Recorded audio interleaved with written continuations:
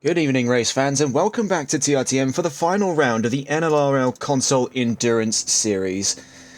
As ever, I am Regan Clark, and you join us today on the twilight of this fantastic championship from Eiffel, Germany, here at the site of Motorsport's Leviathan, the largest freestanding dedicated racecourse in human history, the Nurburgring Nordschleife. We try and get on board here with one of our cars already making their way out over the course of free practice. Constructed in 1927, with its layout being used today, the N24 introduced in 2002, the Nurburgring is a cornerstone of motorsports history, emblematic with the scene and as synonymous to it as the Grand National is to horse racing or as Wimbledon is to tennis. But unlike those two, none strikes more fear into the hearts of both competitors and onlookers alike than this very circuit. 170 turns and a staggering 15.7 miles of FIA Grade 3, what was coined the Green Hell by three-time F1 champion and motorsports legend Sir Jackie Stewart, and with every reason. Where other tracks over the course of this season have been described as demanding or challenging, very few words exist in the English dictionary that can accurately describe the Herculean task at hand for our drivers today. 6 hours on the clock for today's race to settle the score set in motion between XCL's number 788, formerly driven by Elmar Mikkelsons and Nat Bennett, now driven today by Paul Moller and Nico Becker, and their rivals at MSA's 414 squadron, consistent today of Marcus Carlos, David Silf and Tony Garona, also having seen drives this season from the likes of Craig Twardock. These two teams have defined this championship, forging out a unique chapter in racing over the course of nearly 6 months, starting all the way back in December 7th at Imola for the first round of the championship. Let's see if we can get a gander here on some of the other drivers kicking around just at the end of free practice. So you see here Toby Cyril with K1 Esports making his way down onto the track. But before we recap the entire season thus far and to set the stakes for tonight's championship decider, let's take a look around the championship standings heading into the final round this season. And we'll also have a word from our sponsors at Malwar Transport. Looking into the championship standings, it is only 33 points that divide the 788 from the 414 heading into the final round of the championship. Tempest now on the last step of the podium with 270 points, getting the leg up on Euro Titans number 696 by one single point. Behind them is the XCL number 787 with 265 points, making an equally razor-thin margin to the top three positions in the championship. The number 315 from Euro Titans is not too far behind them, only 4 points between themselves and the 787 with 261 points. XCL's number 789, only a handful of points behind them as well, 8 points with 253. MSA's 416 makes 236 points as the gap starts to open up. Down to 9th is NRW Performance, one of our privateers, with 212 points. In 10th place is K1 in the number 1 car with 153 points. On towards the start of qualifying. We'll have our timers up in a moment as we have a look with the first drivers to make their way out onto the track. We can see and get a look here at the drivers making their way. And it seems only fitting then one of our two championship bidders would be the first into the fray here for qualifying. With just under 30 minutes to go, our timers go live with 28 minutes, but Sylph already brings it to a stop at the end of the Yokohama S's. So we'll be getting on board with the furthest driver up the fray. Into the charging order is Jack Giels in the number 315 Euro Titans McLaren. And so to recap the season thus far, it is quite the extensive story to tell. Round 1 of the championship had many going in with hopes high and predictions hazy. It was a truly unique time at the genesis of this series, with any one team being as likely as another to win in the opening round. Appearances by XCL, ETE, MSA, K1 and other recognised names in the scene left many to anticipate the first time the lights went green and the first time we got to go motor racing. By the end of qualifying, however, the grid would be left awestruck by a knockout final lap by series newcomers NLR Esports. The number 5 Ford of Andre Damrat and Milo Bergman wowed expectations by securing pole. They would later elevate this to what is presently NLR's only series win in the Console Endurance Series, winning in Imola amidst the season's only current red flag after having led consistently over the course of over half the race before a server-wide disconnect forced race control to call the result early. We're about 20 seconds away from our timer going live as we watch here, heading up round the Vidal chicane. Now Parker Suka takes the helm as the leading car to give us our first qualifying laps, and we'll finally be able to pull up as well A comprehensive timing chart, finally, at long last. Better late than never. We're always trialling new technologies here on TRTM. We finally managed a way to crop that into frame, and right about now is when our timers go live. 28 minutes on the clock. Qualifying is away. So to continue to recount the rest of the season as we stay on board with Jack Giles, in front of him Parker Sukup, behind him Milo Bergman. Heading into round 2 in Suzuka, the teams now had a defined expectation for one another heading into the second round of the championship, and it quickly became a story of 3 as NLR, Exclusive and MSA. This would culminate in a nail-biting second half, where in the final 25 minutes of racing we would see a drenched Suzuka due to a sudden storm front hitting the circuit. And against the judgment to stay on their current tyres, MSA took the gamble onto wets, with Exclusive taking the gamble to stay on the dries, and MSA were quickly rewarded, experiencing laps up to 5 seconds faster than their contemporaries for such a change. They had charged towards the leading XCL car, of which was driven by Paul Moller and Aidan Winchester at the time. The number 787 would close down lap by lap, and by the last lap, within 4 corners of the checkered flag, they would take the leading position, clinching the lead just around Spoon Curve. Round 3 continued on our theme of surprises, as the paddock would be rocked by the breakout performance of a veteran privateer team here on TRTN, the Tempest Motorsports team, who we've been seeing on our cameras all the way back during the time of the GHR XEC. Driven at the time by Adam Saunders and Brandon Roos, who would not only secure pole position, but dominate the sun-scorched race at Barcelona. Round 4 took us to the circuit Spa-Francorchamps for the long-haul 6-hour round of the season midway, in which we saw the first of currently 4 in a row wins for Exclusive Esports. The number 788, driven at the time by Elmar Mikkelsons and Nat Bennett, were on an unstoppable form. We just see here Jack Giles coming into the pit, so let's get on board with Parker Sukup in the number 789 cars. He's already out onto the Nordschleife in what is going to be a mad dash here for today's qualifying session. Round 4 took us to the... Oh, my mistake, we've already covered round 4, haven't we? The duo would then go on to win the following round in Australia at the Bathurst 4 Hours in round 5 of the championship. That's where we left off. Joined this time by 2 new additions to the XCL squadron, the number 790 BMW and the number 791 Ford Mustang, of which was driven by former MSA talent Matteo Mastromauro.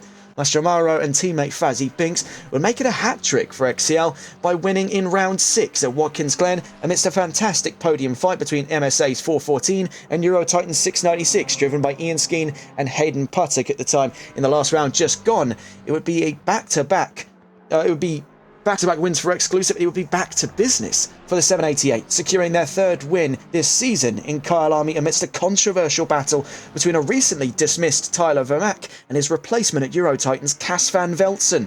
MSA would secure all other positions on the podium. Eurotitans finished 4th, with Fats GT making their way to the top 5. So as we head into this leg of the championship, we've already discussed the championship standings, but once more is to discuss the standings for both teams in the officials and independents. For officials teams, it seems all but secured for Exclusive Esports with 790 points, the nearest team to them being their contemporaries at MSA, separated by 165 points in the officials championship. Eurotitans making 3rd, Fats GT gaining an extra position up to 4th ahead of K1 Esports after the last round in Kyalami, and NLR still in a final 6th position. In the Independents Championship, it's business as usual for Tempest Motorsports, ahead of NRW Performance by 50 points heading into this round. Still numerically possible for NRW to clinch the Independents Championship, but it would take a long, long way for such a thing to occur. False Group Esports wriggles their way up to 3rd ahead of Spontaneous Racing. Paul Ralph make the top 5 by only 2 points away from 4th. Northern Lights in 6th, VSR in 7th, Super Sweet 8th, UGL 9th, ACC Hungary in 10th, and Elite Speed Racing, who we were unable to document last round but were a present factor in Kyalami, are currently 11th with 8 points in the championship. Things are looking very interesting coming into qualifying today as well. The LLR number 6 of Jan Bettentrup is predicted at pole position, an 8 minutes 14.985. XCL's number 787 of Luca Goenheimer, brand new driver for today, set an 8:15.875, puts them 2nd. The 789 on your screens at the moment of Chris Farish and Parker Sukup set the 3rd fastest time at 8:15.905, and the 791 right behind them, making nearly all XCL cars inside that top 5. with an 8:18.460 by Fazzy Binks. K1's number one car, Archie Bowen and Toby Cyril, set the fifth fastest time with an 8:19.792. NRW's 777, though marked there as the 77, that's a typo on our end, put in the sixth fastest time, 8 minutes 20.477 by Mike Grunert. In seventh position is MSA's 416 with an 8:22.090. That was set by Ilkay Akilinkoglu. Fats GT make eighth position with Sander Vesteke's time of an 8:25.132. Vanguard, one of our new teams for today, a new privateer entering in the last round, the Brazilian team setting ninth, thanks to Leonardo Almeida with an 8:28.890. And Euro Titans 315 in the 10th fastest time of today for their qualifying predictions. Then 8 minutes 30.192. Looking at balance of performance coming into this round, things are looking very strong for Porsche. Minus 23 kilos, they're the only brand in mainstay competition to go into the negatives coming into this round. Sadly, we don't have any data to provide on your screens, but we do know that Mercedes have gained 14 kilos coming into this round. McLaren gaining 1 kilo, Ferrari gaining 6, Ford gaining 7, BMW gaining 15, as too does Aston Martin. So very, very interesting stuff to see coming into this final qualifying session of the season. We're still on board with Parker Sukup. We'll return to you in a moment's time. We're back in just a second, as we have 21 minutes left to go. Parker Sukup right now on his way down towards the line.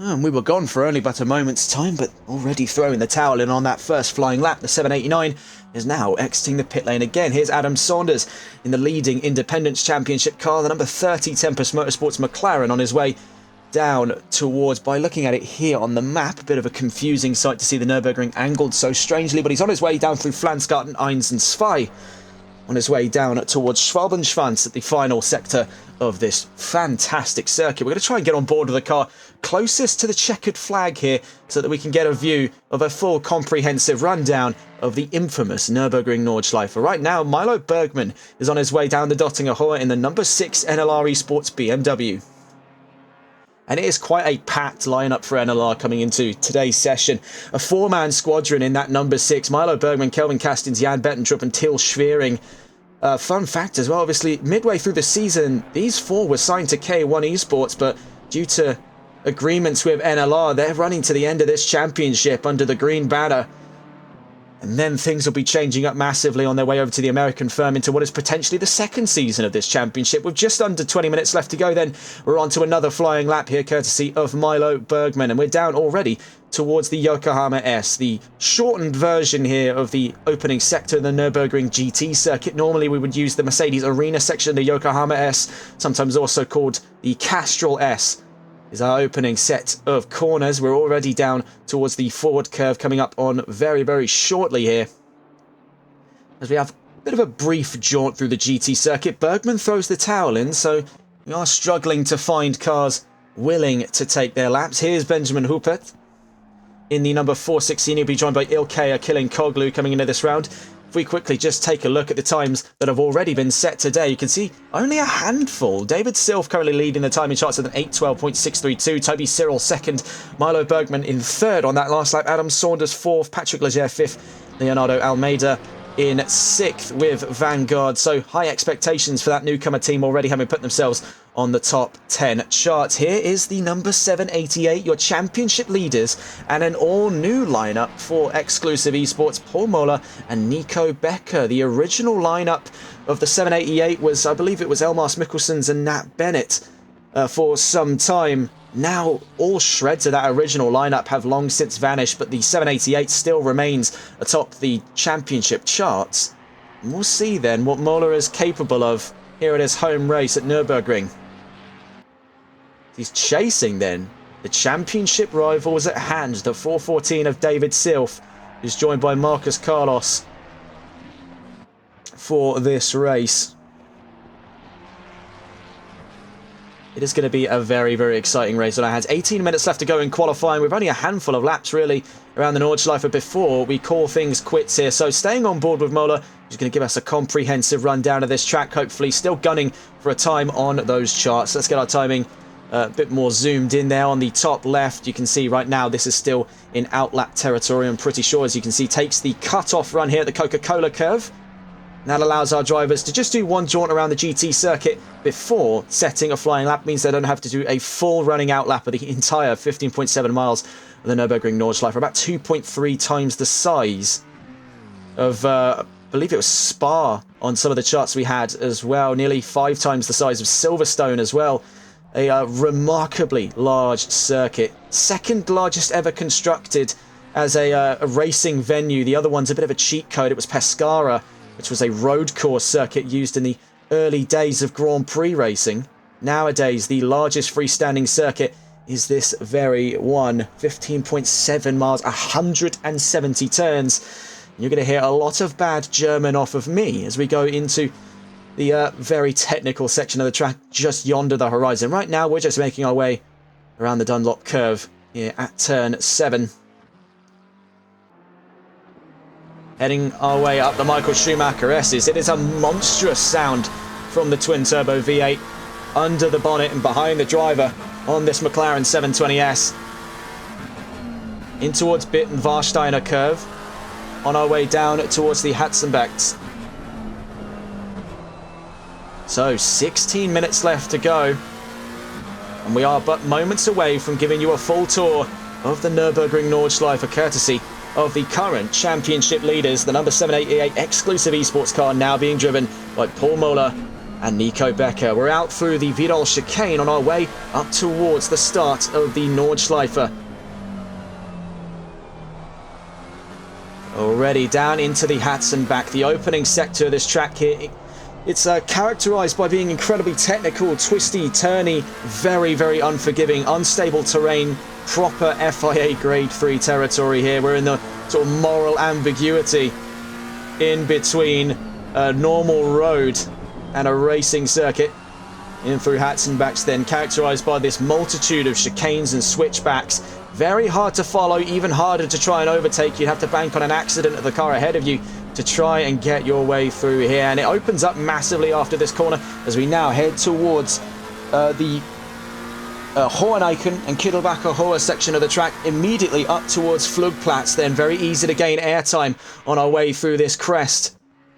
We go hell for leather, barreling out of Flugplatz now. Now through Cottonborn. Heading down towards one of the fastest corners into a very heavy braking zone here at Schwedenkreuz and down towards Arenberg. Very easy for cars to go a bit unstable, a bit squirrely over the back end as we exit Arenberg and now out through Poststrasse up towards Fuchsrohr as we see the sun setting there just yonder the horizon here in Eifel. What a fantastic sight that's got to be in the perspective of Mola as he darts his way through the forest here.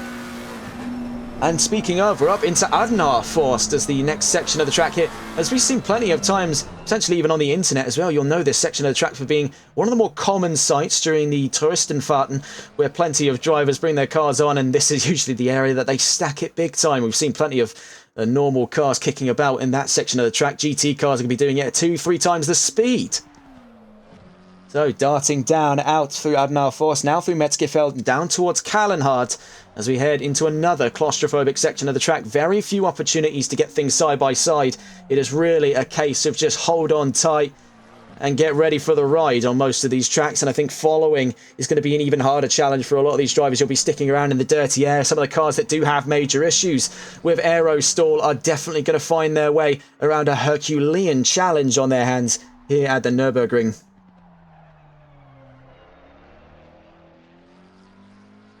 Having a look there, we're out towards Verseifen.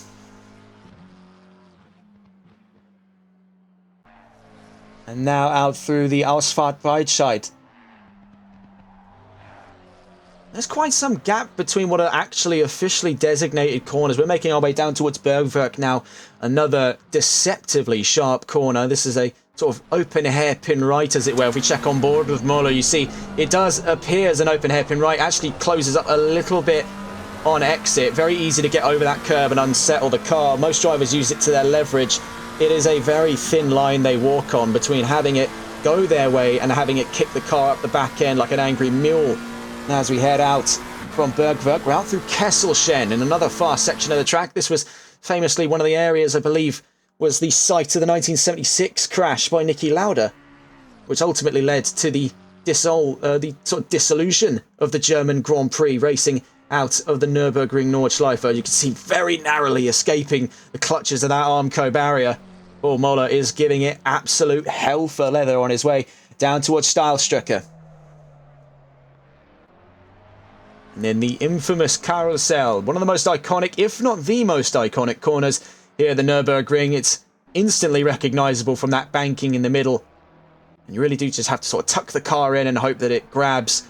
Understeer here is critical, especially for your flying laps. Coming out of the carousel, then we're straight up into another very technical section of the track. You'll notice a very common theme here. It's slow, fast, slow, fast, slow, fast, and out through Hohe Acht and down towards Hedwigshöhe.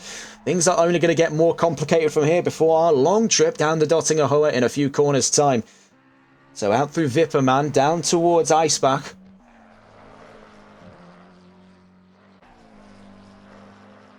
Out towards Brünchen in a moment's time by the looks of it. So he's out of Wippermann, down towards Eschbach. Really struggling with that one. Brünchen up next then.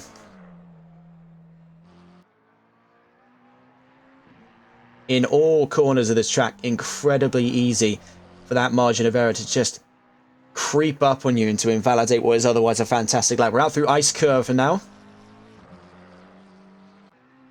And in towards the Flansgartens, and Flansgarten 1 on its way, and then into Sprunghögel, which very easy to catch airtime. You can see there the nose of the McLaren lifting up out through Sprunghögel, now to Flansgarten 2. On our way down towards the Schwalbenschwanz, we're now just heading through Flansgarten 2. You can see just giving it every available inch of the track here. A little bit of dust kicked up here and there. Now towards Schwalbenschwanz. Onto one of some of our actual last corners of this track. You'd be surprised as coming up here is one of the longest straights in motorsports history. So out through Schwalbenschwanz, now through the Kleiner Carousel, literally translating as small carousel or little carousel, and then through Galgenkopf. Narrowly avoiding that outside line. You can see just teetering with fate there on the white lines. The moment he gets even a smidge of that grass on those tyres, it can spell absolute doom for any flying lap. So now we're down to Dottinger Höhe, where drivers will be in excess of 160 miles per hour. They'll be flat out all the way down to Antoniusbucher and Tiergarten before a very heavy braking zone brings about the end of this lap. Yellow flags are out for the time being. You can see as the sun rests here on the green hell, our drivers may be on the precedent of starting this off right into the pitch black night time, but Mola calls it quits there down the Dottinger. Something was clearly amiss for the number 788, and I don't know if he'll have enough time to set another lap. We'll get on board with the next car to take to the Dottinger Höhe. Right now the number 6 is on its way down, but it appears to be on, looks like an invalidated lap. You saw their last lap was an 8:14.277. They're currently 1.5 seconds up on an improvement. We'll just quickly stay with Milo Bergman in the number 6 NLR Esports BMW. Quite the extensive list as mentioned before.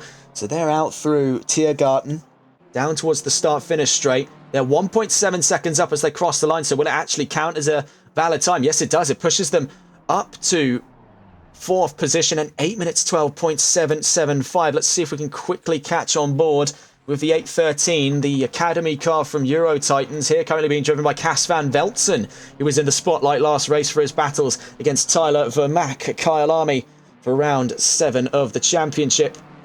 Down towards the line goes Cas van Velzen. Euro Titans Academy car up to 8th then on that last lap at 8 minutes 15.930. Let's get a look then at our overall timings. heading into the last 8.5 minutes of this lap. It's Michael Martins leading the charge with an 8 minutes 10.635. David Silf in second, with Toby Cyril third for K1 Esports ahead of Milo Bergman. Parker Sukup rounding out the top 5 ahead of Marvin Hoffman with the, and I need to load up the name for this just so I don't mess this up. You'll love this. The Bremsbach and Spreitzer team, the 880 brand new privateer team, Tobias Hermans, Marvin Hoffman and Justin Harvey make the all-German lineup in the 880 Ferrari. They're 6th at the moment ahead of Mike Grunert. In the 777 NRW Performance Ferrari, Cas van Veltzen was just pushed down from 8th to 9th. That's due to the presence, I believe, just looking here, of Adam Saunders in the Tempest Motorsports number 30, having set the 6th fastest time. So that's Hoffman down and Grunert and Van Veltzen. Patrick Leger currently rounds out that top 10. Behind him, Sander Verstecke, having just crossed the line for Fats GT, sets the 11th fastest time. Ian Skeen, still out on track at the moment, looking for an improvement in the next 7.5 minutes, is currently 12th place and ahead of Nick Mashk in the number 45 Spontaneous Racing BMW. The newest of our privateer teams, that being the Vanguard Squadron, number 48 Vanguard Racing Team, Leonardo Almeida, Davi Seixas, Arthur Telles and Moises Castedo make the nearly all Brazilian lineup for this brand new team. They're one of the only to continue running the Porsche 911, the only other one being the Paul Ralph team in the number 96, currently being driven by Martin Pesti. So they'll be benefiting from that minus 23 kilos. But right now, they're sitting in 14th position. Alan Alexander, 15th. Martin Pesti, currently provisionally last of our current time setters. Paul Mola has yet to set a time. Benjamin Hoopert, same story, though currently out on track, looking for a time there as he makes his way out through, looking at it right now, heading down towards Viersiphon. As you can see there, just rounding the first of those 2 hairpins in the middle section of the track.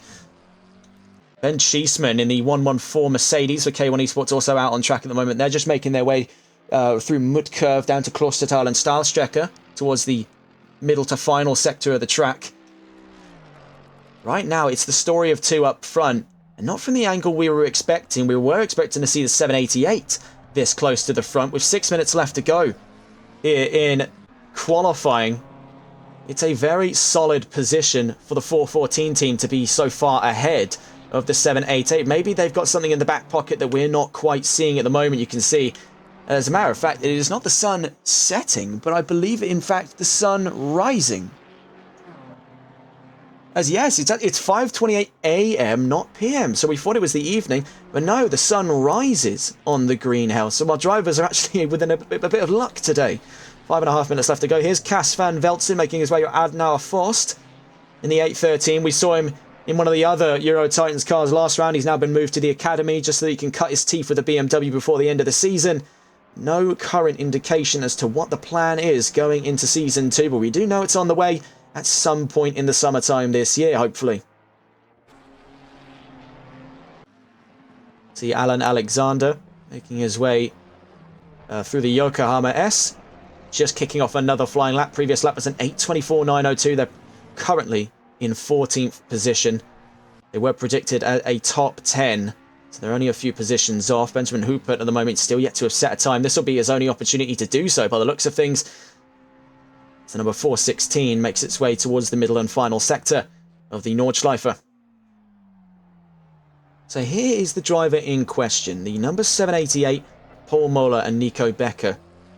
They are the championship leaders, and by 33 points. If we load up the odds coming into this round for either side of either MSA or exclusive to win the championships, in order for the 788 to win the championship title, it has to finish ahead of the 414 at all costs. In order for the 414 to win the championship title, it has to finish at least 10 positions ahead of the 788. Now, the ideal scenario is 10th first against 10th.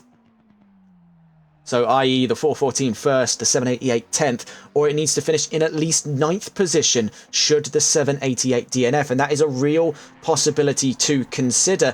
The odds are much more highly in 788's favour just by nature of being ahead in the championship. All they really need to do is finish ahead of the 414, and if not, they need to be within 10 positions of them.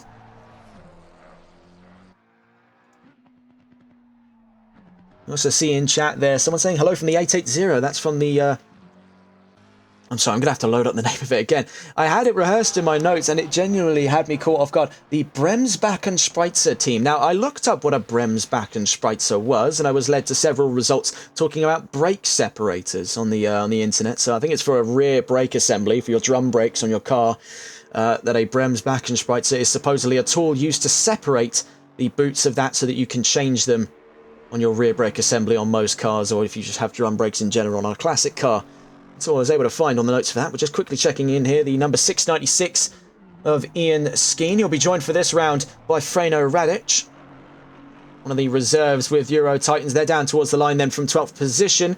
We just quickly load up the improvement there. It's 2.1, maybe 2 seconds there. They cross the line at 8:19.315. They're up to 11th on that last lap just gone. So very well done to them. We're in the closing minutes of qualifying, so tensions are going to be incredibly high for drivers to perform today. I think one driver who's really broken out into a great performance today has been the pairing, as a matter of fact, of Archie Bowen and Toby Cyril with the K1 Esports team. It may be better late than never for them to try and claim a race win this season.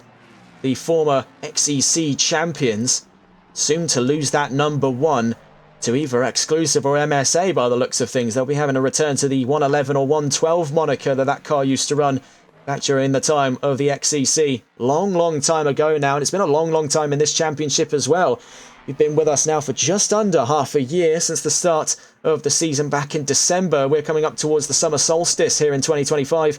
We're bringing about the end of season 1 of what has been nonetheless a fantastic series to cover. A real pleasure from us here on TRTM. We'll check in with Toby Cyril over the course of this coming lap. We want to try and get on board with some of the cars heading down towards the line. And right now, furthest up the fray, if we get a look, here's the 414 David Silf, currently second in this session on a 1.2 second improvement out of the Kleiner Carousel.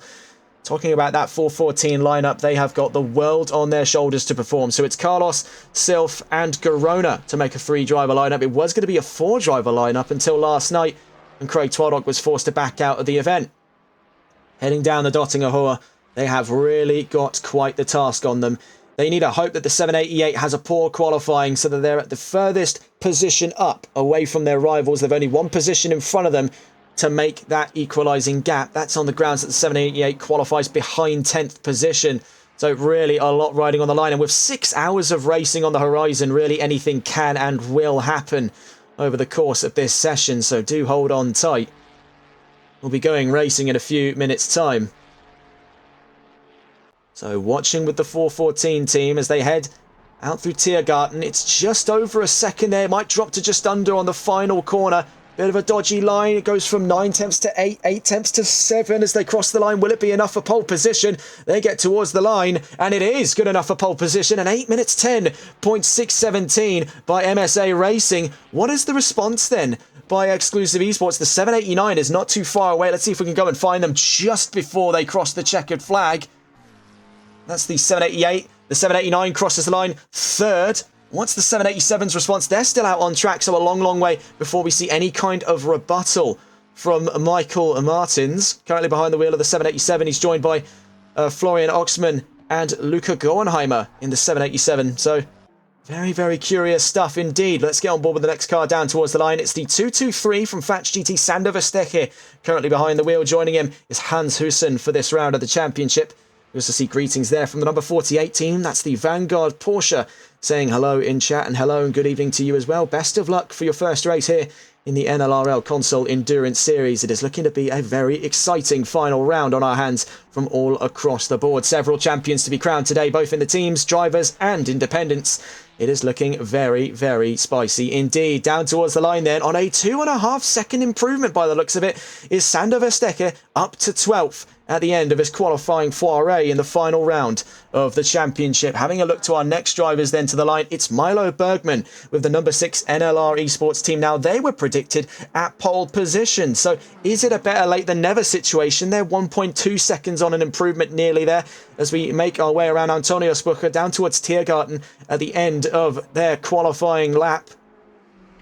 right at the end of quali. This is their last opportunity to make a real mark in the qualifying sessions. NLR started the season off on pole position. It's nearly 1.5 seconds. It just bleeds a little bit too far away, but will it be enough as they hit the checkered flag on qualifying from 5th to 4th? A great result for Milo Bergman. They'll give them a very solid start here for the next 6 hours of racing on the horizon. The 3:15 is our next point of interest as they make their way out through Sprunghugel. The nose going light on those McLarens. That's going to be a major issue over the course of this race, especially if they get themselves into a multitude of close battles. You saw the nose lift up there on Alexander's car. That was incredibly nerve-wracking for him there. It has trimmed a bit of time off of him, but with 0.6 of an improvement, it could be a few positions on the table for the 3:15. Look at how hard he's having to rag the car now out through the Schwalbenschwanz. Making his way to the Kleiner Carousel. He's properly wrestling the controls as the sun rises behind him, giving rise to an incredibly cinematic final qualifying lap. He can still rein this in. He's up towards Galgenkopf and on to the Dottinger. And that all got very, very hairy for the 3:15 squadron, heading out through this final sector. Down towards the Dottinger we go then, on the final charge to the checkered flag. Not too far away from them is Leonardo Almeida in the number 48 Vanguard Porsche. We'll be seeing what time they lay in by the end of this session. Alexander, though, still our point of interest as we head down the Dottinger. The McLaren won't be the fastest car down this back straight. That honour gets bestowed to BMW and Ford for our fastest straight line competitors, so do keep a close eye for any of those kicking around inside the top 10. Heading down through Antonios Booker. Let's see where the penny drops then for Alan Alexander. He'll be joined by Jack Giles in this round of the championship in the 3:15 McLaren. Out through Tiergarten. What's the going rate at Eurotitans? It's a very solid line in those last two corners. It could be a bump up just north of half a second. It's actually going to bleed away on them to about 0.4 of a second as they cross the checkered flag. It just bleeds away to under 0.4, but still inside the top 15. Right behind them then goes the number 48, Leonardo Almeida. Is 15th, relegating Alan Alexander to 16th position. Mola across the line on pole position. We wanted a rebuttal, and we've got one right there. And then pole, a 8:07.925. That is blistering speed. We're going to quickly check in, though, with the rest of the exclusive team. As we check here, the number 787, Michael Martins, takes second. It's an exclusive all front row. So what is the going rates now for David Silf? Still out on a flying lap. Things could get incredibly interesting. We've seen a back and forth already over the course of this qualifying session. 789 crosses the line 4th fastest by the looks of it for Parker Sukup. Actually, no, they're right behind. That was the 787. We were just watching with Michael Martins, their 2nd fastest. Right now, we're still watching with David Silf.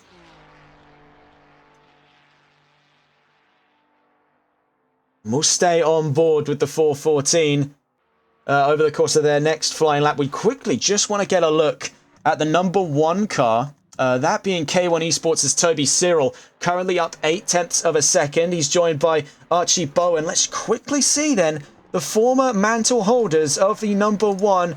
Won't be holding on to it after this round, but what is their last qualifying performance going to give us? Down towards the line, it's nearly a whole second for the K1 Esports team as we go barreling down to the checkered flag. Where does it land for them? It's in the top 5, 8:11.715 by Toby Cyril. Very, very nicely held there. So let's get back on board with the 4:14. The 789 brings out the yellow flags. It's the end of the road for the number 789 car of Farish and Sukup. They'll be starting, by the looks of it, in 4th position. Our real story now is what can be done for MSA's number 414. David Silf is still fighting back what was a front row lockout only a moment ago by Exclusive. He's nearly 1.3 seconds up on his fastest lap. Could he be challenging then for what looks to be one of the greatest flying laps we've ever seen?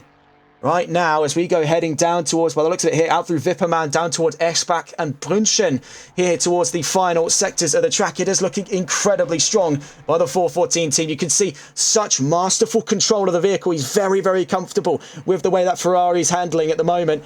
Very little fight back like we saw with the 315.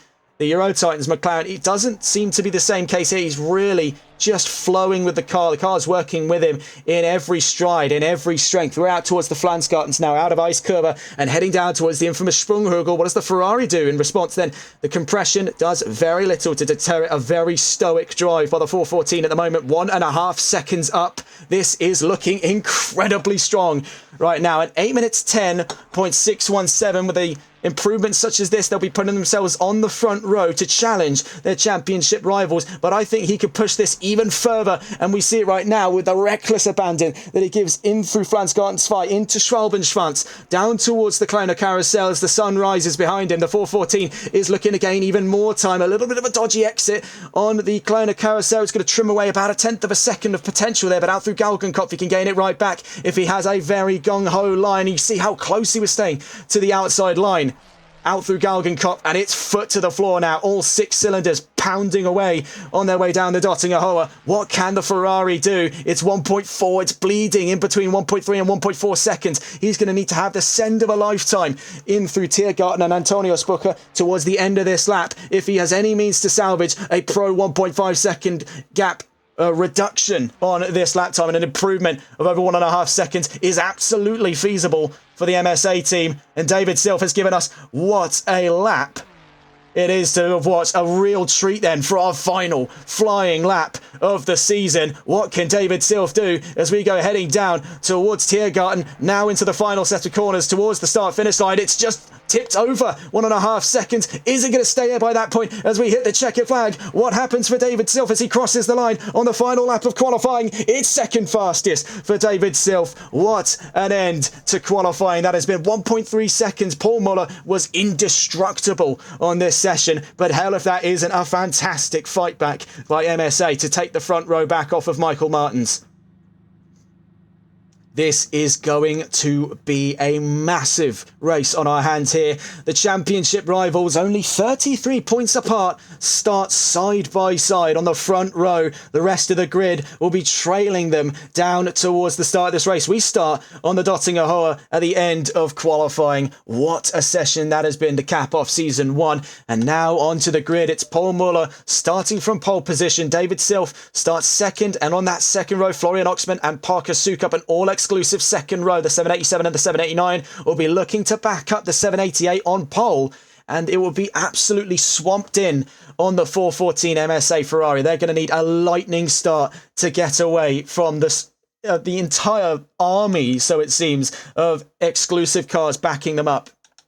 Toby Cyril makes it a top 5 for K1 Esports. That's a very ambitious qualifying session between himself and Archie Bowen. The Mustang in a very good stead coming into this round of the championship. They start alongside Milo Bergman with NLR Esports.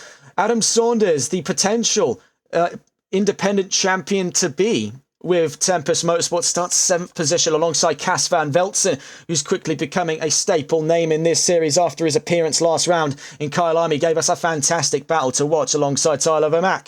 Ilkay Killinkoglu is swapped out for Benjamin Hupert, who will start 9th position alongside Hoffman. With the Bremsbach and Schweitzer team, the 880 Privateers, Tobias Hermans, Marvin Hoffman and Justin Harvey start inside the top 10. So very well done to them on their first race here in the Console Endurance Series. Behind them, NRW Performance Series mainstay in the Independence Championship.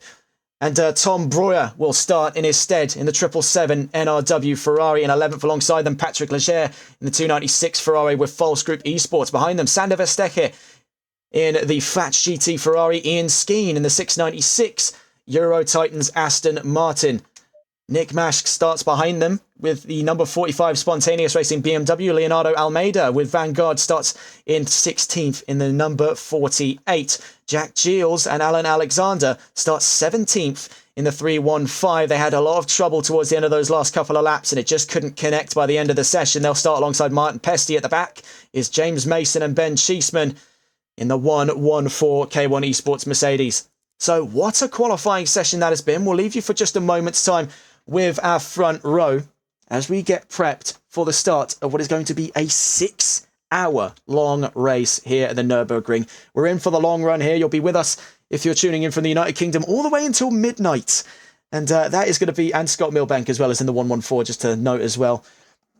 And you're going to be with us until midnight here It is going to be a long run performance today by all teams involved, but what a story we are seeing play out. The final chapter starting to lock in between Mola and Sylph, the 788 and the 414. A tale as old as time, but it can only be one by one. We'll be back in 2 minutes.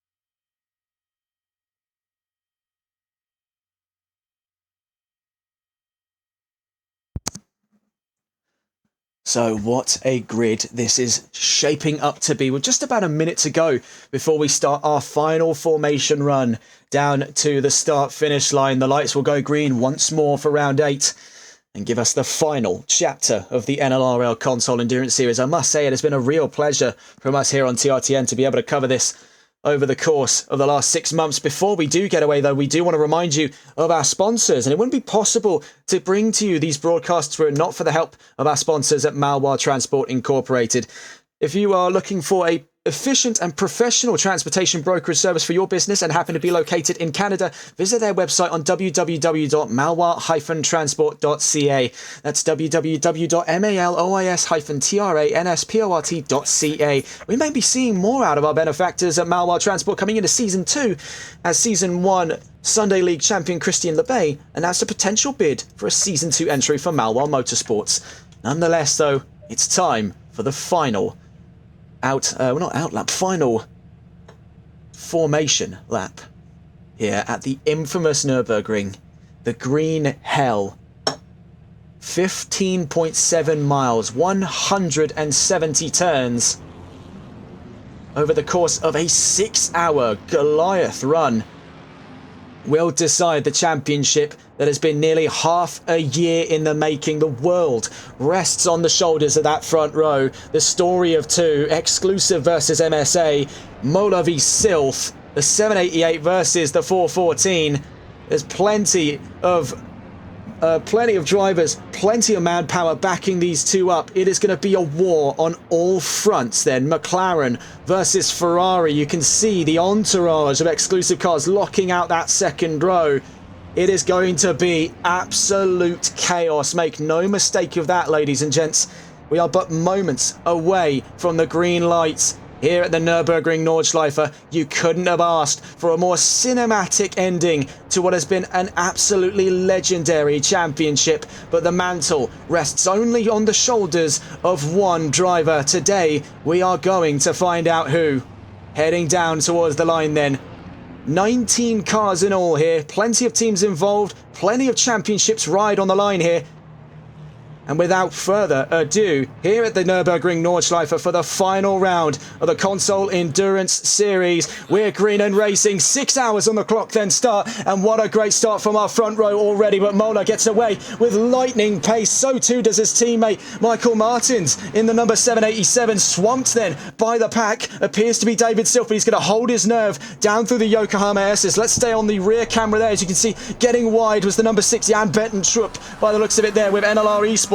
Getting away then is Mola from Sylph, Martins and Sukup in the top 4. Already a great start, knocking the cones flying. David Sylph is charging for victory, but Mola has got quite the defending job to put up with today. The number 788, like I said, the world's weight on his shoulders. Parker Sukup, his teammate, is right behind the entourage of Exclusive cars. He's down in 4th position at the moment, chasing Michael Martins, and David Sylph right behind him is Milo Bergman. You can see side by side at the moment with Adam Saunders and Toby Cyril out through the Dunlop curve. Up through the Michael Schumacher S's then Let's see if we can get a look on board with the car inside the top 5. Let's see if we can find Toby Cyril here with K1 Esports. He's joined by Archie Bowen for this round. Saunders and Bergman look to be getting elbows out in a moment's time as we go down towards Bitten Warsteiner here on the GT circuit. It's trouble for Saunders. You saw that kick out of oversteer on the Tempest car. What is going to be the response then by K1 Esports? We're heading out of Warsteiner down towards the Hatzenbecks. You can see our top 3 starting to escape sight there. The 4th car trailing behind them. Right now we can see the battle going on right in front of us for 5th position. NLR versus Tempest down to the Vidal chicane. Doesn't look to get side by side just from a moment's glance here. Out through Vidal. The sun blinding us on our way down towards the start of the Nurburgring Nordschleife. Down into Hatzenbeck we go then. This is where things get messy for all drivers involved. This is the hardest stage of any lap. The opening lap into the Nordschleife we go. They'll be settling into a rhythm over the course of the next 6 hours of racing. But first impressions always count. Let's see what our top 6 can do. Our charts will adjust at some point here as we make our way out through the Hatzenbeck down towards the Hoheneichen section of the track in a moment's time. You can see just the absolute maelstrom of cars making their way up through the order. I should point out as well, just lining up behind Van Velzen at the moment is Hoffman on a lightning start for the Bremsbach and Spreitzer team. You can see here, Leonardo Almeida has dropped behind some way. He's sandwiched in between Pesty and Mason towards that back row. Not the best start for Vanguard, but 5 hours and 57 minutes to make up for it. Here's Milo Bergman chasing down Parker Sukup. Behind him is Adam Saunders. And by the looks of it, they are closing in Toby Cyril. We're heading up now around Cottonborn. Not Cottonborn, sorry. Out through the Kittelbacher Hohe to the Flugplatz there. Now down towards Cottonborn. Out through Schiedenkreuz. And Arenberg into Poststrasse. Let's get a look then just quickly here. We see Ian Skeen chasing down Nick Maschke on our way down through Arenberg. The number 45 taking it on the inside line there. Further up the road, you can see that Patrick Lecher had a bit of a wobble on the end of Poststrasse. Here's Cas Van Velzen being chased at the moment by Marvin Hoffman and Tom Breuer. The Euro Titans Academy car under siege from privateers at his rear quarter there. Breuer and Hoffman really getting elbows out with those Ferraris. You can see how much more control they appear to have over the BMW. Still trying to find its feet there on our way out through Adnar Forst. But what a start that has been. Mola from Silf at the moment by 1.2 seconds. A confident start by the number 788. Now, bear in mind, the odds were clearly laid on the table heading into this round. Finish ahead of the 414 by any means necessary. That's all they've got to do here to secure the Drivers' Championship for the 788. The team's championship seems all but concluded for Exclusive Esports. They're only waiting for the checkered flag to give further confirmation to that fact. But we've got 5 hours 56 minutes to go, and we've seen stranger things happen in that amount of time. Last time we ever ran the 6 hours of the Nürburgring here on TRTN, it was alongside GHR back during their time in the XEC. It wasn't ran at the Nordschleife, it only ran through the GT circuit due to the Nordschleife not actually being available for us yet here on ACC. In that last round, some of you may remember it was won by a privateer, the IGF Motorsports team of Paul Muller, Marcus Pilkington and Kai Tisdale. That was a very iconic scene for us. As seeing that Porsche cross the line, it was an incredibly scarce moment in my time as a commentator where I've seen Porsche really rise to excellency in conditions such as these. But what the point I'm trying to make is that a winner could come from pretty much any possible angle today. Though it definitely seems to rest quite heavy in the court of either the MSA 414 or the myriad of exclusives inside that top 5.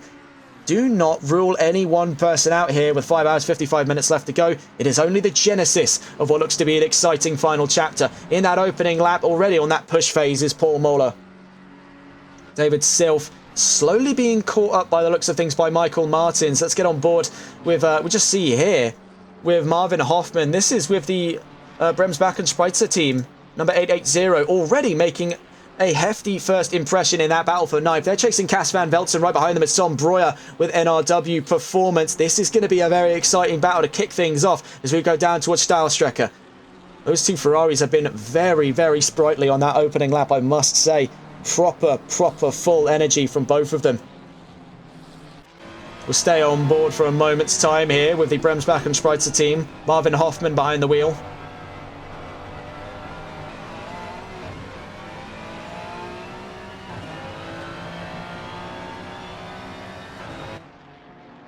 We'll be giving you updates every half hour on the overall standings of our drivers, but bear in mind, it is going to be quite the shake-up on a multitude of occasions here. Only one mandated pit stop, so beyond that point is a pretty much open-ended pit strategy for this race. The Ferraris would expect to have the upper hand here. They can really go the extra mile. When it's an open-ended strategy like this, Ferrari can really, really extend. They are the hyper-milers of the GT world here on ACC, so that does weigh quite heavy on the shoulders of the leading McLaren, as a Ferrari is backing it up on that second position. Right now, we're still watching the battle for ninth. This is potentially even now what looks to be the battle for eighth position, as they've gained one to the chagrin of one other driver. We'll have a look as to exactly what's gone on there, but now it's gone back down to the battle of ninth, so we're all a little bit confused there. I think it may be just a little bit of issues with our heads-up display. Nonetheless, we're back into that fight for ninth. Cas van Veltsen's done a very good job to hold these two off at the moment. Out through Sprunghugel for the first time. You can see Hoffman very nearly closing on the edge of that track there. That's given Tom Breuer the green light to come and have a go for that fight of 10th position between the two privateer Ferraris. Let's stay on board. You can see just how close they are to one another. Now as we exit Flansgarten Zwei on our way down towards the Schwalbenschwanz. This is an exceptional first lap by any stretch of the imagination. We were expecting a little bit of a soft performance from most of the teams just to sort of settle into a groove. The privateers don't have that disposition, and frankly they don't want to have that disposition by the looks of it, because they will throw absolutely everything at the wall in that opening lap, and I think it may just gain Marvin Hoffman a free position there. We saw Cas van Veltsen have a bit of a wonky exit at the Kleiner Carousel. Now as we exit Galgenkopf, these two Ferraris are going to be tucking into the slipstream of that BMW. Fundamentally, it should have better straight line speed. You can see up ahead, Toby Cyril could be closing the gap down to Benjamin Huppert. The K1 Mustang having dropped a few positions.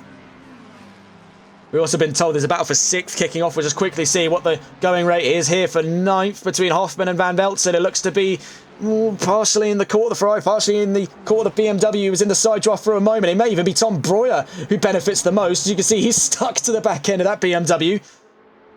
And actually surfing his way on through there. He's side by side with Hoffman. This could be for 9th position, or as we exit there through Tiergarten, he just slots back in behind. So very well held. Good nerve there by the Bremsbach and Spreitzer team. We've been told of a battle going on for 6th position. Let's see if we can get eyes on this one here. It's Adam Saunders versus Toby Cyril versus Benjamin Huppert. This is looking to be a real treat then, heading into what is effectively lap 2, though registered as lap 1. Let's stay on board with the K1 Esports car as we go down into the next lap of racing here at the Nurburgring. What an opening lap that was. Between the top 3, things kind of simmered down. We will check in, as I believe the 414 has dropped a position down to 3rd, giving 2nd position, yes, to Michael Martins. Right now, we're going to check in, though, on that fight we were just watching, if our cameras can readjust. With Toby Cyril ahead of Benjamin Huppert at the moment. This is fundamentally in that fight for 7th position. Sadly, we missed out on that initial fight. The 114 is already into the pit lane. Not a great start for the K1 114 Mercedes.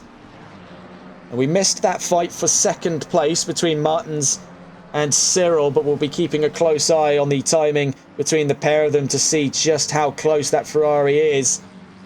Just quickly seeing what goes on here between Huppert and Cyril. You can see ahead of them at the moment looks to be Bergman v Saunders. So we're going to be getting on board with that battle. We'll be able to get a clear view of both of them.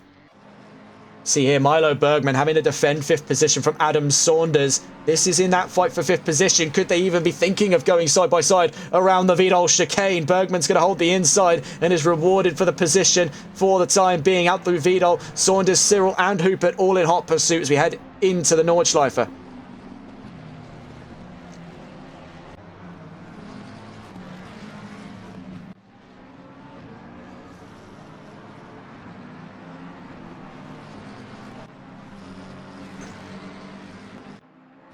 Right now, the gap between Silf and Martins in that last battle that we missed out on, sadly, for 2nd, it's about half a second.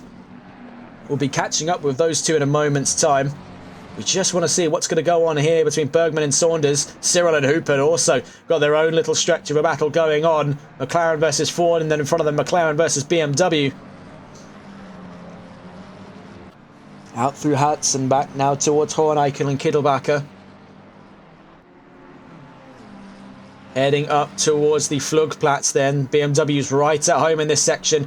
Doesn't get any aero stall there. Doesn't lift at all. Bergman flat to the floor as we head now out towards Cottonbourne. Heading towards Schwedenkreuz in a moment's time. Gap currently about 0.6 of a second now between Martins and Silf. It's stabilising just around that half-second mark for the time being.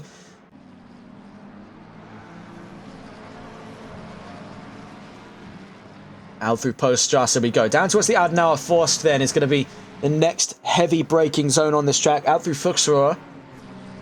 Now towards Adenauer Forst. Oh, Saunders was thinking about it there. You saw the sort of inklings of a thought by Adam Saunders to try and have a go here and spook Milo Bergman into defending position preemptively. You can see it was side by side though behind them. That was between Cyril and Hupert. Almost became a battle for position. Let's just quickly catch on board with them. As there is Toby Cyril forced quite now onto the hard defensive posture against Hupert. Hupert was trying it there for the inside. It's contact between the pair of them. Oh no, it's all kicked off. The first incident there, but Hupert's resolved it by himself. No need for race control to get involved just yet. Here comes Cas van Veltzen and Marvin Hoffman though. Their chicanery as they made their way down towards Carlenhard has cost them here because it's invited the rest of that top 10 to come and have a go. It's playtime inside the top 10. It's going to be a very exciting rest of this lap for these guys here. We'll catch up with them in a moment's time. We just want to quickly see what's going on in the front row. David Silf is 0.3 of a second from Michael Martins. Could it be Redemption Day coming up very soon for the Ferrari? You have plenty of battles to try and keep track of. Fortunately, we can get an instant transition over to Marvin Hoffman, who's cemented firmly in the middle of that fight inside the top 10. So we watch right now the fight for second. This is on between Silf and Martins. Oh, it's a big incident between the pair of them. Into the wall they go. Let's try and figure out exactly what happened there.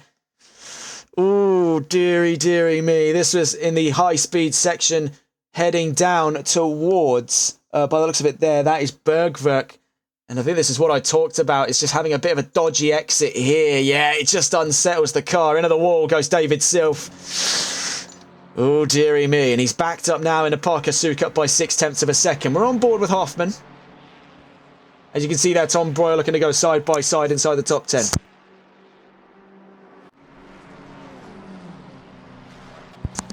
Breuer now up a position on Hoffman. Very well done between the two Ferraris.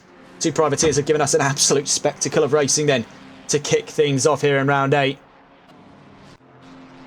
So let's get a look further up that battle. We want to see, namely, what is going on with what the car previously leading the fray, still leading the fray now, was Toby Cyril. This is Benjamin Hupert who's chasing, already got himself up ahead of Cas van Veltzen.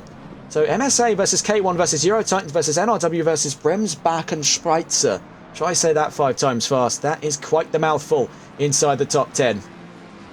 So, just about a quarter of an hour covered with 15 minutes from our first recount of the standing order and things already getting spicy inside the top 10. Let's just go and quickly check back in. We want to get a progress report from David Silf. He maintains third, opening the gap up from Sukup to about a second there. Right now is just staying inside the podium positions. It is a marathon, not a sprint in this occasion, and they can absolutely bounce back. They just need to keep things nice and cool now. It's very obvious. You can see in the posturing from those exclusive McLarens that they have been on a hard push face since the word go. Unless this is their cruising speed. In that case, God help you. But by the looks of it, it looks like they're pushing early so that they can cruise once they're in position later. They know that this track is just as much about consistency as it is about overall raw speed. It is a real hare and tortoise situation here, and they're choosing to play hare, but did they read the story? Do they know? Here's Tom Breuer chasing down Cas van Veltzen as we head through Sprunghögel. He's gotten himself clear of Marvin Hoffman with the Bremsbach and Spreitzer team and the 880 behind. You can see getting nearly into the wall was Toby Cyril at the front of the pack. Right now, we're still watching with Breuer.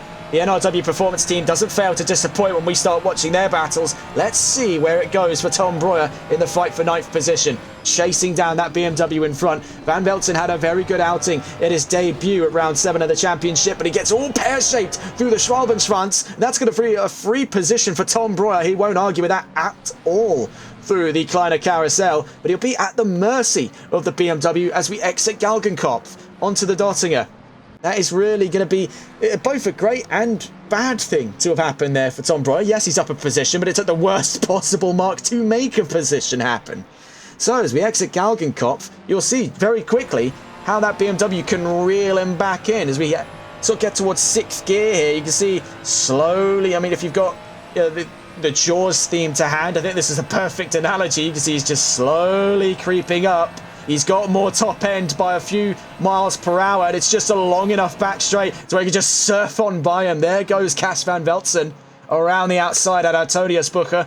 Gets the position back off of Tom Broyer. It's going to take some real gusto to put him back up in 9th position this early on. Otherwise, he'll have to wait for his next opportunity to strike on the Nordschleife. Nonetheless, these two are sharing in a fantastic battle towards the back of that top 10. We'll catch up with them in a little bit.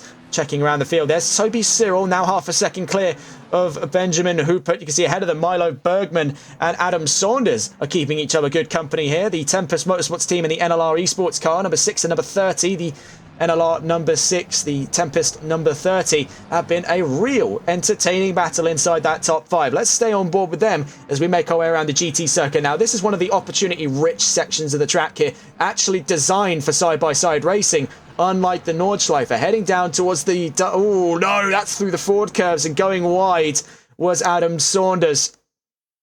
That has not gone his way, not at all. That is definitely not the way to kick things off here. So they're heading in towards the Ford curve.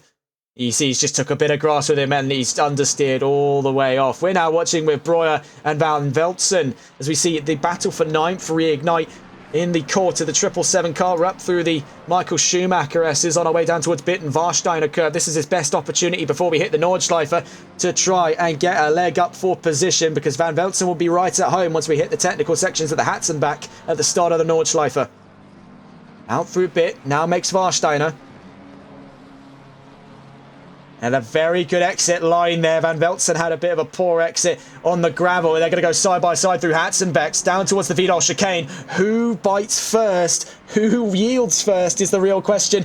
And there, yielding for position, Cas van Velzen has been sold a blinder by Tom Broyer. That is very, very brave stuff. We had a word in there from Wesley, one of the event organisers, asking when the rain is. Well, you organised the event, so I wouldn't know. Someone didn't give me a weather report, but I hope there is rain. 6 hours, you better hope there's rain. This is going to make this infinitely more interesting. Fingers crossed. It's 6:25 AM at the moment. We try and check in at the moment. Toby Cyril has dropped several positions in the last time we've seen him. What on earth happened to Toby Cyril? He's now dropped from, he was in the top 5, he's now down to 11th position. And now has Patrick Leger for company, so not the best of starts then for K1 Esports, all things considered. Now he's lucky to not have significant damage to have knocked him down into the pit lane.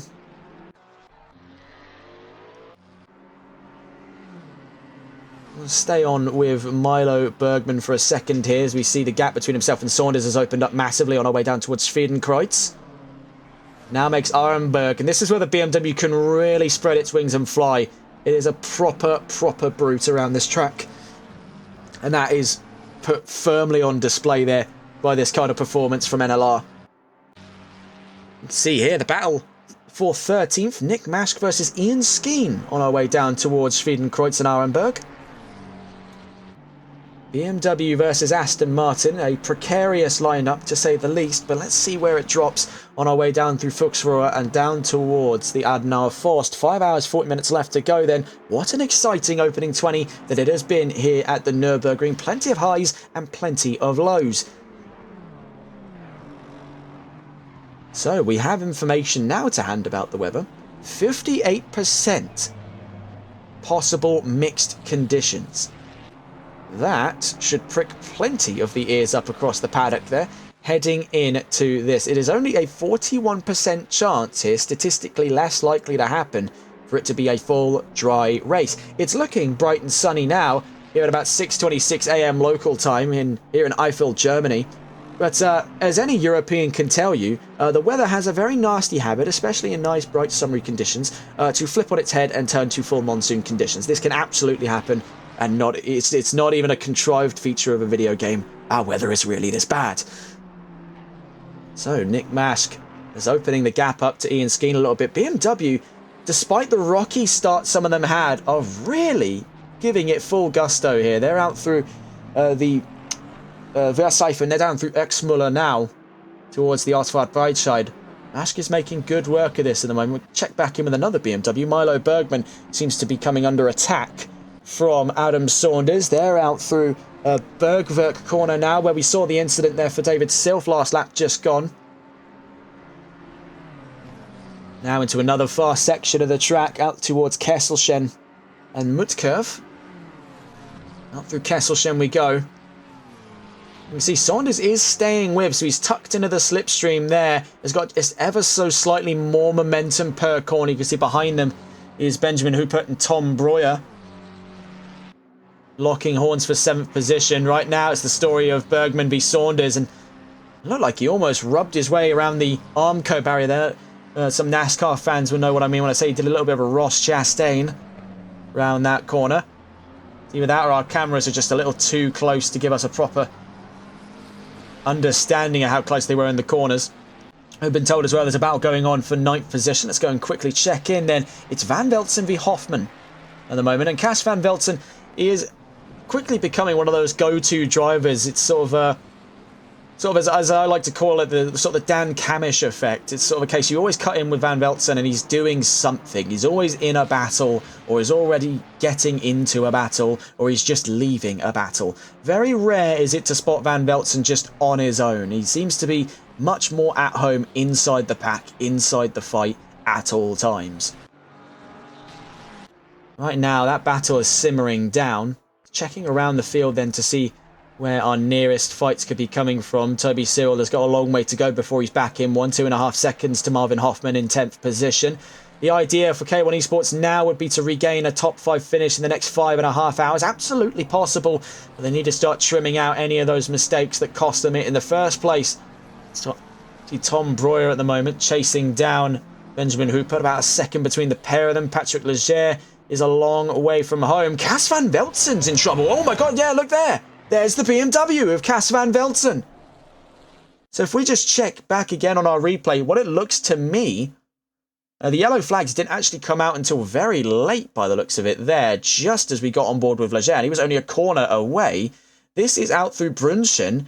So yeah, you can see facing away from the track, it is more likely than not the case that he's just spun. It didn't look like anything else besides that point. He's dipped maybe the rear left wheel onto the gravel, and it's done a full 270-degree spin. It's definitely quite a curious one, but it's pay dirt for Toby Cyril because he's up to 10th.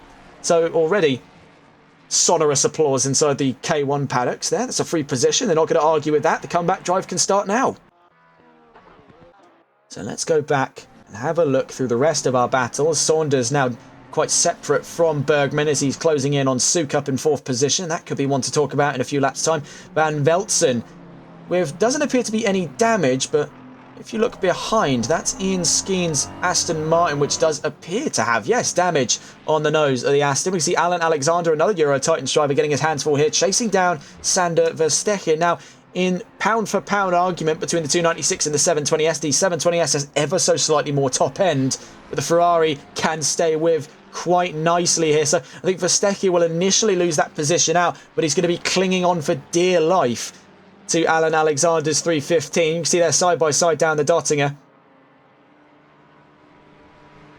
And you can see it's just held there. Once he's in the side draft, there's not actually an awful lot Alexander can do. Verstegen has him pinned dead to rights there. As a matter of fact, the Ferrari is pulling ahead. This is remarkable. So he's having to tuck right back into the slipstream. It may just be too late to try for a move as we head around Antonio Spucher and down towards the Tiergarten.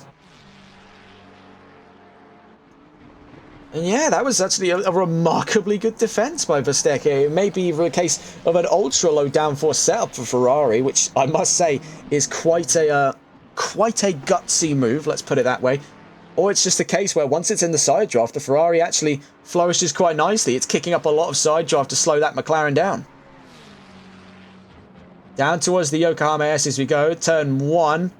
A very shallow chicane, but Alexander's taking the inside. He might have the leg up here on Verstappen, rubs the tyre wall, makes it 2 abreast on their way out through the Yokohama Essence, and he's back in behind Verstappen. So great defence at the moment by Fats GT. Alan Alexander is trying every which angle to try and get the leg up here on the Ferrari, but to no avail.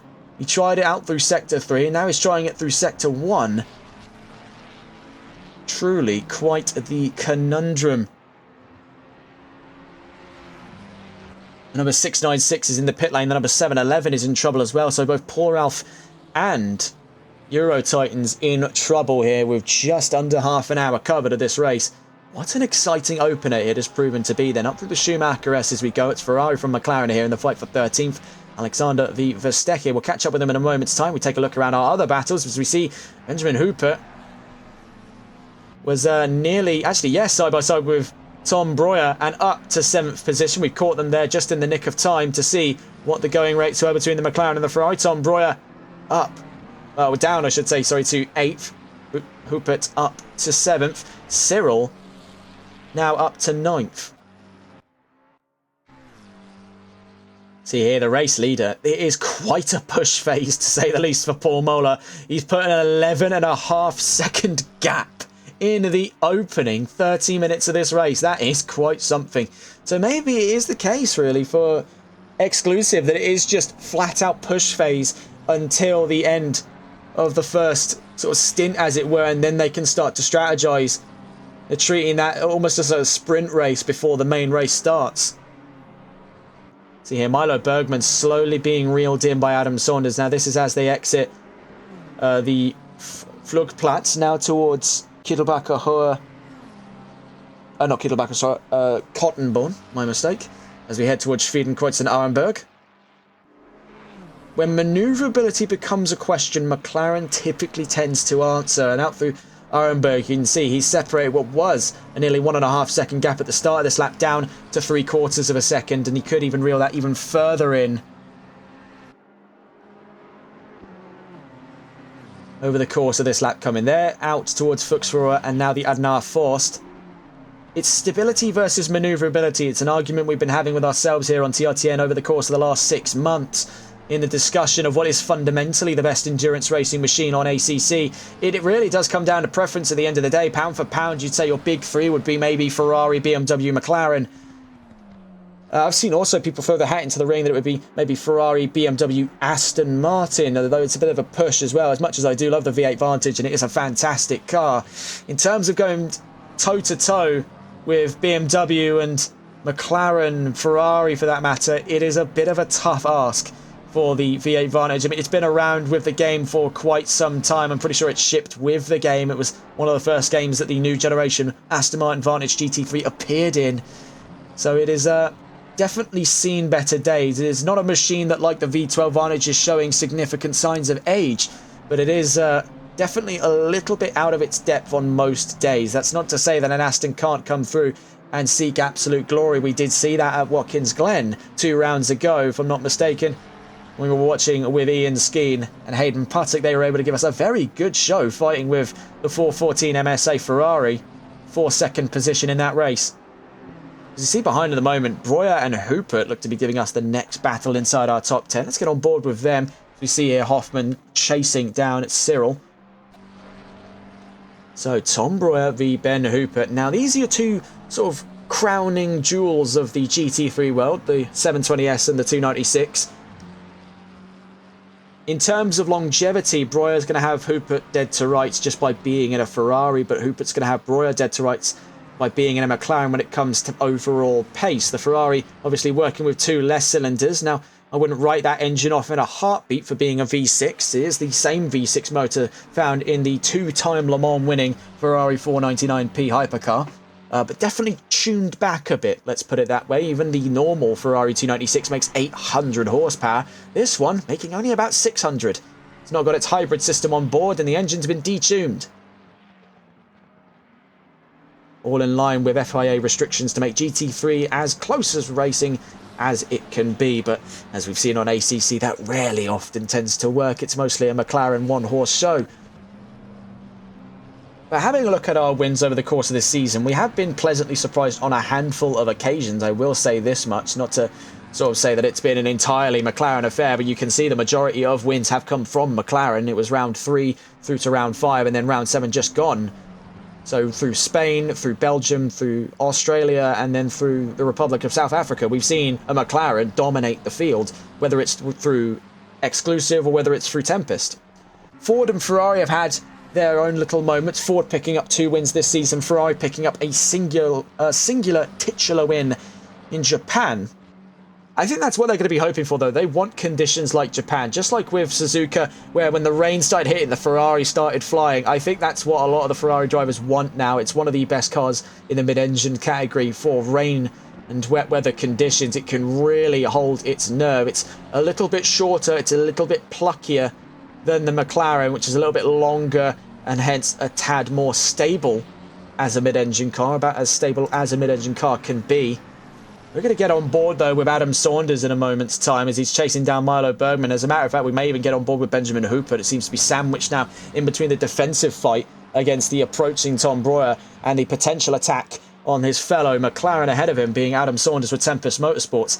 We're over that half an hour mark, so let's just quickly get a gander then at our standing order after 30 minutes racing. It's Paul Moeller leading from Michael Martins. David Silf drops down to 3rd from the race start with minor damages over that 414. He'll be able to hold himself together until the end of his stint before considering repairs to those damages. Parker Sukup in 4th position ahead of Milo Bergman, who is running strong here from 3 cars behind him. Adam Saunders, Benjamin Hooper and Tom Breuer. At the back of the top 10 then is Toby Cyril and Marvin Hoffman. Behind them is Patrick Leger, Nick Mashk and Sander Verstecke. Cas van Veltzen makes 14th position after his spin, and he's up ahead of Alan Alexander. Leonardo Almeida with Vanguard is in 16th ahead of Freno Radic in the 696. They've already taken a pit stop, so Ian Skeens took a short sabbatical to let his teammate keep the ball rolling. We might even try and get a word out of Ian Skeen if he's up to talking in a moment's time. Martin Pesty and James Mason then round out our standing order. Let's get back on with our battle in the midfield, and it is looking very spicy here from the perspective of Tom Breuer. He's got the world laid out in front of him there with Hooper, Saunders and Bergman ahead. We're going to get on board with the driver, though, in the middle of it.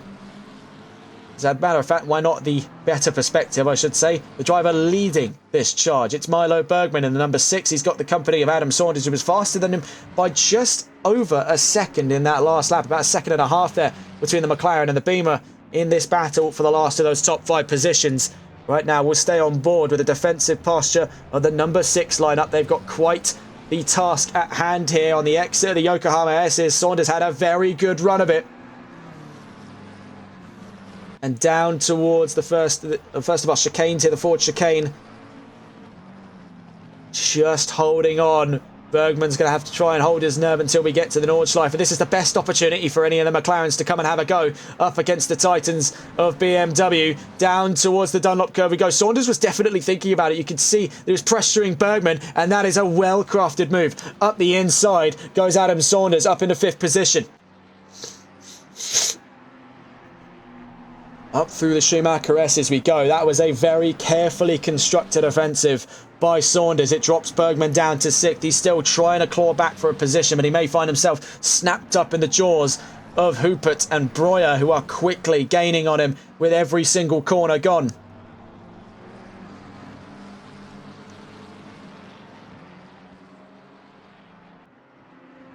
Out towards Hatzenbach corner. Hooper is closing ground at a rate of knots here. We're looking more at the battle of 6th position on our hands, as Bergman's already tried to fend off one car. I think he's all out of steam here, as Hoopert's trying for the inside just as we enter the Nordschleife. Could it be 2 for the price of 1 here? He's going to try and hold his nerve into the first of our hairpins, heading down into the Hatzenbach section of the Nordschleife. He's done a very good job to hold things off here as we enter lap 4.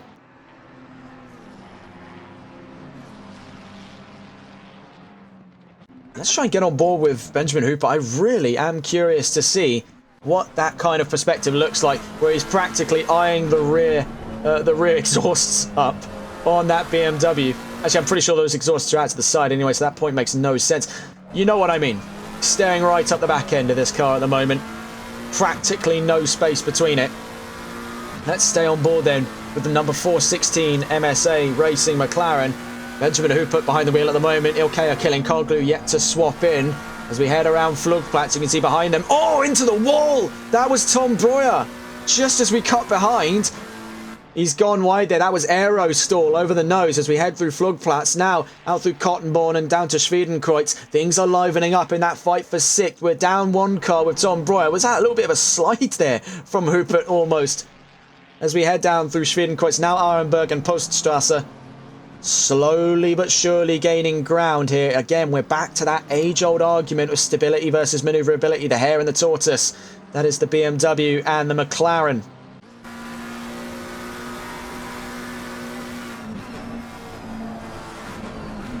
Into Adenauer Force, you can see how much later on the brakes, how much confidence Hooper has. And how much confidence he's gaining by just shadowing that BMW, waiting for a mistake like that. Now, had he a better exit of the Adenauer Force, that would have been prime territory to come and snatch a position off. That's exactly the opportunity that Adam Saunders took in his fight against Bergman down on the GT circuit.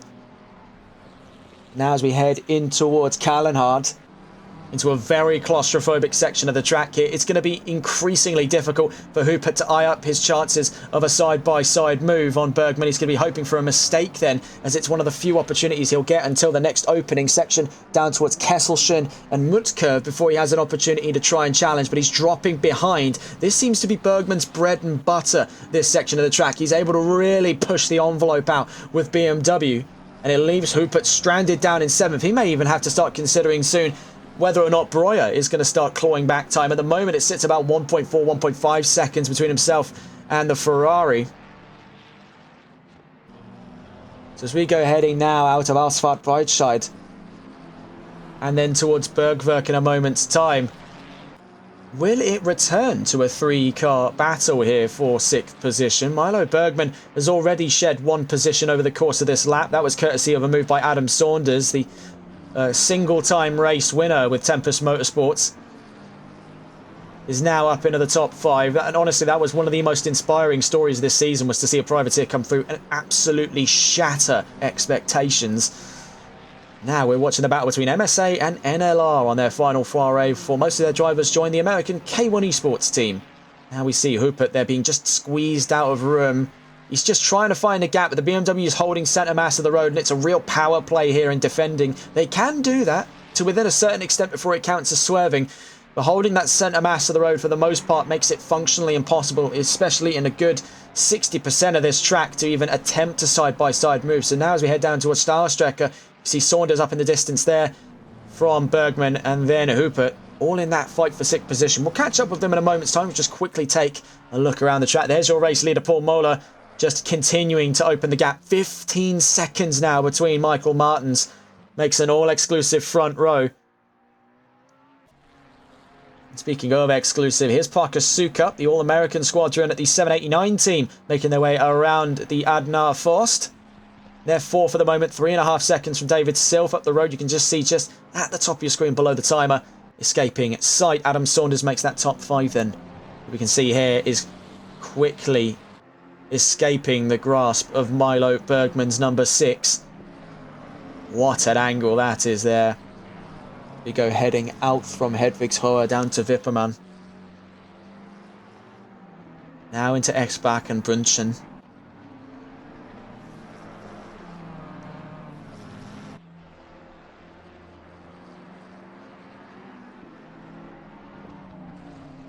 And this is the real question as we head towards another far section of the track here. We're in through Flansgarten 1 now, by the looks of it.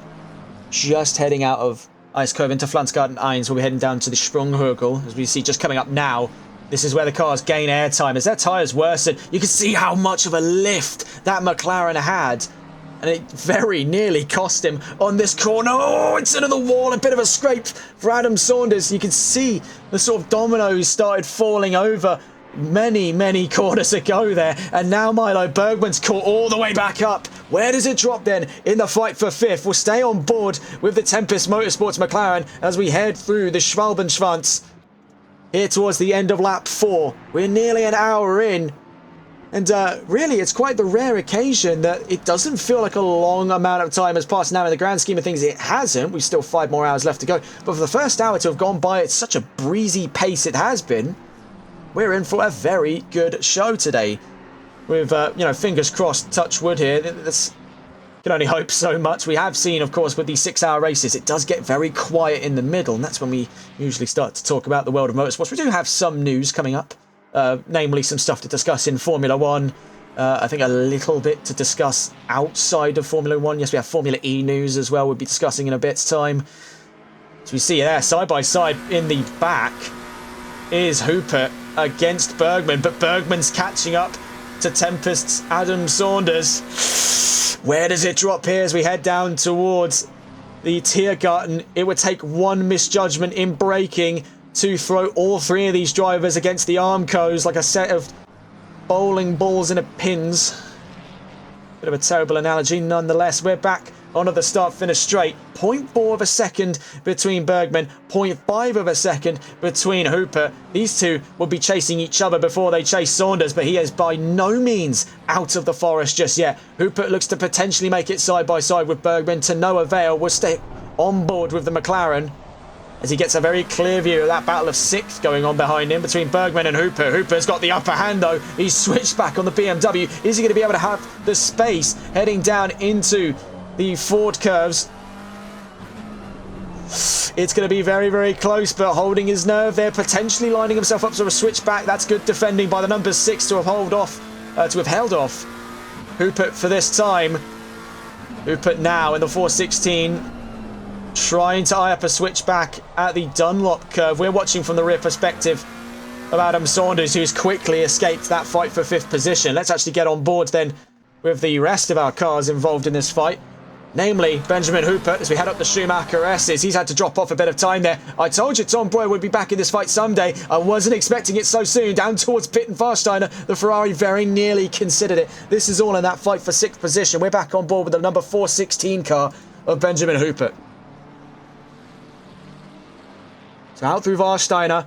This is, as a matter of fact, now for the fight for 7th position, as Tom Breuer has made things very lively with NRW performance in that 777 Ferrari. On our way down towards the Vidal chicane, he wouldn't dare to think of going side by side here, but he was still trying to get inside Hoopert's head to even float the thought that he could do something so crazy. Heading now out to the GT circuit and onto the Nordschleife. Down towards Hatzenbach we go. It's the story of 3, what was going to be the story of 4 after a bit of a slip-up on that last lap by Adam Saunders. The Tempest number 30 has got himself well clear of the fray behind him. So a very curious state of affairs. Bergman hits the wall though, a scrape at the Armcos. We're now firmly back into that fight for 6th position. Bit of a wounded Bergman now having to fend off Hooper and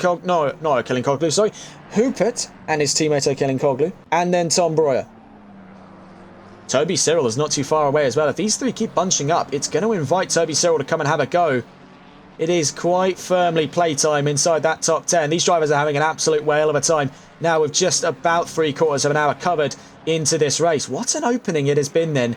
A much livelier start than what we had back at Spa.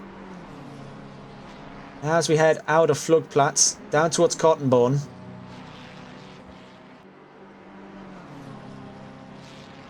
Schwedenkreuz awaits us, and so too does Arenberg. What is the plan for Benjamin Hooper? It's a heavy braking zone coming up, but I think he's just too far away to be trying for an inside move there. I think he's just hoping for one slip, one tiny mistake from Bergman, and that domino effect, just like what we saw with Adam Saunders, is just going to launch him back towards the nose of this McLaren. Speaking of Saunders, he's really picked up the pace since that incident out through Sprunghögel. That was a proper recovery there. I think he did get a little bit of a spook from that incident. It was like, oh, I really do need to get a wriggle on here, and he's gone. He's 3.1 seconds was up the field. Now he's 2.9. But he's really gotten a move on since that incident. He's abandoned Bergman here. He's got no slipstream now on that BMW. In a straight line, he's still pound for pound faster than either of these two in the McLaren and the Ferrari. But this is sort of your prototypical big 3 of endurance races on ACC. Oh, that was definitely some trouble for Tom Breuer. We've just lost him by the looks of it there. Let's actually try and find Tom Breuer. There looked to have definitely been some kind of problem. with a 777. Yeah, he's in the wall there. Oh, no. Oh, that's not good. We did expect there to be some kind of issue. Into the pits, though, goes Tom Breuer. Is that a potential DNF lined up for NRW Performance this early on in the race? It looked like a pretty big shove down into Callenhard at that hairpin. That'll be a free position for Toby Cyril. He'll move up to 8th position. They're slowly on the comeback to a top 5 then, these K1 drivers, after a bit of a mixed start.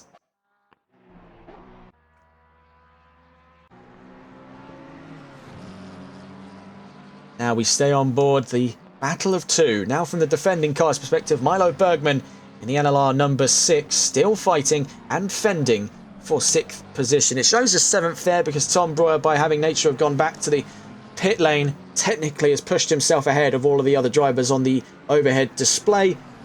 Rest assured, this is the fight for 6th position, not 7th, as the charts on your left-hand side would indicate. So as we go heading down on one of the faster sections of the track, then we're out through Kesselschene down towards Mutkurv and Klostertal. In that fight for 6th position, you can see Adam Saunders up the road there, in the back of our top 5. Right now it's the story of Bergman v Hooper. This was the corner that Bergman had a bit of trouble on the last lap. Not this time around. He won't get fooled again in that BMW, heading down towards Stahlstrecke. A little bit of grass there on the left-hand side. Benjamin Hooper's McLaren. He's really giving it large in the 4.16. As we go heading down now towards the carousel again. Let's see how these two take it. Wow, like clockwork there. That is buttery smooth between the pair. That is an almost hypnotic experience watching drivers take that corner.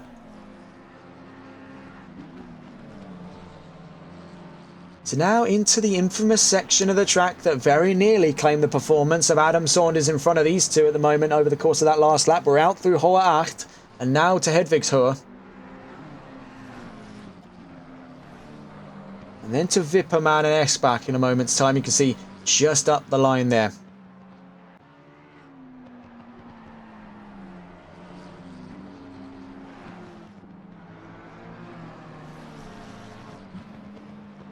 Out through Brunchen we go. Now this is the area where Cas van Veltzen met a bit of a cruel fate, spinning off of that section of the track. No dice for either of these two. They've been holding their nerve here, and you can see where hesitancy creeps in on the performance of some of these drivers. They're just not looking to make any dumb mistakes at the moment, but taking a risk was Benjamin Hooper. He's getting ever closer now down towards Sprunghögel. This is the worst area to have aero stall. Heading out through Flanskart 9s. Both of them have held their nerve rather nicely there. This is masterful work between NLR and MSA. Out through Flansgarten 2 down towards the Schwalbenschwanz. 18-kilometre mark there on your right-hand side as we go heading towards the final set of corners before the incredibly long back straight at the Dottinger Hohe. We're out through the Schwalbenschwanz down toward the Kleiner Carousel. That was a bit of a dodgy exit for Ben Hooper. That definitely left much to be desired, but I think he may have the upper hand just by being in the slipstream after Galgenkopf here. I think he's just close enough to stay with Milo Bergman. You can see up the road, 2.7 seconds, makes 2.8 in a moment's time, was Adam Saunders, also in a McLaren. Let's see what goes on then. A straight line bullet car like the BMW M4 normally goes unopposed on this back straight, but tucking firmly into the slipstream as Benjamin Hooper looks to make it side by side. He's front to rear at the moment. Now they stand shoulder to shoulder as we go heading down towards Antonio Spucher. Bergman still has the inside for this corner. Will Hooper be able to make this the long way around the outside before we get to Tiergarten? It's looking very close, but he succeeds position there. He had his opportunity and didn't risk any further than that. Toby Cyril is slowly reeling in time. We must pay close attention to that. And it looks like potentially an early out for Tom Breuer and the NRW Performance team. That is bit of a bittersweet feeling, but with 5 hours left to go, it's absolutely possible to see them back out on track, but they'll be returning on a big deficit. Oh, that was dangerously close if you saw there between Hooper and Bergman. Let's just get a replay on that. That was down into turn 1 at the start of the Yokohama S. That was dangerously close, but millimetres there. I think it was just a case for Hooper that he just pinned the brakes a little too late. You can see almost Yes, that little swerve to the left. He was just trying to keep himself from the back end of Bergman. Doesn't want to start things off here in the opening hour with a collision and a potential penalty. Just not the kind of things these drivers are looking for. And I believe we didn't discuss this in the last round, or anywhere for that matter. It was the drama back in round 7 of the championship in Kyle Army. Post-race, we saw it between Tyler Vermaak and Cas van Veltzen. Now, Race Control issued a statement not long after that number 1 car, despite the solid result that they did have, would be disqualified for that conduct. I think that kind of goes waves now. It was a very frustrating battle. I think you take a look at how those two were pushing each other around the track. I don't think there's any real shared mutual blame, but I think that moment of lashing out kind of tipped the scales for Race Control.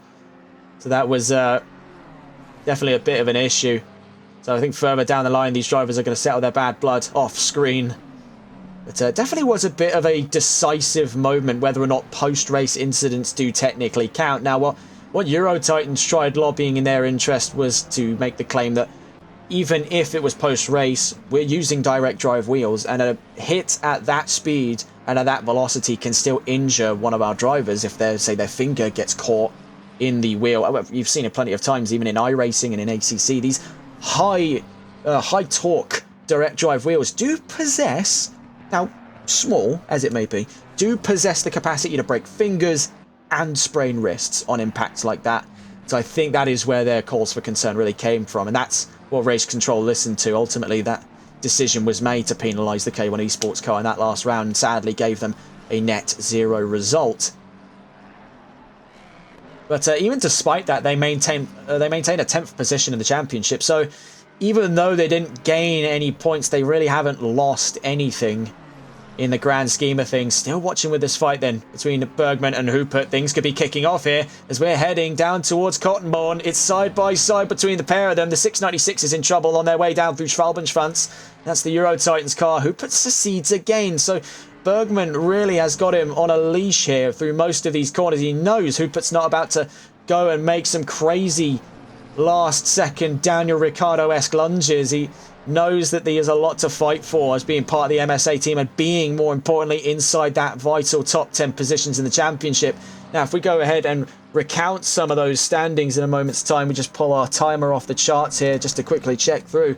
Now, of course, the main story is that of our front two, and it's a 33-point gap that divide our championship leaders, as it were. But looking further down the line is when things really close up. Now, this is namely between, I think, 3rd and 7th at the moment.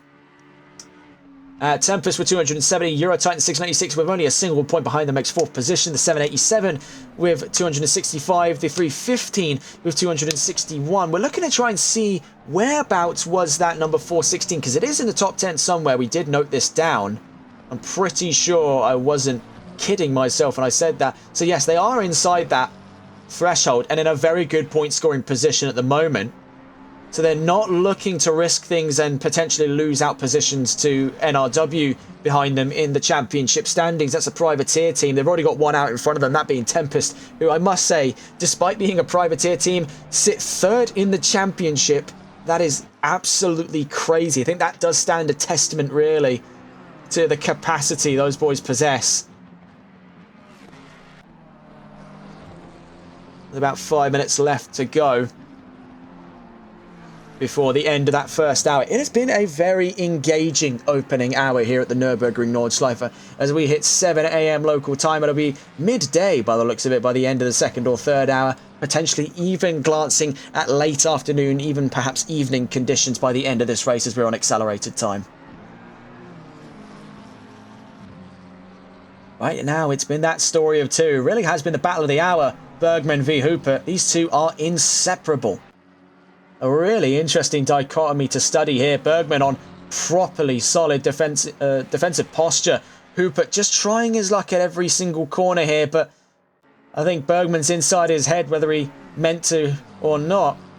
There's a lot of mind games going on here. He's sort of allowing Hupert to make most of these calls for himself, knowing he'll back out of it, like we saw on a multitude of occasions here. I think it may be a case where Hupert's just waiting for that 100% chance. He's not looking for a percentage less. He's not looking to take even a 1% risk of failing this in a catastrophic manner. I think there's a lot of clinical precision that we're seeing here, despite what is very obvious, raw, almost emotional racing between these two. Very old-fashioned, old-school kind of stuff. So out through the carousel, you can see Cyril is closing in. Now, that gap was 4 seconds not long ago, and it's just under 3 now. And really, I'd say it's a shaving chance now between it being 2 seconds by the end of this lap. These two, whether they mean to or not, are tripping each other up for overall performance. The longer Hupert spends behind that BMW, the greater his chances are of burning those tyres out. It was very nearly side by side between the pair of them as we made our way up towards the Hohe Acht.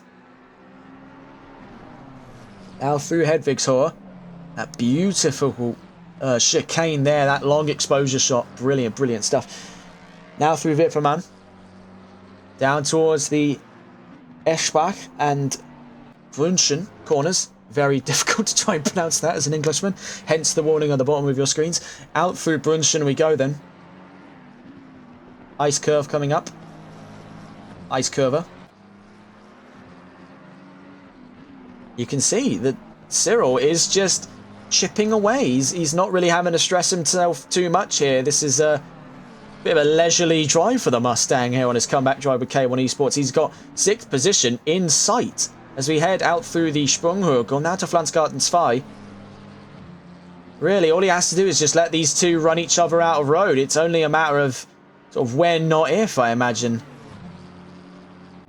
You can see these two are poised. It is precise. It is raw. And it is an incredibly entertaining battle to bring us to the end of that first hour. So out through Schraubensschwanz we go. We're still on board that battle of 6th position. We've been watching the perspective of Milo Bergman, but let's see if we can get a view on board just before we hit the Dottinger Hohe of Benjamin Hupert. Just get the timing charts back up on our top left there.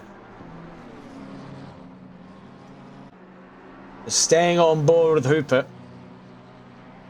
You see, this is what it's all about now. It's just tucking into that slipstream of the BMW. Now, where he missed out on the last time was right as he got to the side draft.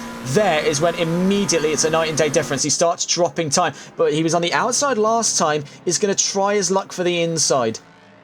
Was it maybe just a little too late to try for the pass? He's still in that side draft on our way down towards Antonio Spucker. You can see the BMW is just pulling away before we've hit Antonio Spucker. He's back behind it before we've hit Tiergarten.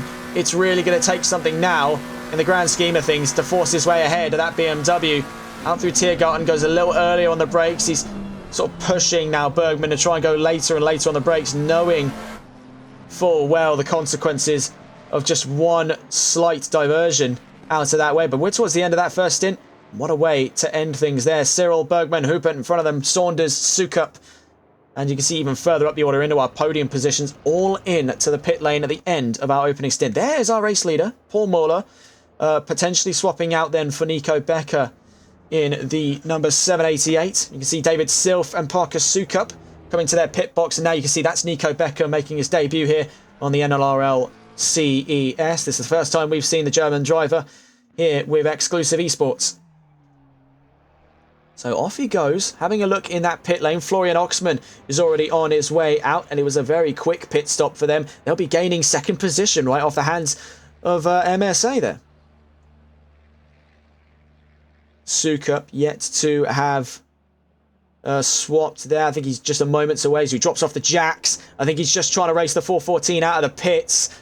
Silf is, dropped another position. So a very short series of pit stops for the exclusive team. Now, that didn't count all the way to a valid pit stop for Parker Sukup, I should say.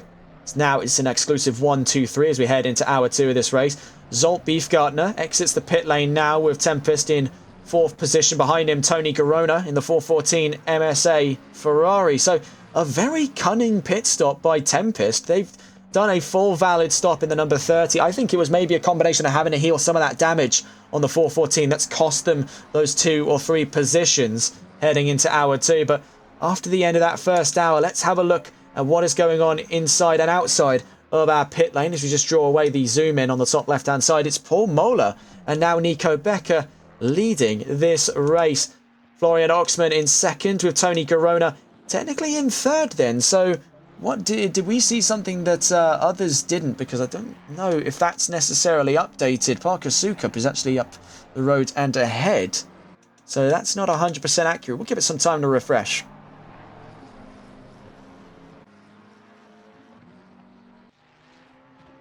Something is a little bit amiss there. So it's 788, then the 789, then the 30. So I think it's just about... Nope, and it's still not updated. So clearly some kind of issue with our overhead displays today. And it wouldn't be an ACC stream without it. But right now, Zolt Beefgartner, having swapped in for Adam Saunders at Tempest Motorsports, makes third position. That would be provisionally second, as Parker Sukup is yet to take a valid pit stop. This has been mostly to extend their stint timer going into the next hour. That was namely why the 789 stop was so incredibly short. It was able to leapfrog 2 positions over the course of their first stop in the pits. You can see as well on that left-hand side, it shows 2 cars in second position. So that is truly bizarre stuff. Looking around the field, there's Florian Oxman in second place at the moment. Looking around the field to see where our next fights could potentially come from. Now, I'm not expecting anything too crazy to kick things off. We can see at the moment that in the 296 car is Webster behind the wheel. Just having a quick look here. Try and find the graphic for the 296. Now, fun fact about the False Group Esports team, they were set to field a second car, the 295. It was going to be a BMW. That car has yet to since show up, and I think there was definitely perhaps some logic behind that decision last second, knowing that fielding a second car would have pushed them into the teams championship, the officials championship, as opposed to the independents. False Group Esports perhaps elected voluntarily to not field an additional car over fears it would therefore invalidate their third place bid in the Independence Championship. We're just watching now. Webster getting the position in. Very quick and tidy there. Very well done.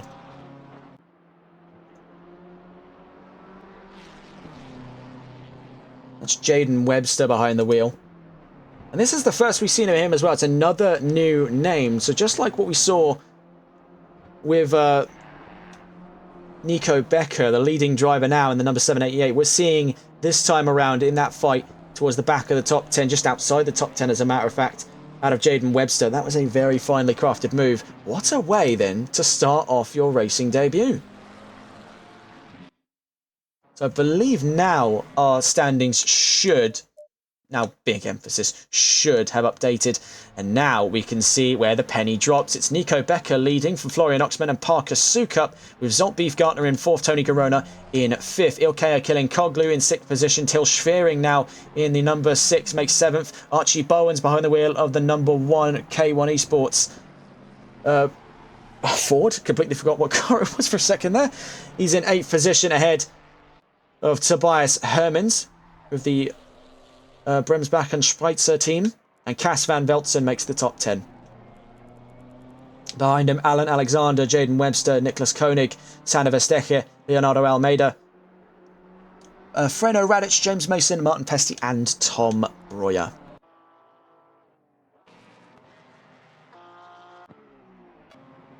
Having a look around, here's Till Schwering now on his first drive this session in the number 6. Some distance away from a nearby fight at this time. Now, this is kind of what we were afraid of heading into the next hour or so of racing, was that pit strategy was going to massively divide the field, and I don't think we were too wrong in that assertion. You can see it's no more than about 2-3 seconds either side of it for most of these drivers now. Or no less, I should say. The closest we've seen of it is Zolt Beefgartner versus Tony Garona. That could be a battle on the horizon. I believe that's the 777 we just saw an issue out of there. The yellow flag's temporarily... No, it wasn't! It was Florian Oxman! Oh my word!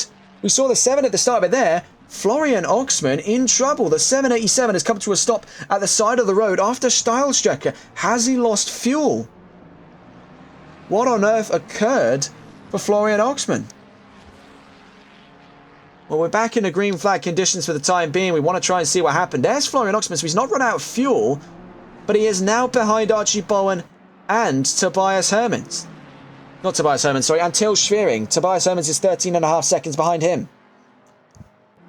It could have potentially been a wheel issue, some people are suggesting in chat.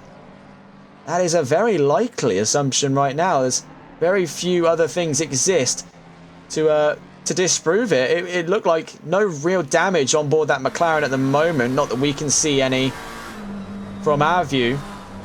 But he was just stopped at the side of the road. Could it have been maybe just a pretty hefty spin and then he stalled the engine on the exit of Steilstrecke? Really, we can't tell now. As now he's having to deal first down with the consequences of it as we head into the more technical section here. Heading out through Brunchen at this time and then towards Eiskurve. It's going to get on board though with, just see there with Freno Radic. That's damage. Oh my word. The yellow flags are out for the 696. Could that be the end of the road for Freno Radic and Ian Skeen? It very much looks like the case there. That has got to be quite a stinging feeling for them. We wanted to get on board then with the battle going on between Archie Bowen. Oh my word. We just got on board there. We're going to need proper slow motion to see that. That was a split second. So we're going to have to try and hold on to the replay and try and pause it at the exact time. Was that contact then with Bowen? So I think there, so that's with Bowen, 0.2 of a second from Schwering, and then there, into the wall goes the BMW. So I'm not entirely clear, was that an incident? I'm sure the number one team can confirm for us, as we have some of them in chat at the moment. Could they confirm that that was an incident, or was it a case of the BMW's just gone long? As we see now with the Mustang nearly going long. It seems to be a prominent issue in Sector 3 of the track. We're down out of the Galgenkopf corner, down the Dottinger Hoa now. That was quite the shocker. We see now side by side between Florian Oxman and Archie Bowen. This is the fight for 6th position. Now watching on board with the number 1 Ford Mustang with K1 Esports. Archie Bowen on his first drive this session has got to hold off an enraged Florian Oxman. That small technical malfunction through the German just a few positions back after a very crafty run through the pit lane. All of that came asunder. Now he's got to deal with the present company of K1 Esports as Archie Bowen and Toby Cyril on their reclamation drive for a top 5 finish. Tom Breuer's back into the pits. I believe now maybe the actual end of the road for the 777 team. Down across the line though. Archie Bowen's held his nerve rather nicely in that last lap just gone. That issue added quite a bit of time on the last lap for Oxman. He's now a second away from the Brit, heading into the Yokohama S's. So we've got word from the number 1 team. They said that the car in front of them, that was the number 6 of Till Schwering, lost control on its own. So the camera angles weren't super revealing, and admittedly we caught it right as the BMW slams the wall at full speed. But apparently there was no incident involved. I'm sure time will tell if they're telling the truth. I'm pretty sure they are. They had no reason to lie to us here on TRTN.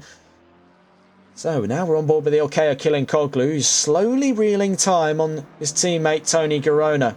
Now it's been a bit of an oddball opening hour for MSA. Of course, they lost out that front row position within the first lap, and then things got even further compounded after their first pit stop. Now they both find themselves at the back of the top 5, 4th and 5th respectively, furthest up the order for the MSAs. And it's still putting a bit of a lump in the throat of the MSA team if they hope to one-up the 788, now leading and continuing to lead this race. What started as Paul Moeller now is Nico Becker, the race leader, here with 4 hours 50 minutes left to go.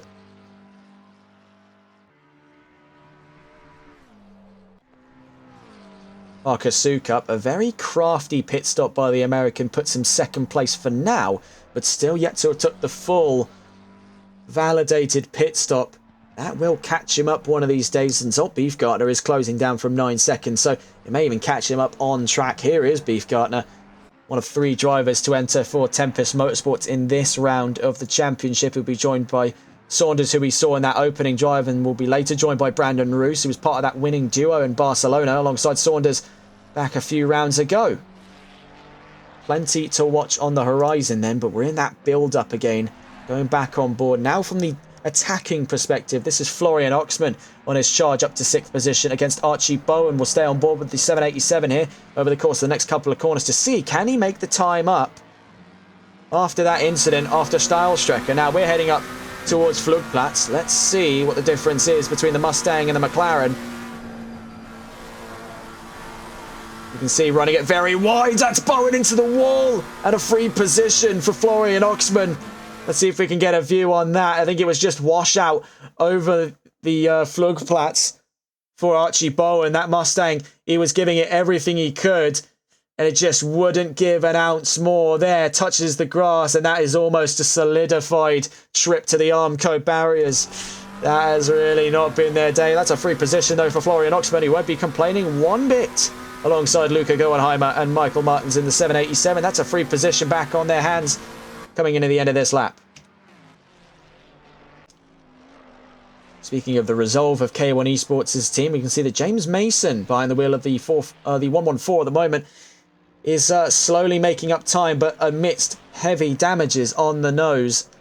As we exit Flansgarten Zwei, he's lost that position out then to Sander Verstecke and potentially, into the wall as well. Collects Martin Pesti in a huge incident between those two. Out through Flansgarten Zwei.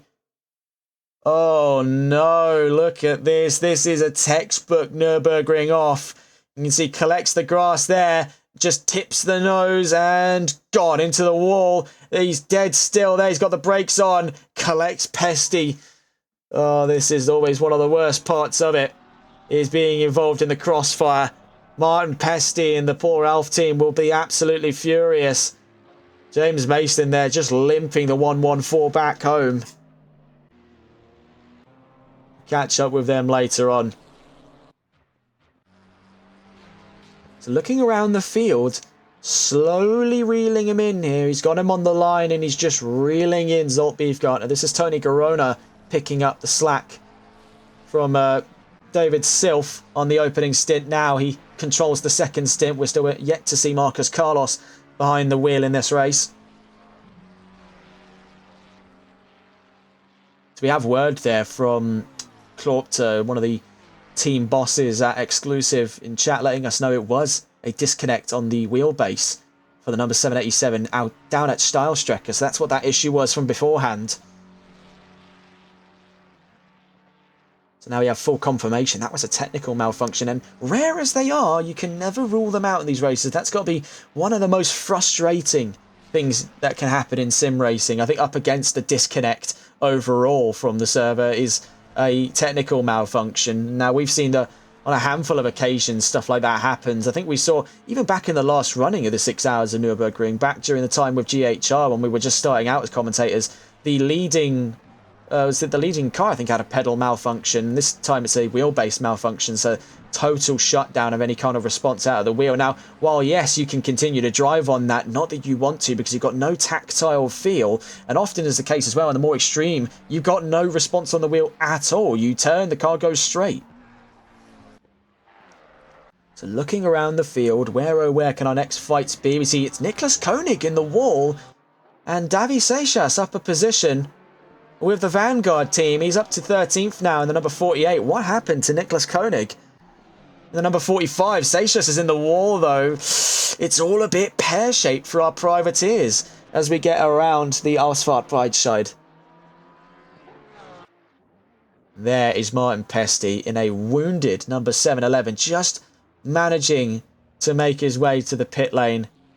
You can see that front axle is absolutely walloped, for lack of a better word there. He's crabbing, he's got complete total toe in on that front axle. Both the wheels are facing different directions. That is not a nice sight. You can see here potential battle brewing. This is between Till Schwering and Tobias Hermans with the Bremsbacher Spreitzer team versus NLR Esports in the fight for 8th. It's 0.8 of a second as we get towards the run into Flansgarten Eins, then down towards the Sprunghurgel. See a little leap of faith there from the BMW. Now, we've noticed with BMW and McLaren especially, they like to get the nose up, whereas the Ferrari tends to nose down, and that does give two drastically different responses through Sprunghögel. It's one of the easiest places for drivers to run off the track. You can see the BMW and Ferrari just sort of behaving different from one another. It's the sort of night and day difference you get between front and mid-engine. So we'll stay on board with Till Schwering because he looks to be in a defensive fight yet again, this time in the fight for 8th position.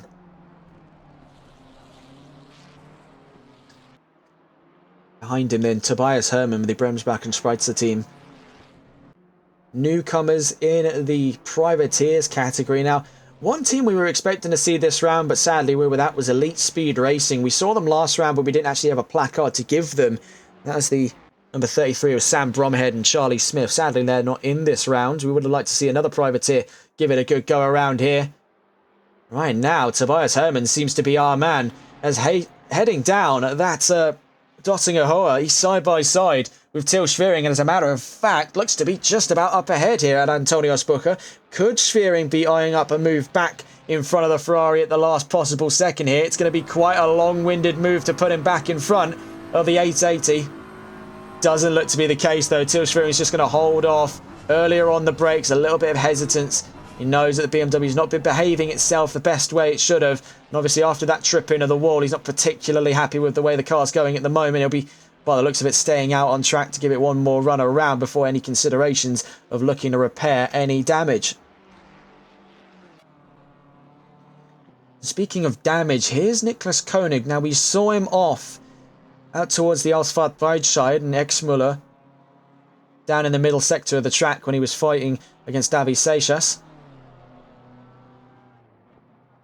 With the Vanguard team, they're just making their way down towards the Schwabenschwanz, down towards Kleiner Carousel. Now goes Niklas Koenig in the spontaneous number 45. Now having a look at their position in the Independence Championship, coming towards that final round. They're only 2 points ahead of the Paul Ralph team at the back of that top 5 and only 10 points behind False Group Esports at the back of the top 3. So they're sandwiched between two vital positions in this championship. Right now, it's still the story of two for the Independence Championship fight between Tempest and NRW, a 50-point gap between the McLaren and the Ferrari coming into this leg.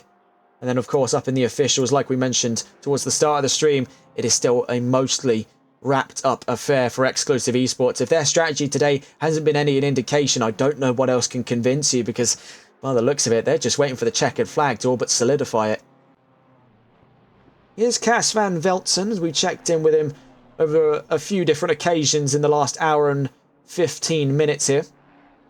Still yet to have taken a validated pit stop. Nonetheless, Van Veltzen has extended his stint coming into that second hour, trying to claw back some of those positions. He's up ahead of fellow Euro Titans driver Alan Alexander in 10th position in the number 315 McLaren.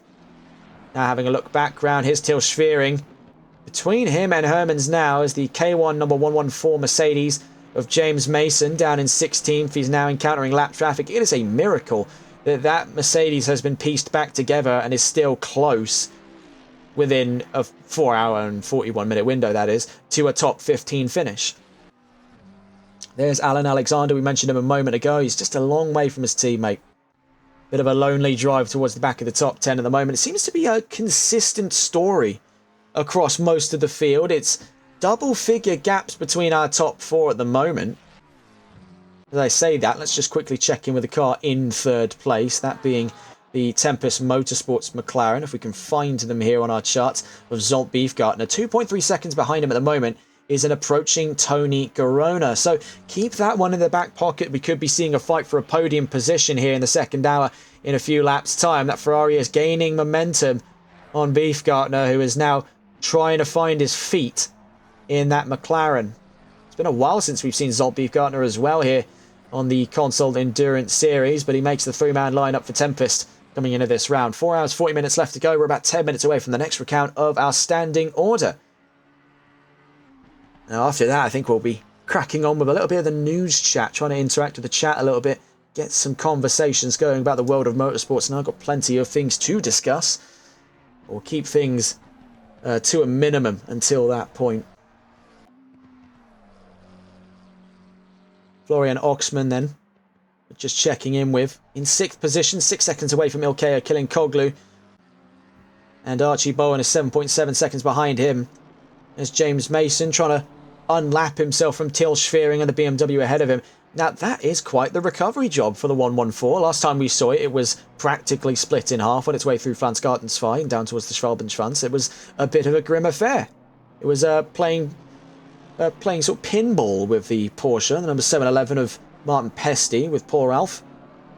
That is quite the miracle that it even resembles a car after that point. They've done a good job to put that thing back together, and they've returned to the track in 16th position.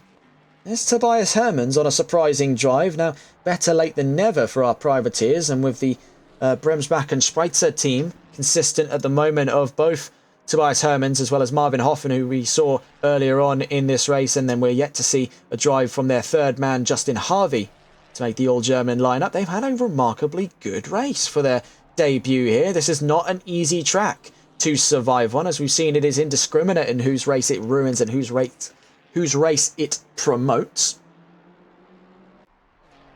So they have done a remarkable job to keep things in the clear and narrow. That we really haven't spotted them in too much trouble yet. And with 4 hours and 38 minutes left to go, they're hoping to keep it that way. It's been a very grand start for these three.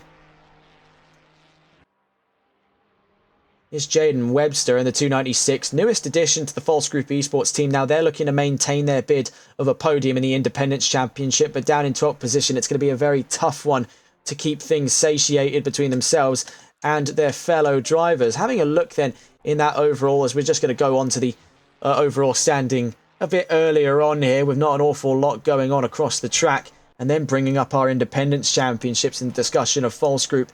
You see, they don't hold that margin by a long way, and at the moment, they're not that far away from their rivals at Spontaneous and Poor Ralph. I think that Deus Ex really did come in with the 711 looking to be potentially out of this race by the looks of it. No, actually, there's the 711. It was just mistakenly marked out as the number 96. Bense Kiss now behind the wheel of that Porsche, one of two in this race. For Jaden Webster, I think his main priority right now is just keeping things nice and smooth on that Ferrari. They're not in a position to go fighting the Euro Titans cars ahead of them, and they're not under siege from Davi Seixas in the Vanguard Porsche behind them. That gap is a comfortable 13-second margin at the moment, just fluttering between that and a high 12-second. Webster, all he's going to do for the next 37 minutes is just calm, relaxed but assertive driving to keep himself in the position they need him to be.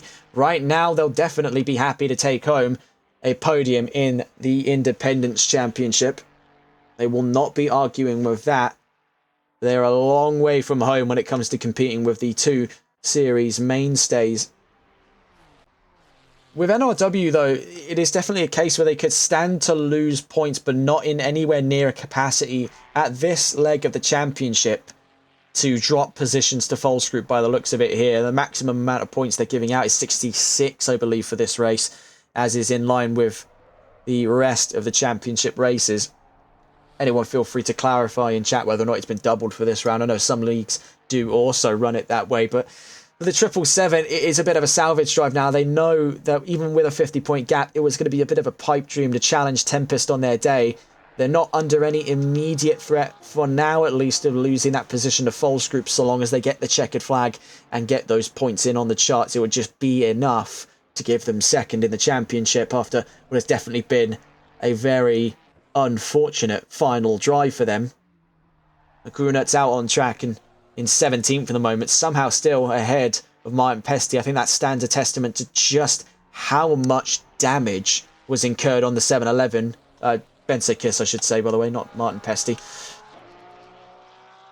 So looking at that overall standing then, as we've already got that up on screen as we chime away from the Independence Championship, it's Nico Becker still leading the order with Parker Sukup in second and Salt Beef Gartner in third position. 2.1 seconds down the road is Tony Garona, and Ilkay Kilinkoglu looks to close the gap soon as well from the back of the top five. Florian Oxman's not too far away by about 6.2 seconds at the moment, with Archie Bowen in hot pursuit from 7th.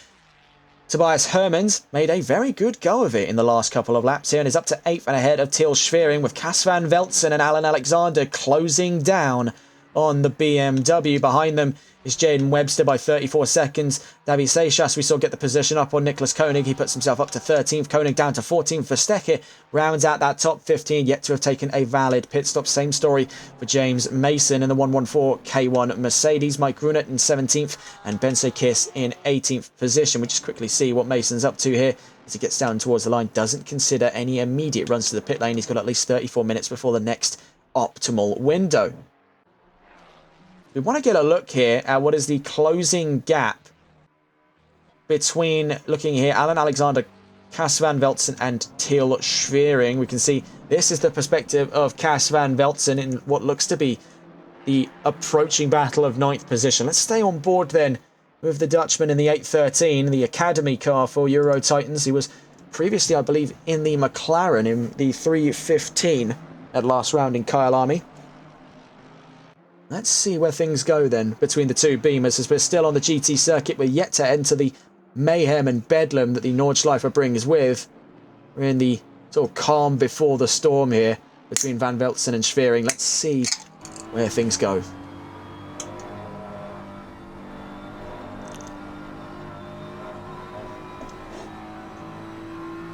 Held very nicely out of the Schumacher S as then he looks to make it side by side.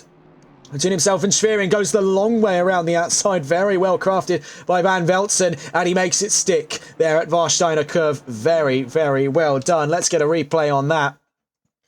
You can see it's that risk versus reward. Now, Schwering was used to fighting drivers that couldn't run the risk on him when he was fighting with Hooper, we saw earlier on. And Van Veltzen does not have that kind of mindset. It is the real risk taker. Wesley in chat saying I'm opening a beer. You'd think that, wouldn't you? You'd think that. But no, it's one of like 6 Red Bulls I need for this race. I can only imagine what the drivers are feeling in this time to try and make their way through a 6-hour race. Now they're doing this in shifts. We're here for the long run here on TRTM. We've got the hard job of sitting here watching.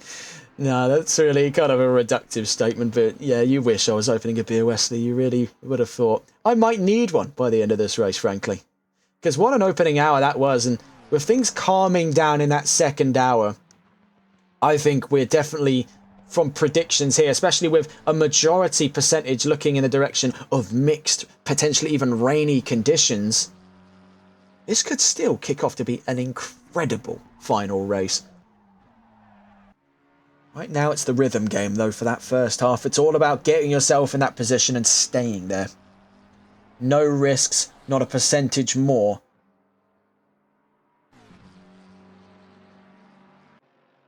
So looking around the track to see where our next battles are coming from, doesn't really look to be anything in the here and now right now. Closest you can make the argument might be potentially that fight in the future between Garona and Beefgartner, but that gap has extended out. The 114 is in trouble. We're just going to quickly get back on board with James Mason. Now, that was an issue out of Arenberg and Poststrasse. They're back going again, so back into the green flag conditions with 4 hours, 31 minutes left to go. Here's Florian Oxman in 6th position. Archie Bowen 3 seconds behind, and potentially, by the looks of that telemetry there, closing down at the gap. So we'll stay on board with Oxman as we start to recount the news. Now, we wanted to quickly just check on our charts here, because whilst we were streaming, we wanted to see what the end of the F1 sprint looks like. And it looks like a win there for Lando Norris. Oscar Piastri 2nd, Lewis Hamilton 3rd, Albon 4th. So, not entirely sure what happened there. Of course, we were busy in the pre-production for this race. So we pull away our timers here. We do have the news to recount for today, and we've got some interesting bits and pieces. Obviously, our first bit of news comes from Formula E. Taylor Barnard takes pole position in the Monaco E-Prix with McLaren. This is especially poignant considering Barnard's a rookie with McLaren this season, and this is McLaren's last season in Formula E. They are withdrawing their program to focus on their WEC program for 2027. So I think this is better late than never for them to be taking some real solid qualifying results. The Monaco E-Prix is tomorrow. As we see in chat as well, Tyler Vermack saying Lando won under the safety car again. Yeah, I'm not going to touch that with a 10-foot pole, to be honest. I'm not going to touch it with a 10-foot pole. In Formula 1 news, though, of course, leading into this round, before the chicanery went on between himself, Piastri and Norris at the opening lap of the Miami sprint race, it was Andrea Kimi Antonelli to become the first, his first career pole position and the youngest ever pole sitter in Formula 1, securing his maiden pole position at the Miami sprint qualifying. Of course, as history will tell you now, that didn't go so well for the youngster. Other news as well is today, supposedly, Cadillac is set to reveal their 2026 Formula 1 car. Cadillac is set to join the grid next year. Their facility already prominently set up in Silverstone and a contract signed with Ferrari to provide engines for the American team for the next 3 years until the General Motors Powertrains division gets their own independent all-American Formula 1 engine off the ground. And we also have a bit of news here. Now, we didn't have it written down, but it was also the extension of the Miami Grand Prix to, and get this, 2041. Now, look, I think most commentators and most people interested even remotely in Formula 1 can tell you that the Miami Grand Prix is a bit of a Marmite track. It's kind of always been everything wrong with the American leg of Formula 1, because with the Circuit of the Americas, I would say that track is still purpose-built, and I would say even amidst the criticisms that it has, and don't get me wrong, those criticisms are perfectly valid, as an F1 track, it's really not that bad, and I would prefer those races run from there than from Miami, because in its first race, it was terrible. In its second race, it was only made interesting by the prominent result at the end. The actual track itself is a ramshackled Frankenstein's beast of a circuit, hastily constructed from a chimera of FIA Grade 1 and normal Miami roads. I want to point this out. They patchworked together that track in 2022. I really don't think this is the direction Formula 1 ought to be going in. They're putting Spa on a potential half-off season rota, and yet you want to extend what is clearly nothing more than a shameless money printer race on a 20-year lease. The game's a little bit gone. I hate to throw that statement around because people in certain servers that I circulate in know that's a bit of a catchphrase of mine. I picked that up off of the world of football, but the game is really gone. If this is the priority we're putting into Formula 1 now, is shameless money race after shameless money race. And I don't know if any of you have been seeing the renders as well going on for Madrid. That circuit looks a little bit naff as well, and it really does make you wonder, if you've been following Formula 1 for a little while, if you grew up watching it, where has the game gone? Because, clear as day, just to sound like a broken record, the game's gone. A little bit with that. If that's the priority they want to put on the table, it kind of shows you where the FIA is in the modern day. They're not so interested in promoting actual racing as they are promoting the idea of actual racing. It seems that they're more focused on what's marketable rather than what makes sense. And I think that's paramount with the fact that their idea of equalising the great disparagement between technical biases on the grid is just to make every car bad and slow and boring. And they just keep leaning harder into these contrived mechanisms, like now the full body DRS, you're getting it front and ridiculous. Absolutely ridiculous. Game could not be further gone if you tried in that respect. And our last bit of news as well is it was a rumour. Now, we've gone 2 for 2 on rumours. We've got a third rumour yet to be confirmed here on TRTN. We hold ourselves quite pridefully in the fact we were able to call these about a week in advance. Our first rumour, of course, was Nicholas Hamilton returning to the British Touring Car Championship. He announced the week after he'd be going to Unlimited, and he's already done his first race at Donington.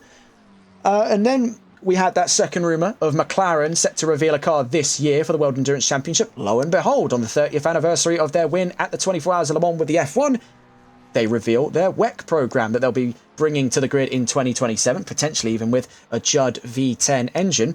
Our third rumour is yet to be confirmed, and that was Audi buying up land at the Silverstone Business Park. Now, this was in conversations we've had in private with people in the area, who of which we will not name for the sake of anonymity. But land had been bought up off of other teams in the area, just opposite Dadford Road, and just opposite Aston Martin as well. Now, logically speaking, in our assertion, we said, well, Aston wouldn't need to expand across Dadford Road because they have a facility already that has tripled in size on the land they own, expanding out past the rally school and out towards the other side of Dadford Road on the main road that juts through the Silverstone complex. Cadillac has no reason to, because they already have a sizable facility with area to rent in the facility next over from them on the same plot of land. If they needed a dedicated powertrains facility there, as opposed to in the United States, of which GM has already said they plan to build engines in, they would have logically gone for the warehouse and not bought up bespoke land. This is what leaves the assertion that with Audi wanting to move into the Motorsports Valley that covers the 50-mile radius around Silverstone, that they would just go right at the horse's mouth and go straight to Silverstone, courtesy of the new land being built on their business park.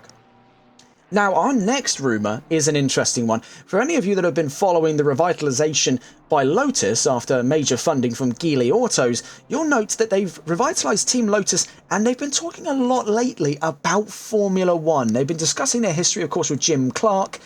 And then most recently, if you check their Instagram accounts, you'll see that there was a full render of a modern-shaped Formula One car with a bright yellow Team Lotus livery. Now, what this could suggest to us is, while there may not be any confirmation for at least a couple years now, there is absolutely the enthusiasm at Lotus to want to come back to Formula One. It could not be a more relevant time than ever. On the 75th anniversary of the first ever Formula One race, Lotus are very interested in the idea of coming back to open wheel racing. Now, they've already revitalised Team Lotus with the Emira GT4. They're looking to take things one step further on the endurance side of things. We could even potentially see their expanse into a GT3 campaign in the near future.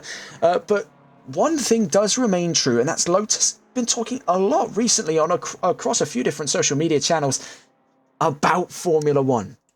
Now, I wonder, considering the last time Lotus were in Formula One, it was a little bit of a muddled process, because you had Lotus, Renault, and you had Team Lotus, Caterham.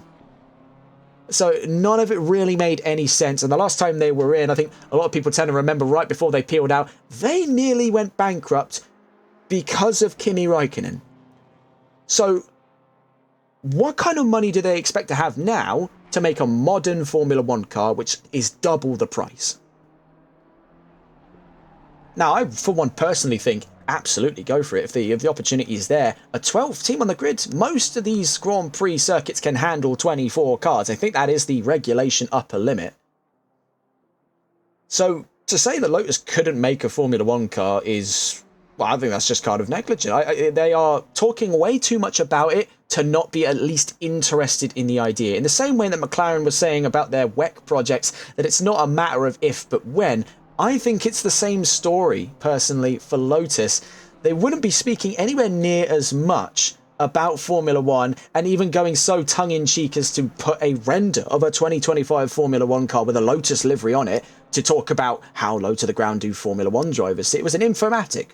But all of this points in the direction of some greater unannounced enthusiasm or even potential commitment to a Formula One project in the near future. Let's have a look around the track then towards the end of our news segment before I go on another incoherent ramble about American tracks in Formula One. At the moment, closest to it is 2.7 seconds between Zot Beefgarter and Tony Garona. Now, this is for the fight of third position. They're round the carousel. They go heading out of carousel up towards the Hohe Acht.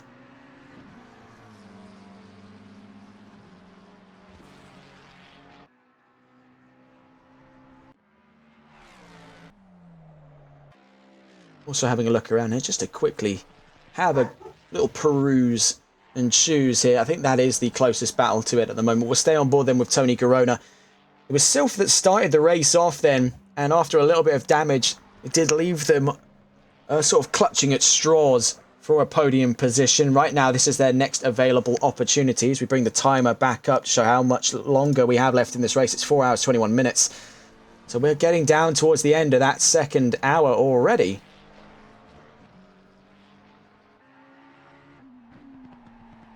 And I suppose whilst we're watching with MSA as they slowly reel the gap in on Tempest, I'm wondering what some of the viewers in chat are thinking about that extension for the Miami Grand Prix. Do you really think this is the direction that the FIA ought to go in? Well, yes, it is going to generate inexuberant amounts of money, to which could be put into better projects further down the line. This great shift in priority towards newer, more relevant, you can make the argument in terms of business speak, circuits, is pushing the original fans of the sport away. It's a very alienating experience to see historic tracks like Spa treated with such blatant disrespect, whilst tracks that, to be completely honest, are not that very entertaining to watch, are being given the priority because of the amount of money and PR and advertising that they generate.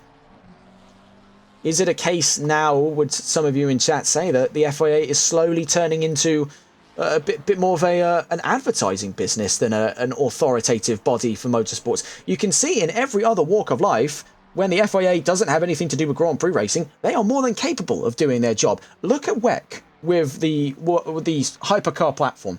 The single most effective change in regulations in motorsports history, I would go as far to say. The fact that we have seen over a dozen, nearly 24 manufacturers make interest in a hypercar project within 5 years is a substantial boost in numbers that they were sorely needing at the end of what was already a fantastic era, the LMP1s, but unimaginably expensive. It was mostly just Toyota, Porsche and Audi throwing as much money as they could into a project. By the end of LMP1, there was one car left in that big three. Audi and Porsche peeled out before Toyota stayed with, and they were able to pick up quite easy, cheeky championships off of that. And then when you introduce the hypercar, that was the great divider. The FIA knew when to do their job then, and in the World Rallying Championships, the 2027 regulations are looking fantastic. With such open-ended strategies. Now, to just give you a rundown on this, whilst we still watch on board with MSA, those regulations open up not only the body type, but the power plant, and I'm pretty sure as well, the implementation of hybrid systems or not. So it is a totally open-ended system. You can use sedans, you can use hatchbacks, you can use SUVs. You can use a full petrol engine, you can use a hybrid, or you can use electric. Now, that electric aspect, a lot of people, obviously, they write off electric cars. They think they're dull and they're boring. A lot of manufacturers that used to have a great interest in rally are shackled by convention, and a lot of their road cars right now are electric. This could be the push to get them back in and playing the glorious game of world rallying. One manufacturer that springs to mind is one that still has an impartial sort of on and off relationship with the world of rallying, and that's Renault Alpine. Renault already has a fantastic Rally 3 and Rally 4 program with the Clio, but that's coming to the end of its 5th generation, with the 6th generation potentially looking to be electric. They have the Renault 5, the new Renault 5, I mean, the 2024 to 2025 Renault 5 E-Tech. I think it's an all-right little motor. And obviously it picks up on the legacy of the Renault 5, which was, at its time, one of the greatest Group B rally cars of its time. We saw with Jean Ragnotti that it was an absolute bullet, even despite being rear-wheel drive. On its day, could pick up easy podiums at rallies like the Tour de Corse, which we've seen multiple times. As a matter of fact, in 1986, the last sort of golden era race, you could say, the golden era rally of the Group B era, as people like to call it, and that was the sort of day that changed Group B forever, was the sad passing of Sergio Cresto and Henry Toivonen, God rest their souls. That rally would go on to be, won, I believe, by a Renault 5 Turbo. So what I'm saying in all of this, it picks up on the legacy of a once great rally car. Who's to say it can't just do that again? And these open regulations are going to allow so many more companies and manufacturers to come in and say, well, actually, we want to have a go here.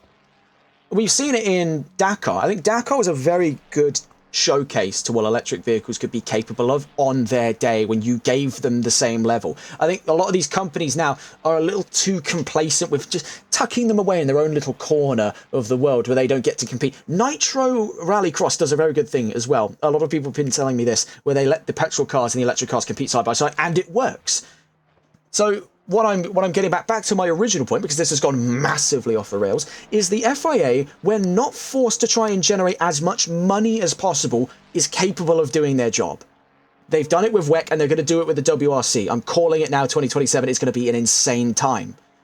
Why is it with Formula One they are just so stubborn to make this great again? They have been shackled by hybrid for ages. The WRC has already proven that hybrid is a useless system that has no bearing in actual enjoyable racing. Now, admittedly, that's rallying. It's kind of a different story, but what they've proven is that it's an unnecessary, costly, and often ineffective system. Formula One has been moulded around the use of hybrid because it was either that or go full electric. And we already have Formula E and no one watches it, which is a shame because it's fantastic.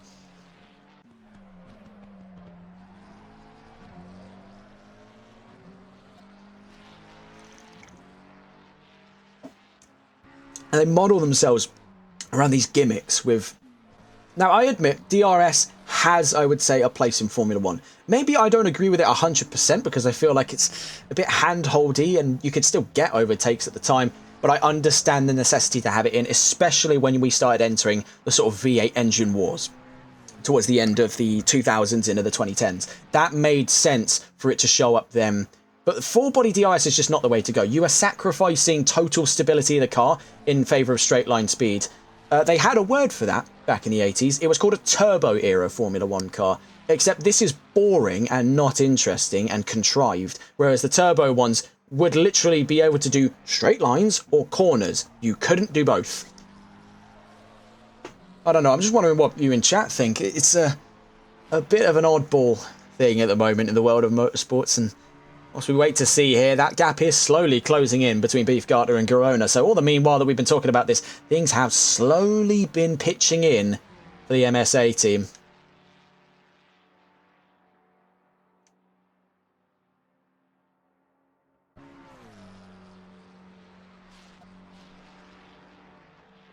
They're heading down towards the, that is Mutkurv and Klostertal. We've seen a few issues here from the number 6, the NLR car, over the course of this race. Has had a few run-ins with that wall. I'm going to quickly check in at the moment with Florian Oxman and Archie Bowen, because they're getting closer and closer. We've been keeping an eye on that gap for some time.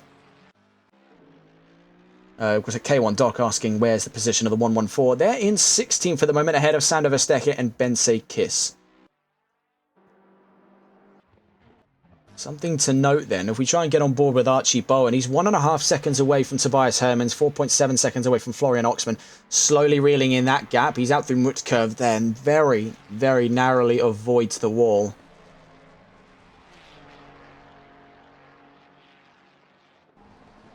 Down to a style striker. Now this is where we saw that issue for Oxman with his wheel disconnect. He was stopped to the right-hand side of the road. You can see him just up the field there, making his way into the carousel. There could be the battle on the horizon then for 7th position. Finally, after a long-winded rant on my end, you can see Bowen does bottle the carousel, and that does put Tobias Hermans in a very, very comfortable position to fight. Let's get on board with Tobias Hermans. Here we are in the court of the number 880, the Bremsbacken Schweitzer number 880, fighting for 7th position. Tobias Hermans now chasing down Archie Bowen.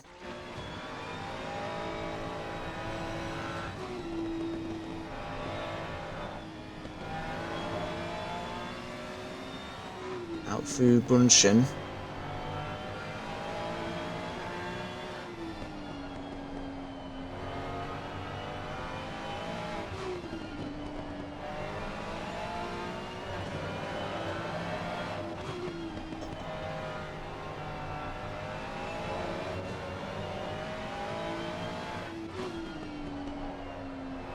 Now out through Flansgarten 2.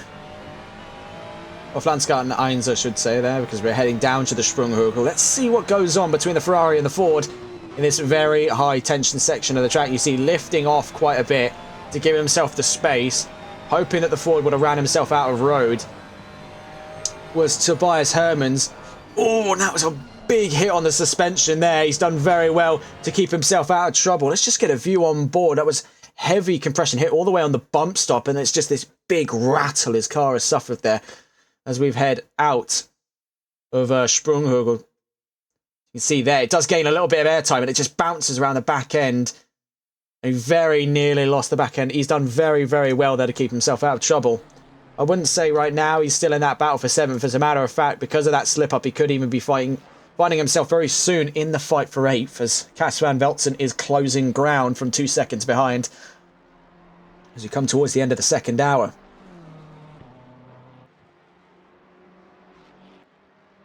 We'll catch up with Tobias Hermans in a moment's time. Let's have a look around the field to see where our next fights could be coming from. And oh, that's an issue already. That's Mike Grunert, the 777, was back up into the top 15 for NRW Performance on what looked like a remarkable comeback drive. That does look like minor damage for the 777, and that's on his way down to Flansgarten 1 and Sprunghurgel. Fortunately, he's going at a much slower pace there to not upset the balance of the car too much around that high compression section of the track, but definitely something is amiss. Let's stay on board with him here to see if he's got any damage on the steering rack. Very easy to pick up damage off of the slightest things with these Ferraris as well. Now heading into Flansgarten. It's fine. There definitely looks to be something amiss, and I may have to cut back to that in a moment's time. The 789's in trouble. That's one of the exclusives. And you can see there, stopped at the side of the road, is Parker Sukup. Absolute disaster has unfolded for him there as he drops now behind 4th. Oh no, what on earth happened for the number 789? The All-American lineup may have just run out of fuel. He came to a stop after the Dunlop curve. Now bear in mind, they didn't commit to a full pit stop. I think that may have just come back to bite them. It's either a technical malfunction or he was out of fuel by the looks of it there, because it looked like very little damage on that car. The 114 now in trouble as well. That brings out the 3rd yellow flag in the last 5 minutes. We check in here, trying to locate, is the 114. Here, Scott Milbank behind the wheel now. And he had a little bit of an issue around the carousel. He's back going as he heads up through Hoa 8.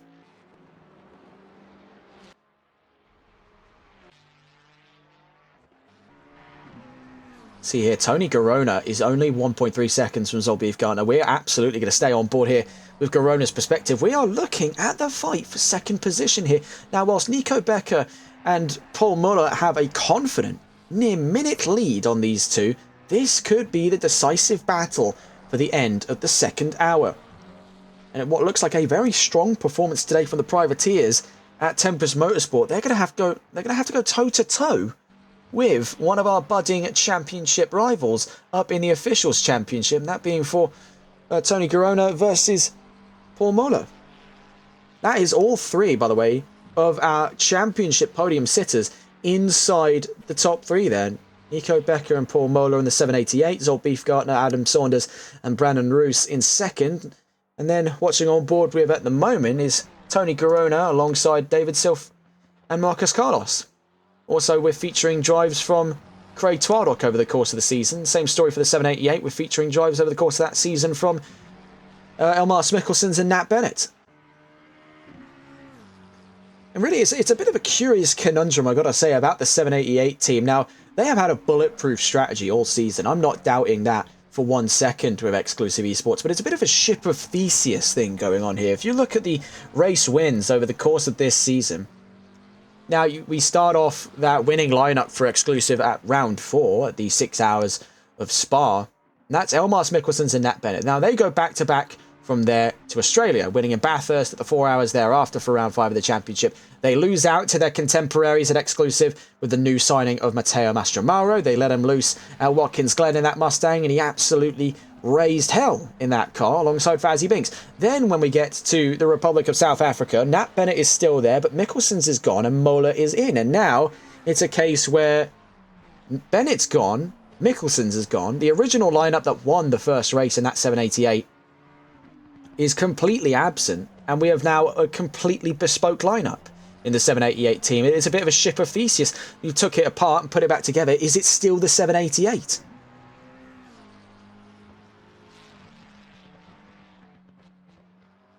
They are in Series S, Klopter says. So I think, was it going to be a case then, with a track this size and with a grid this size, it was a case where it was a much heightened chance of a disconnect. I think that is definitely something people are going to have to consider coming into sort of the future for ACC. And even with games on the horizon, I don't know how many of you have been seeing it, is Project Motor Racing. That's been making waves at the moment. People are sort of comparing that to Project Cars 2. It's going to be sort of the next big sim. I think a lot of people are going to have to start considering, because I'm on a Series S as well, and I'm going to be completely honest, my room at the moment with my PC and my Series S running on full whack, it is like standing inside a nuclear reactor. I am melting in this room, and I've got the windows open too. people are going to have to start considering, we have to make that upgrade. And this has been the worst possible time for that to happen, because Xbox has raised the price of the Xbox Series X by $100 in the United States. And I think that'd be roughly about 70 or 80 odd quid in the UK. That is really quite an issue. But the Series S, even despite ACC releasing, if I'm not mistaken, on Xbox One, is now accelerating too far ahead of what the hardware can give you. Now, obviously, we don't have this issue so much in, say, PC, because you know what you're getting yourself into. The specifications for the game are right there. If it ain't going to run it, it ain't going to run it. Not every PC is built the same, but all of the ones you find in those championships typically are. They can't go and modify an Xbox. So that is definitely one of the major Achilles heels of console sim racing at the moment. It seems to have been an issue that's been a thorn in our backside, both as former race organisers back when we were known as TRR, and now even as race collaborators. Now, as we're involved in the production process, we see every painstaking turn of the wrench to try and get these events up and running, and one of the major limitations at every beck and call has been the hardware.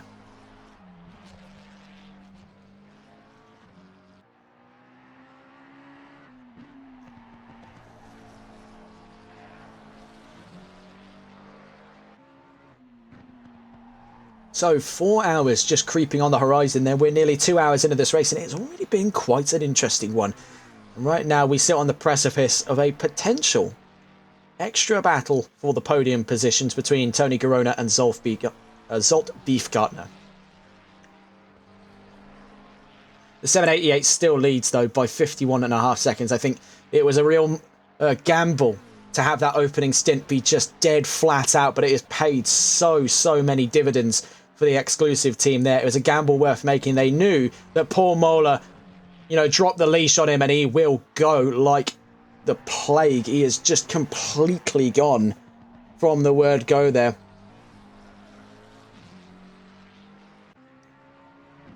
That was a real tactical call then, I had to imagine, from the exclusive team to just give him the green light, saying, you know what, raise hell. We've got very little to lose on this front. We know you're already fast. And I think that was all but solidified by them getting that pole position. They put themselves in the best position in-house to just soar away with the rest of it. They were expecting a stiff attack from the Ferrari, but on the opening straight, going down towards turn one, especially on a track like the Nurburgring, even on the GT circuit, starting posture is not great for the Ferrari. We saw it already struggling with the second row behind it. It was completely swamped in by McLarens. It was ganged up on going into turn one. It's all played very nicely into their hands today. It's been tactical masterclass from the exclusive team, and I think that is sort of one of their major selling points as a team. Is their tacticianry. We see now Beefgartner and Garona joining Becker in the pit lane as we come to the end of that second hour of racing. As we take a look around the field to see where our next fights could be coming from. Oh my, we appear to have a server disconnect, so we'll be back with you in a moment's time. I think this might be an issue on our end, but we'll be back with you in a moment's time.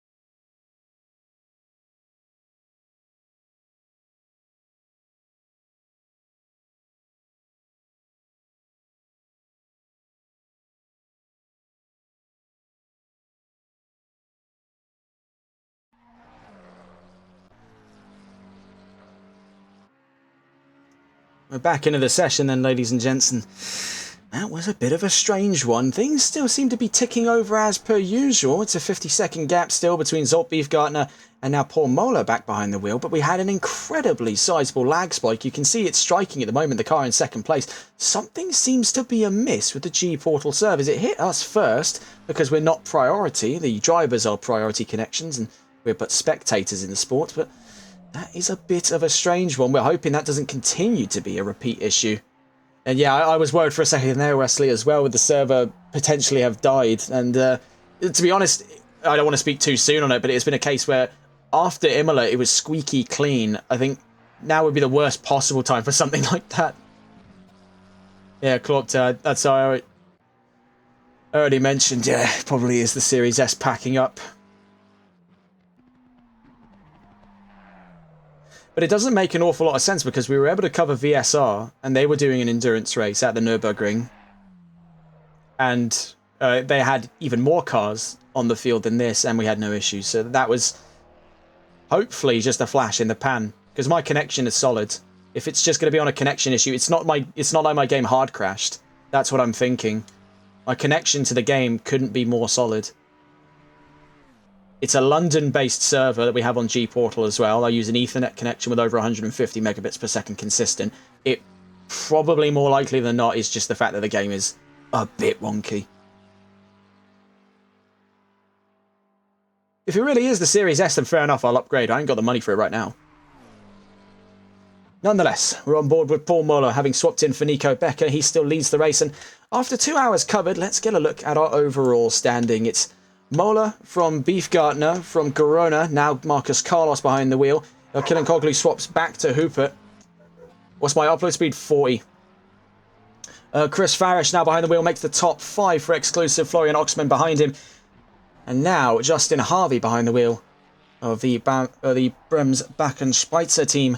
The 880. Archie Bowen now swaps for Toby Cyril, who's behind Kieran Rodd. Teammates of Cass Van Veltzen. They'll be fighting for what looks to be 8th position between the pair of them. Alan Alexander still on the field. Seychas in the pit lane. Bettentrup out in the number 6. He's in 12th position ahead of Nicholas Koenig, who dives for the pit lane. Jaden Webster making his way to the line with false group ahead of Mike Grunert, Scott Milbank, Sander Vesteke and Ben Kiss.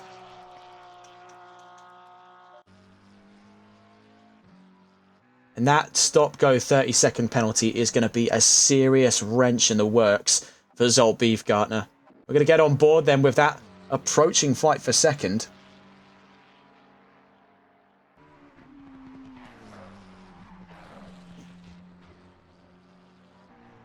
Stay on board that 414. I think we're looking very closely at a potential fight here between Marcus Carlos and Zolt Beefgartner for second place. Now, Zolt's on his second stint going. Marcus Carlos is on to his first stint of this race. So, a fresh mind, fresh set of eyes here. Sharper reflexes, more likely than not, because of it.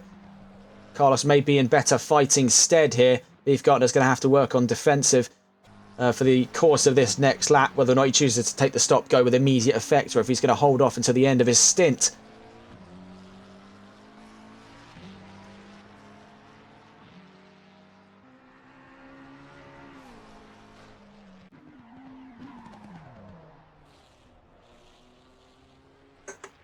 Oh, that was a huge off. I just lowered my drink to see that. That's Zolf Beefgartner. Worst time to take a swig of the drink there. Battling for second on their way down towards that was, by the look of it there on the map, down at Bergwerk. That is one of the worst. No, actually, sorry, not the Bergwerk area. That is down at Kallenhardt.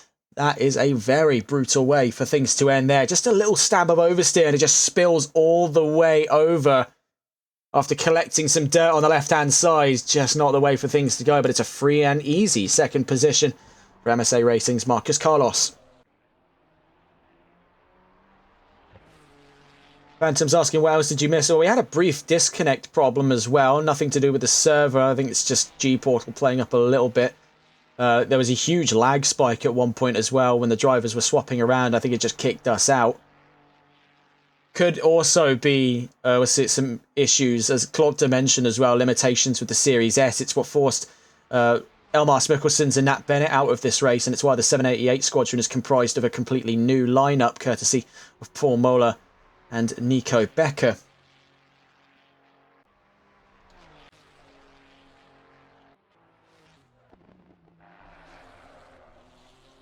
Sander Vesteke there, down towards the line.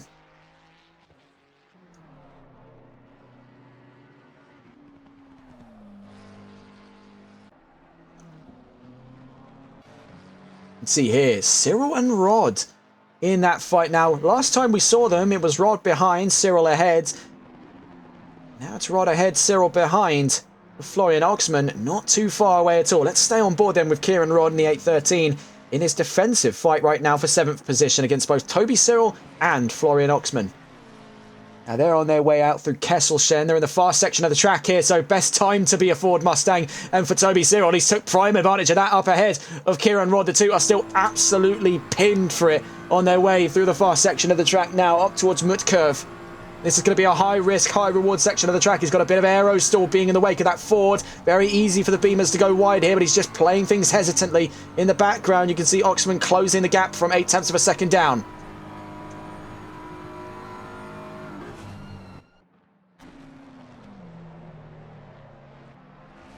Whose style strecker we go. Rod from Oxman now ahead of him. Toby Cyril regains the position. It may be now the consideration for Kieran Rod to play for the defensive fight of 8 for Florian Oxman, so close behind. And with a rough run there in the start of the carousel, it's all but solidifying the battle of 2 in the fight for 8th position over the course of the next coming sector. Heading into hour 3 then, on our way down towards the halfway mark. Things are livening back up again in due time as well. Up through the Hoher 8 down towards Hedvigshor.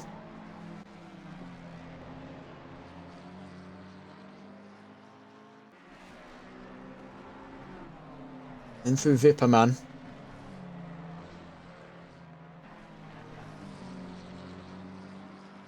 And Bunchen coming up very shortly after Eisbach, or Eschbach. 0.6 of a second behind at the moment, Florian Oxman. Let's try and get on board then with the attacking car. If we can get on board with him in a moment's time there. There's Florian Oxman behind the 787. He's joined by Luca Goenheimer, who we've yet to see this race, but we have seen his teammate Michael Martins. So Goenheimer on a late entry then. We'll potentially see him in the second half of the race at the earliest on the next stint coming. Out through Sprunghurgel, very easy section of the track for our mid-engine cars to lose traction. We saw there with the Ferrari of the Bremsbach and Spreitzer team had a big snap through, especially this second crest here on our way down through Flansgarten 2. And it's just such a roller coaster section of the track here. It's absolutely fantastic to watch.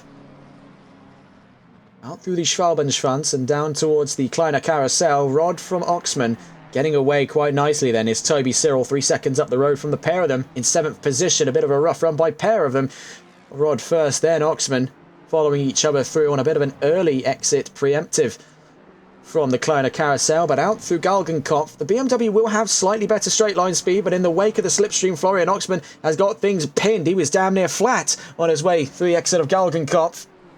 On his way down the Dottinger now, it's side-by-side action between McLaren and BMW. We can see already that Zolf Beefgartner has come into the pits to serve his stop-go 30-second penalty. That's going to drop them back quite a few places. We could be seeing the battle for 7th on the horizon here between these two. As you can see, the BMW starting to gain momentum. That top gear has already been hit, and he's slowly peeling away just by a matter of a few miles an hour. The McLaren can't cut the mustard. So out through Antonio Spucker and down towards Tiergarten. He's going to have to slot back in behind and carry on into the next lap here. So there goes Zolt Beefgartner in the number 30, serving that stop-go. Looks like our duo here in the fight for 8th will quickly now evolve to becoming the fight for 7th position as they cross the start-finish line. And it's still side by side. Florian Oxman has not lost the drive at all to keep things lively in his fight against Kieran Rod. Side by side down into turn 1 of the Yokohama S. And he's kept it pinned, and very nicely done by Florian Oxman to get the position up before we've even left the GT circuit. You can see behind them there, joining them is Zolt Beefgartner after serving that stop-go 30-second penalty. So catching up with these two later on, having a look around the track here. So you saw things were at one point going to get interesting between the 414 and the 30. Obviously back then there was a huge off for the Tempest car. Not an ideal set of conditions for them. Now bear in mind there is still that pressing threat even before the halfway mark of this race of rain on the horizon. Now, it's statistically more likely than not we could see mixed conditions in this race. Whatever mixed conditions necessarily mean, that could be light rain, that could be an absolute thunderstorm on the horizon. Right now, it's looking nice, bright and sunny, but if European weather has told you anything, it can shift on the turn of a coin. So now, through Vidal, we're watching here with Justin Harvey. On a lonely drive there at the back of that top five. Marcus Carlos is closing the gap to Paul Mola. Try as he may, he's still just over a minute down the road from the leading 788. To give some context there, looking at it on the map, where the 788 has already made its way through Kallenhardt, Carlos is just making his way down towards Arenberg. That really does give some perspective of just the distance between these two at this leg of the race.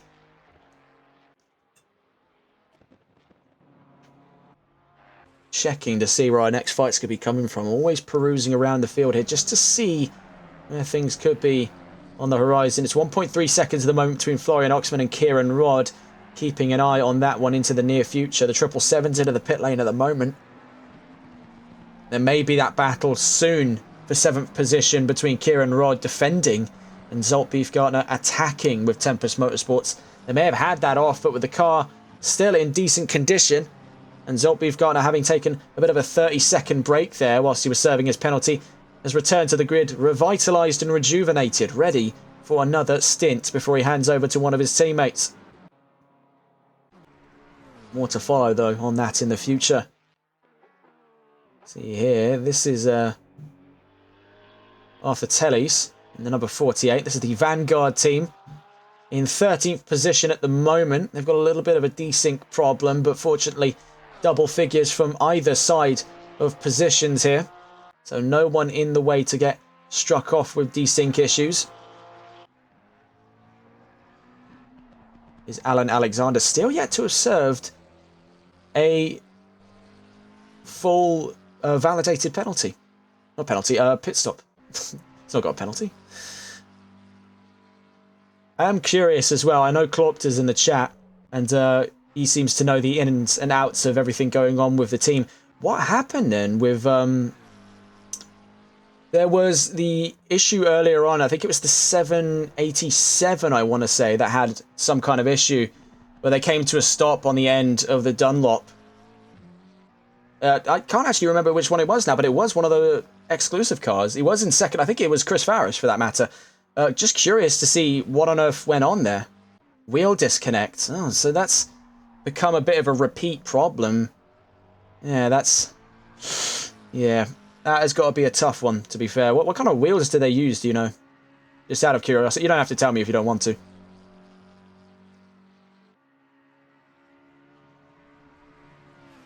Because I've heard of wheel connectivity issues with, I think it was Moser that I heard a lot of issues out of, but I'm not 100% sure. I don't have one. Stay on board here with Chris Farish.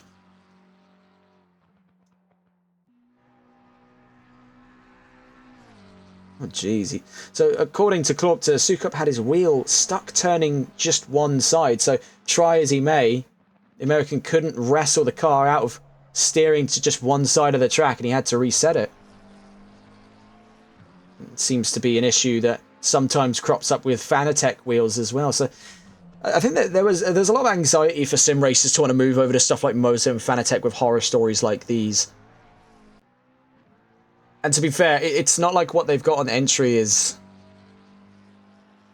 it's not like what they've got on entry is particularly that great either. I mean, I use a Logitech G920, and I'm pretty sure at the age that it is now, if I try and do anything on, say, Dirt Rally 2.0, it's going to send the gears out through the top of the wheel. It's a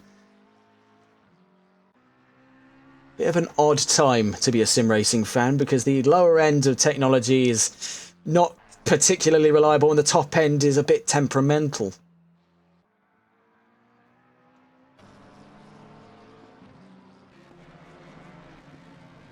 Checking in around the field. Now, we had the notion for some time that there was going to be a bit of a battle on the horizon with Zolt Beefgartner in pursuit of Toby Cyril. He's already up and ahead of Kieran Rodd.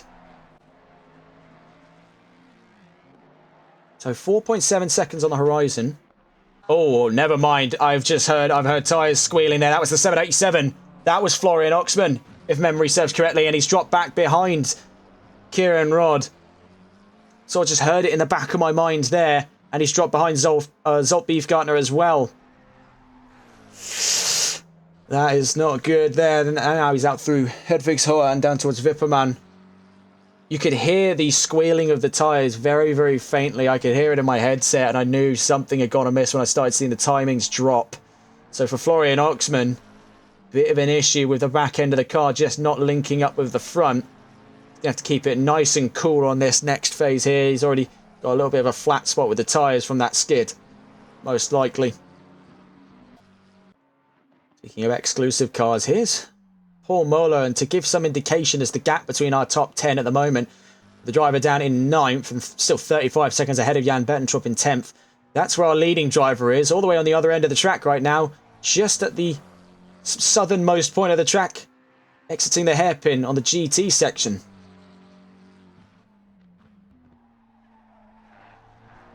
Up through the Schumacher S as we go then.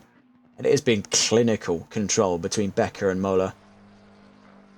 Had you need any indication as to what exactly has led to their championship bid, it has been a massive moving parts in the great XCL machine that has forged a vehicle like the 788 into life, that has created the lineups that it had in the races that their hardware could handle. It was the pairing of Mikkelsons and Bennett, and now when stuff gets tough, when you need a heavy-duty crew, you've got Moeller and Becker, and really it's been a case where that 788 has been forged to perfection over the course of this championship. Now, some teams could possibly argue that too many driver swaps were involved over the course of the season, but that seems to be the modus operandi of Exclusive, is putting drivers where they need to be. The cars are the permanent fixture, the drivers are the interchangeable aspect. No two dissimilar to setups. It's whichever driver needs what and what driver needs to be where.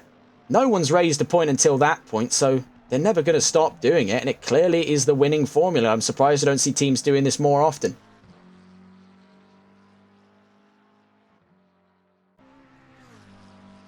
Claupton mentions as well, they're also with 3 cars in Owned as well. So really quite spread thin, but still functioning as fine as ever, really. And watching their sort of comeback story from the end of GHR, we've been following Exclusive as a team for some time.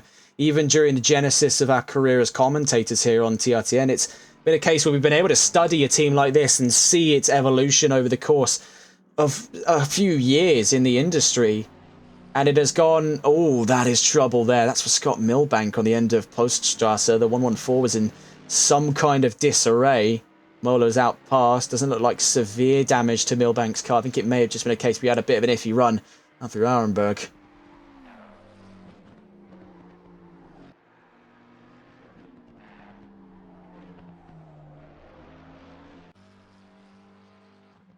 Having a look around the field, there's Milbank. Now, we wanted to try and confirm the damages. We couldn't see it from this distance. We're going to try and get up close and personal. You can see no steering damage, and aero's a little bit dinged up, but nowhere near the extreme damage that 114 has been through. I mean, that is a properly war-torn machine, that Mercedes. It has been through the works over the course of the last 2 hours and 15 minutes. Having a look around the field, we wanted to catch back up then with what the developing process was between Rod and Beefgartner, and here we are. Toby Cyril's up and ahead of Kieran Rod, and Zolt Beefgartner is closing the gap to the Australian in the 8.13. We'll stay on board with them then. We're in the fight for 7th.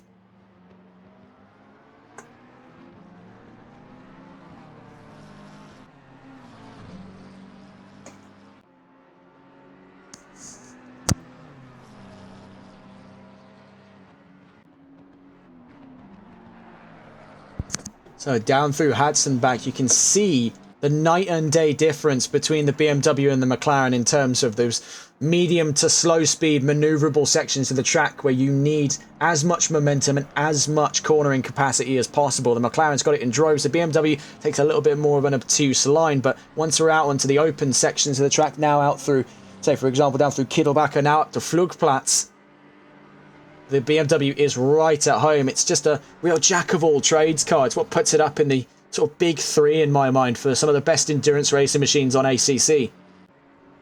Now, it's a fundamentally different story when you move over to something like iRacing, because it's a different kettle of fish entirely. As far as things are concerned here on ACC, you're definitely looking at least 2 of the 3 cars inside the big 3. It is no secret as to what made these 2 so unimaginably popular on release. For starters, the BMW was free, and I'm pretty sure the McLaren was too. So it already attracts people not willing to buy a DLC on cars that could be potentially out of the meta. Not only that, the amount of support these vehicles have on places like Go Setups and Hymo and all of the various free sources as well is just fantastic. Actually, Go Setups might be iRacing. I might be wrong on that, but it's besides the point. The point I'm trying to prove is the amount of post-launch support both the BMW and the McLaren received from various different setup outlets, paid and unpaid, has been innumerably high compared to the rest of the field. Ferrari has but a fraction of that on the McLaren and the BMW by nature of the fact that it was a DLC car released with the 2023 Challengers Pack alongside the Lamborghini and the Porsche. These 2 have been sort of the crown children of GT3 on Assetto Corsa Competizione, because it got picked up almost instantly.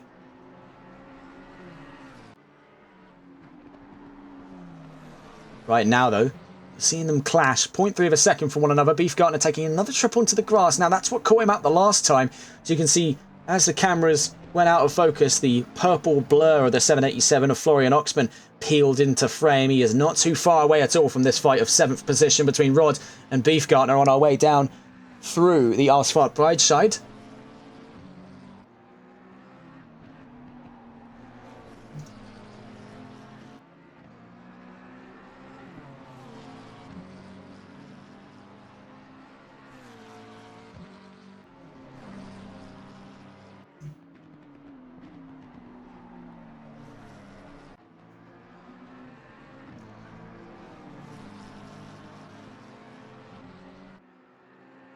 So out through Bergwerk, down through Kesselchen now, another sort of relatively open-ended, high-speed section of the track. We go barreling down, nearly 2 abreast by the looks of it. Beefgartner is looking for a line around Rod, but Rod's covering him off. He's holding centre mass of the road at the moment. This is the perfect defence strategy for the BMW. It's a wide back end. It's got plenty of room to cover in this very narrow section of the track now. As we head towards Mutkurv and Klostertal, what is the going rate between McLaren and BMW on our way down to a Stylestrecker? Beefgartner in a hot pursuit. What is he going to try and do down to a Stylestrecker? He's just got nothing in it to try and get side by side just yet with the BMW. He may have his next available chance on our way down the Dottinger. He may be hoping for something even earlier than then. Right now, he's going to hold on tight through the carousel. Very easy to suffer understeer there, especially when following as close as Beefgartner is. He's really tucked it in and is keeping very close ground to Kieran Rod. We're going to get on board then with Beefgartner's perspective, if we can. See here, Zolt Beefgartner in the number 30 Tempest Motorsports car. Well, it's been a very inspiring story from this team. They're 3rd in the championship at the moment and lead in the independents in the team's championship. It's been a 1-car show from these 3, and also appearances from Connor Letford over the course of this entire season. They ought to be incredibly proud of themselves for really sticking it to the larger teams by being such a consistent presence in the top 10. Right now, we're seeing them, amidst difficulties in the opening half, fight for 7th against Euro Titans Kieran Rod and Cas van Veltzen as we're out through Brunschen.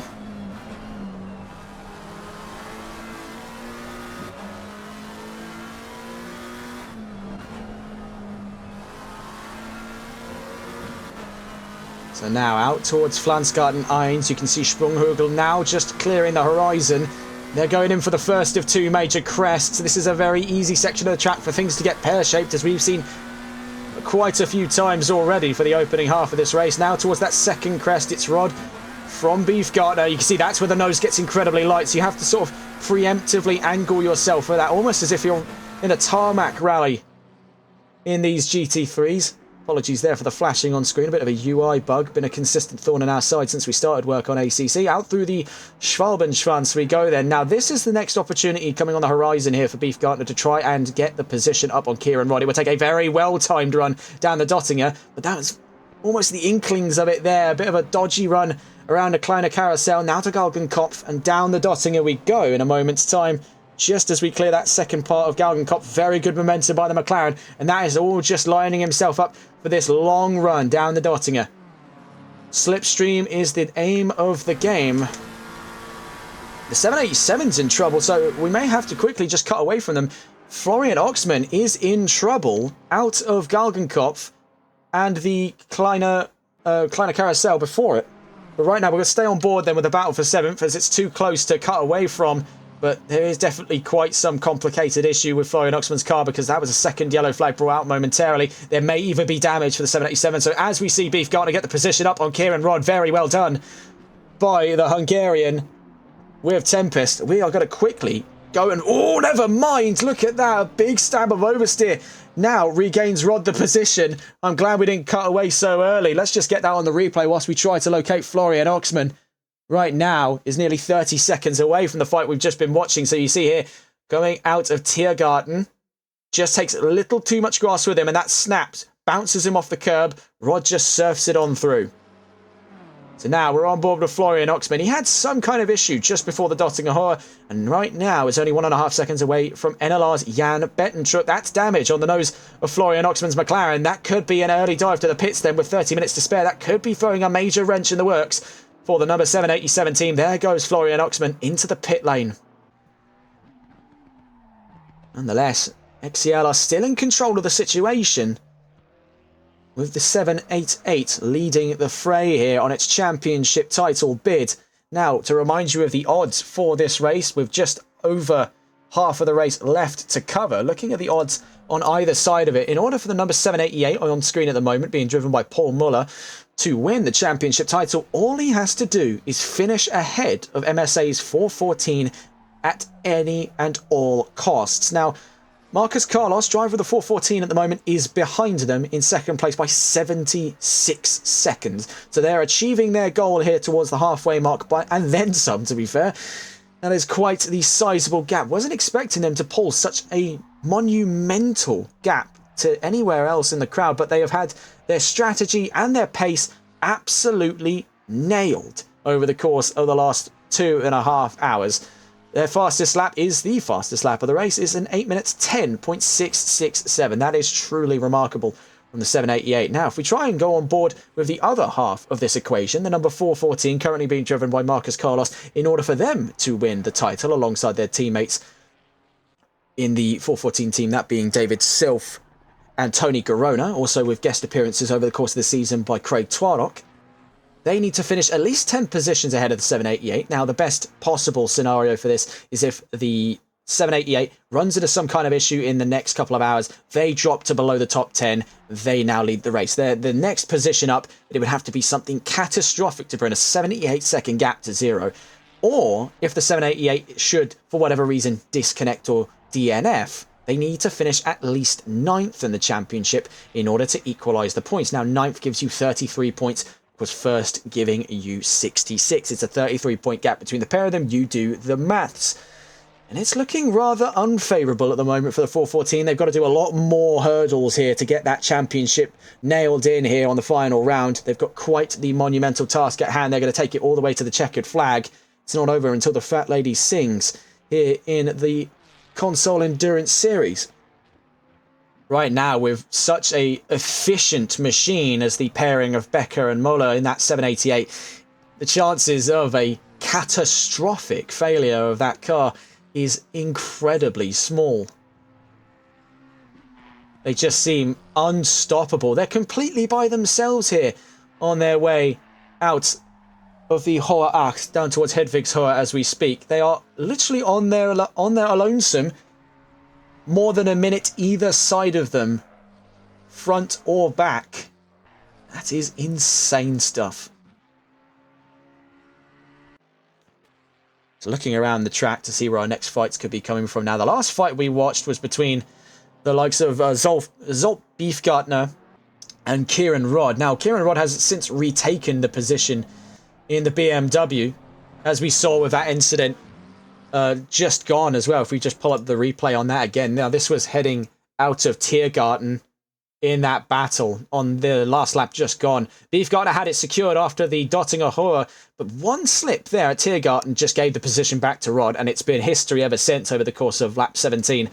Between these two, it's been in the court of the Australian to play for here for 7th position. He's now got quite a sizable gap, 1.4, nearly 1.5 seconds here as we head down towards the Ausfahrt Breitscheid here in the middle sector of the Nordschleife. It's been very, very strong performance from the pairing.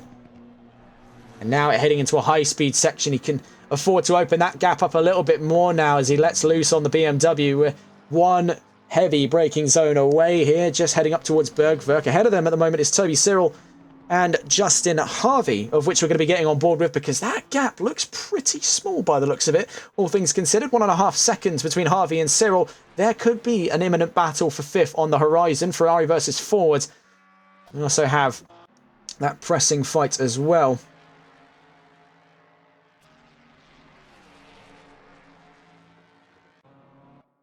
You can see here a quick snap between our two battles at hand. Now this is massively reignited between Rod and Beefgartner. We'll stay on board with the 813. We're now firmly back into the fight for 7th position, just like last lap. And this was the area of the track that Beefgartner was gaining quite some ground on Rod on his way down towards Steilstrecke. He was formulating a plan. How exactly does he go about attacking the BMW? We're now going to watch this from the perspective of the defending car of the two.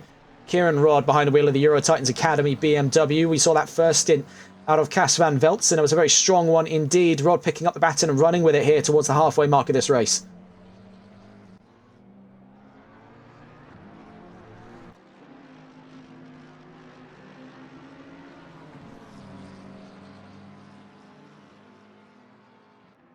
So now heading up towards the Hohe Acht.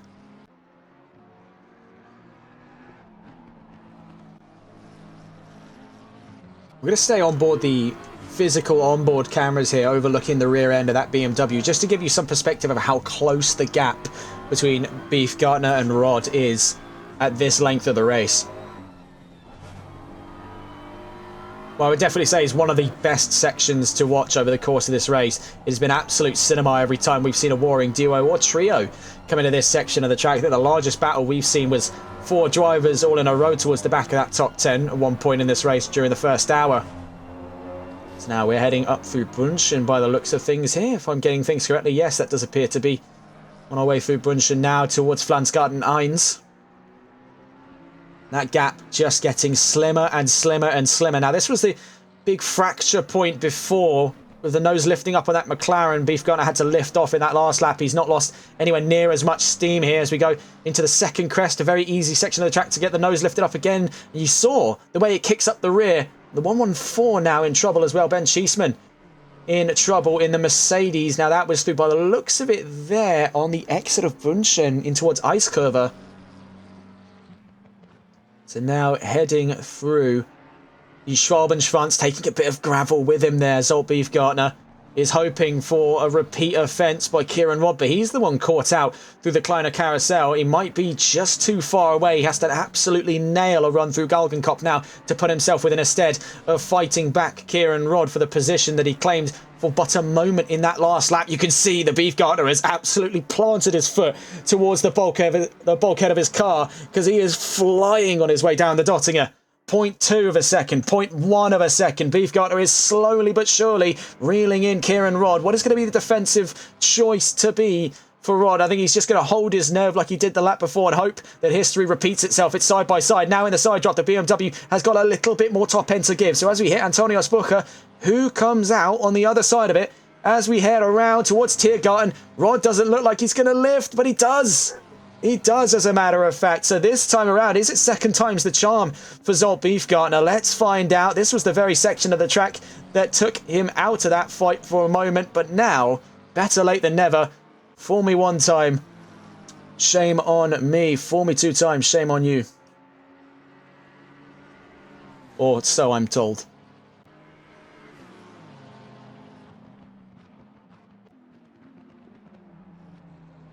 Down through turn 1 into the Yokohama as we go then. It has been a very captivating battle between these two inside the top 10. We're going to get on board then with the complementary battle inside that top 10. And that's Toby Cyril versus Justin Harvey. Now, Cyril's up ahead of Harvey now into the top 5. Now, K1 achieving their goal before the midway mark of reclaiming their qualifying position. And that's sort of a bit of a mix of emotions for the K1 paddock, because in the same strength that Cyril and Bowen have reclaimed the top 5, the 114 is in even further trouble. The water only getting deeper for them as we hit the midway.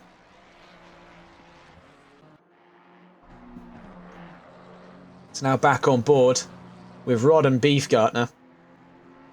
Now, it is going to be difficult with Rod now on the sort of backhand of this lap coming up on lap 18. The BMW, we know, is pound for pound less manoeuvrable in this instance than the McLaren in front of it. It's going to be a case here where Rod's really going to have to lick the stamp and send it. In those higher speed sections, especially coming out of Hudson back towards the Hoheneichen and Kittelbacher Hohe sections before Flugplatz and Schwedenkreuz, is going to be one of his first, if any, areas of the track where he's going to be able to properly fight back Zsolt Beefgartner's McLaren. Just quickly checking in, Toby Cyril and Justin Harvey now settling into a rhythm here at the Hatzenbach on their way up through the Nordschleife. We'll catch up with these guys in a moment's time as we check around to see where our next fights could be coming from. To see here, Jaden Webster slowly gaining ground on Florian Oxman in the 787. McLaren's not done particularly well to find its way out of 11th position, but if we're looking at things here, that is because of the damage on the nose after his incident a few laps ago whilst we were watching the fight between Tempest and Euro Titans.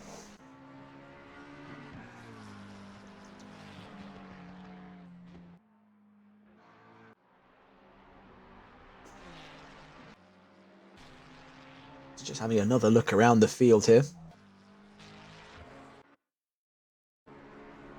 See, this is Zsolt Beefgartner now with Tempest Motorsports.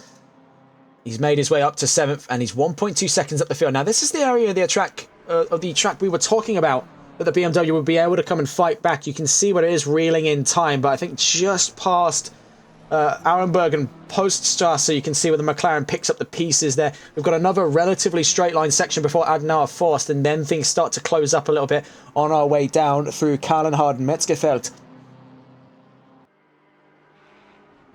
So here we go on the perilous run up through Adenauer Forst. Very easy for things to come undone in this deceptively tight section of the track. You can see just around the 1 second mark is Kieran Rod from Zsolt Beefgartner in that potential reignition of the fight for 7th position.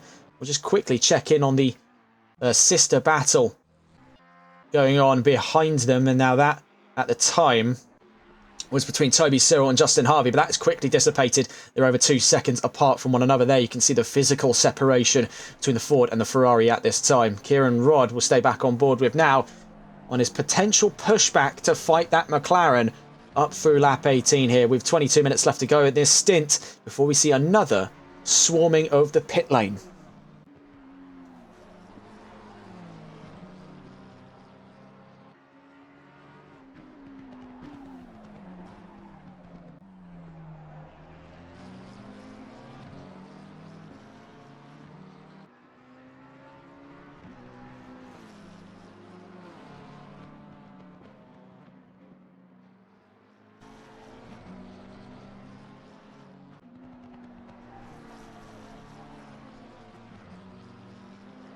But whilst we've got a little break in our broadcasting, we'd like to remind you of our sponsors. Of course, it wouldn't be possible to bring to you these performances week in, week out here on NLRL were it not for the support of our sponsors at Marois Heavy Transport Incorporated, oversized cargo and trucking logistics specialists of Quebec.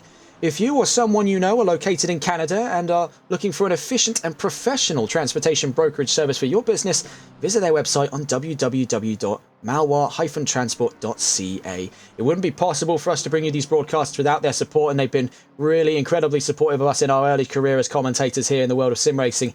We couldn't have done it without their support. They are a fantastic bunch to work with.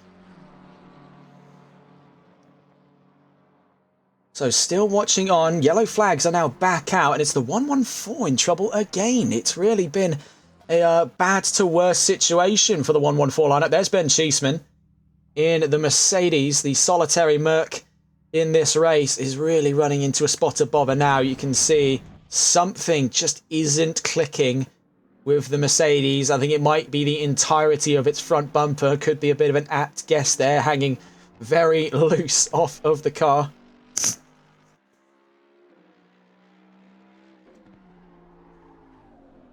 We're back into temporary green flags, but drivers approaching that, namely the 787 and the 296, are advised to keep very stiff caution about them.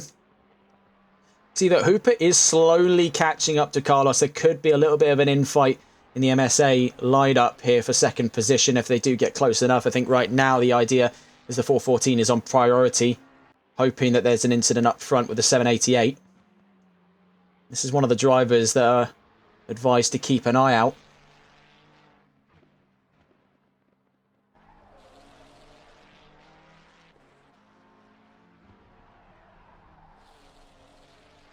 Klopped in chat asking, can you contact me for sponsoring? Yeah, well, we'll try and get in touch with you after the stream. Widely depends on what we've got available sponsorship positions outside of what's our primary. But that's not for discussion on the stream. I'll let you know at a later time.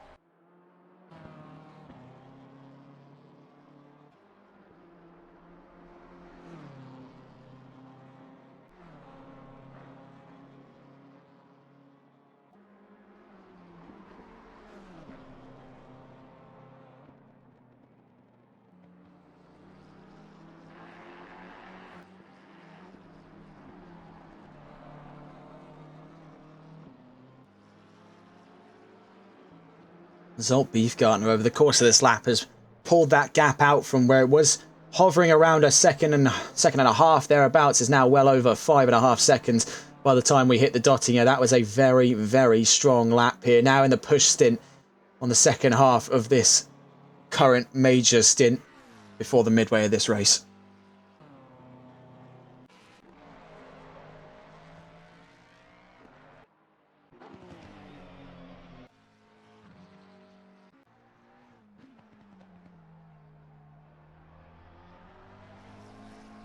See minor damages on that 789 Farish and Sukup, even battling against technical difficulties with their hardware, are still in a confident top 5 position, hitting the midway mark of this race. So for all intents and purposes, Exclusive's strategy of attempting to dominate that top 10 is still partially working, namely based on the fact that if you look on that map on the left-hand side, just the gap between the 788 and the rest of the field there should be any indication that their tactics coming into this race are absolutely working. I think it also stands a testament to just the absolute raw pace that the 788 lineup has. Around the field here, here's Florian Oxman just dodging Ben Cheeseman, bringing out the yellow flags again, even further confounded issues for the 114. 296 just having gotten clear there. Jaden Webster didn't find himself in any immediate trouble getting past the Mercedes. See that Oxman still dealing with damage. For the time being is just slightly out of that top 10. I think after one more run through the pits could potentially recover it. You can see here that the two MSAs have been reunited, so we're looking at a battle for second. And quickly wraps itself up by the time we hit Flugplatz. As hitting a bit of grass there, Hupert keeps his nerve in this high-intensity section of the track. Hupert's now up to second, Carlos down to third. Now, I could potentially see what strategy they're attempting to cook up here. With Hupert having a little bit more longevity in his car at the moment, we know the Ferrari is a bit of a hypermiler when it comes to fuel economy and when it comes to tyre preservation. Could it be a case where maybe by giving them a little bit of extra help here, by having Hupert out in front, and cane the wheels off of that McLaren could give them a few extra seconds up towards the next couple of pit stops? And it is a bit of a cheeky strategy, but it's not uncommon to see something like this in the world of motorsports. We'll stay on board with these two, and we'll be back in just a moment's time.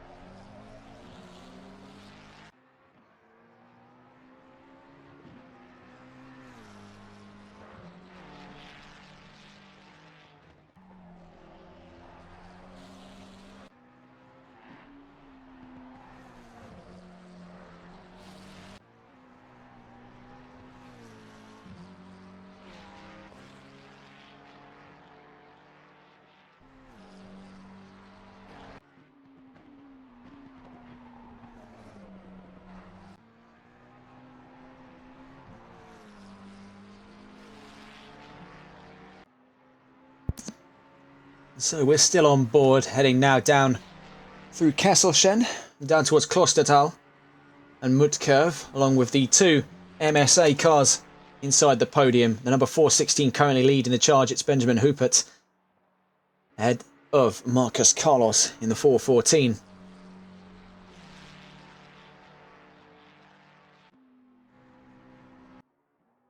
You can see then the 114 is back into the pits and being repaired for, I believe, the third time this race. It has been quite a challenge for the 114 team. That Mercedes just doesn't seem to have fit in, whether by setup or whether by track affinity between these drivers. This may have proven to be one step too close for the 114 team.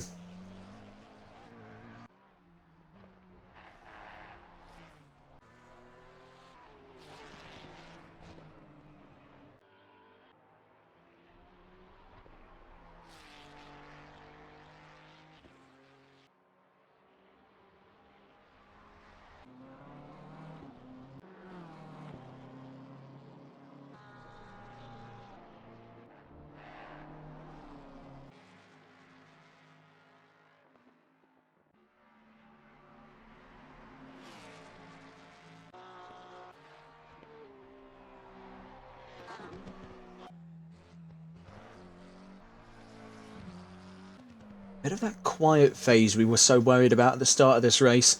Now the gap between Kieran Rodd and Zolt Beefgartner, which has been amongst our liveliest battles here in the second hour, the third hour, sorry, I should say, of racing today, is starting to quiet down. It's 5.3 seconds. Doesn't show any immediate signs of a massive reduction. That could definitely help it. There's Beefgartner into the wall, meeting the Armco barriers head on. That was definitely the one thing we were waiting for. And very quickly up a position then is Kieran Rodd, capitalising on the mistake there of Zolt Beefgartner. Into the wall, just a little touch of grass. That's all it takes with these GT3s. They are very sensitive machines for his efforts. Kieran Rodd has gained a position up to 7th. That gap now back in his favour by 4.1 seconds. Now bear in mind, Zolt Beefgartner is going to be dealing with a little bit, if not quite a bit, of front aero damage because of that hit against the Armco barrier. It's whether or not now he can reel in the gap. You can see it's sitting quite comfortably around sort of the low 4, high 3 deficit between himself and Kieran Rodd. That's only going to be made worse once that damaged aero starts generating excessive nose drag down at the Dottinger Hoa. It's going to decrease what is already his limited straight line speed against the BMW down to an even worse deficit.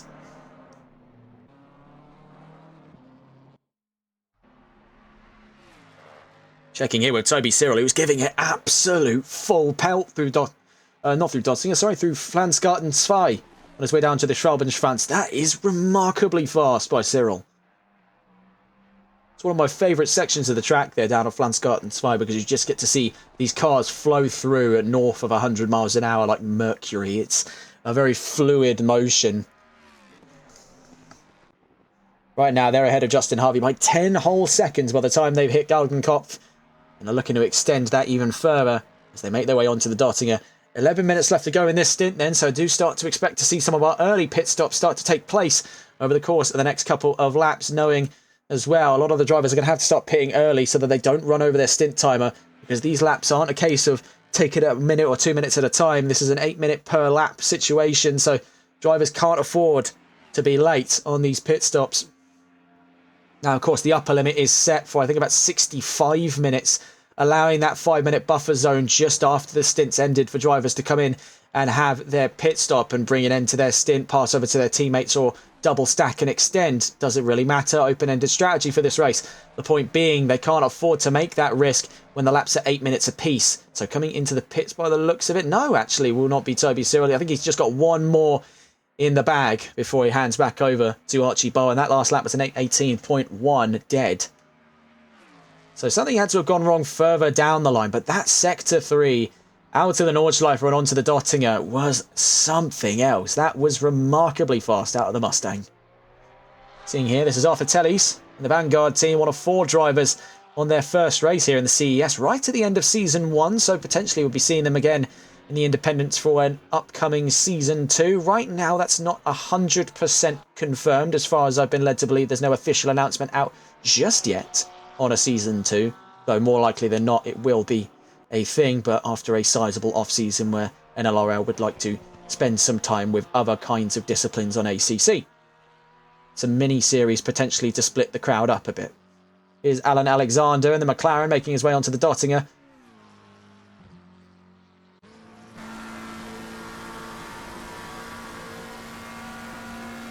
Just rattling its way along. And this is just about the area here. I think coming up on the right-hand side is where the Touristenfahrten begins. That's the tourist building where you can come out, run what you brung sort of situation, bring your car out onto the track, and it starts just around here before Antonius Bucher, the tourist, runs at the Nordschleife. Of course, one of its major attracting factors is a racetrack in between its major events like the N24. It hosts these open day events where people can just come along, bring whatever. We've seen vans, we've seen hatchbacks, we've seen sports cars, we've seen track day cars, all myriad of things run at this track. We do have a yellow flag though, and that is for, as we just seen Chris Farish pass, Hans Hussen in the 223 Fatch GT car. Ran into a spot of bother down through Hatzenbachs just before the Kittelbacher Hohe at Flugplatz.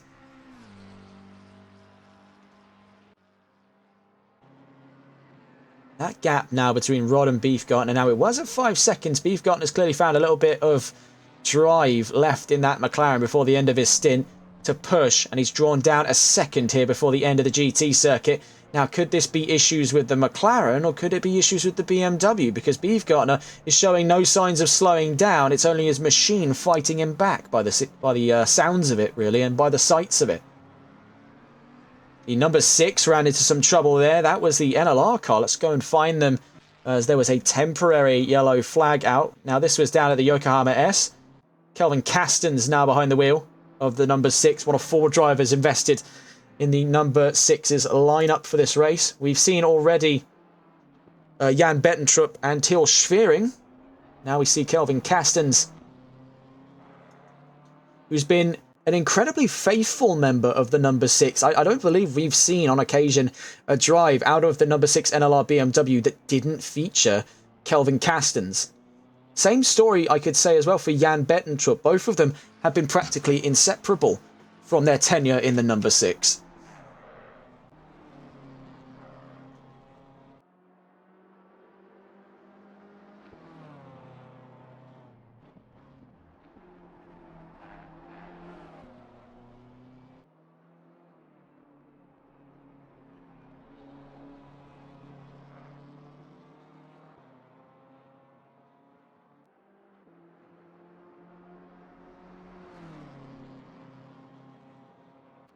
Down towards the Vidal chicane.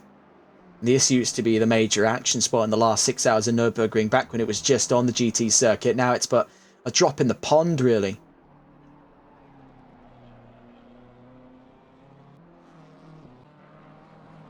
There's Kieran Rodd. Zolt Beefgartner now out by 1.5 seconds from his previous gap. He was sitting there at the 4-second margin. And now that we're on our way down towards, by the looks of it here, Kahlenhardt, just out through Metzgerfeld, it's back up to just over 5 seconds. 6 minutes left to go then in this stint. Do expect to see the bulk of our pit stop runs very, very shortly. Most of the drivers now lapping the track are considering what their options are coming into the pit lane at the end. Looking furthest up the order, the 788 will be the first one to start making those executive decisions on the grid. They're next towards the line. Currently in the pit lane is still the 777 of Tom Breuer in the 777 NRW car.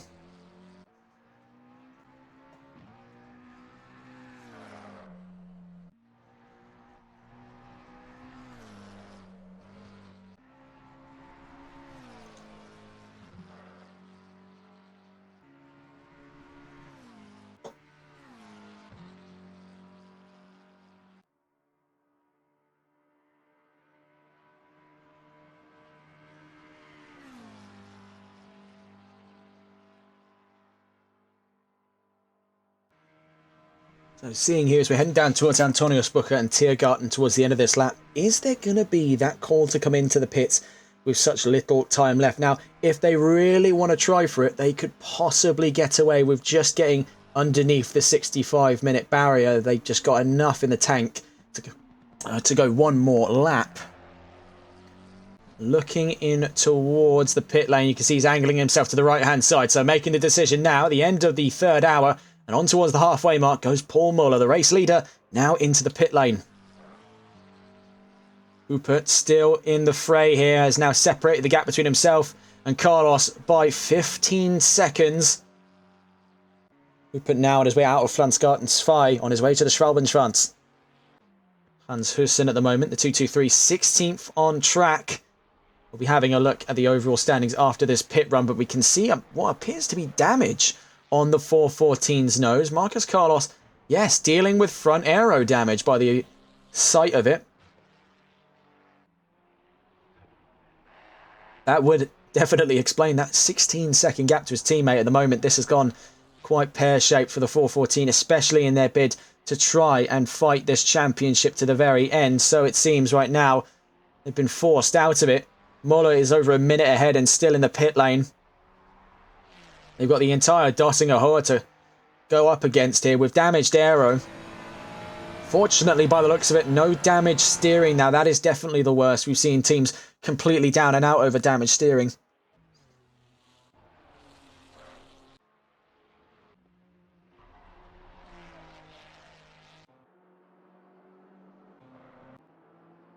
That gap now between Beefgartner and Rod, that is solidified. That was double now from what we saw it last time. It was 5 seconds, it's now over 10. We're looking into the 11-second bracket.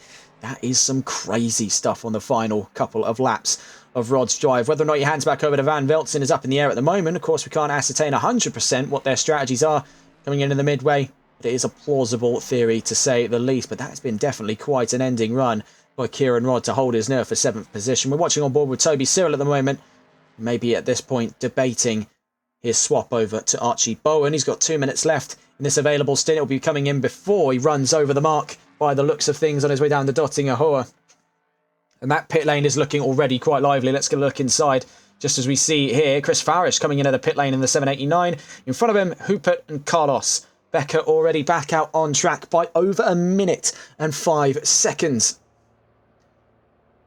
There's our third car into the pit lane.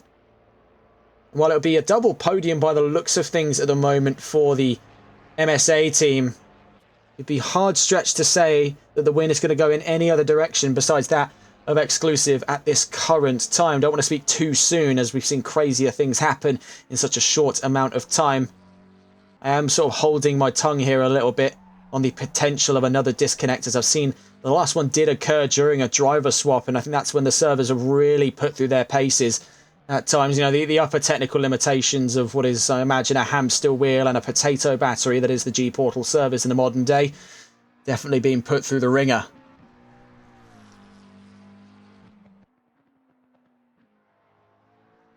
This is Ilkea killing Coglu then, swapping in for Hupert, and now leading the charge for MSA from 2nd position. They're 88 seconds away from Nico Becker, who is dominating this field in the final round of the championship.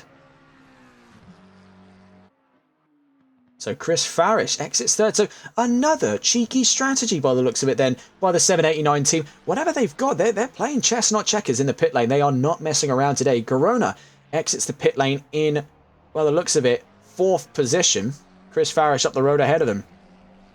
It is very cunning stuff. Out to the 789 team.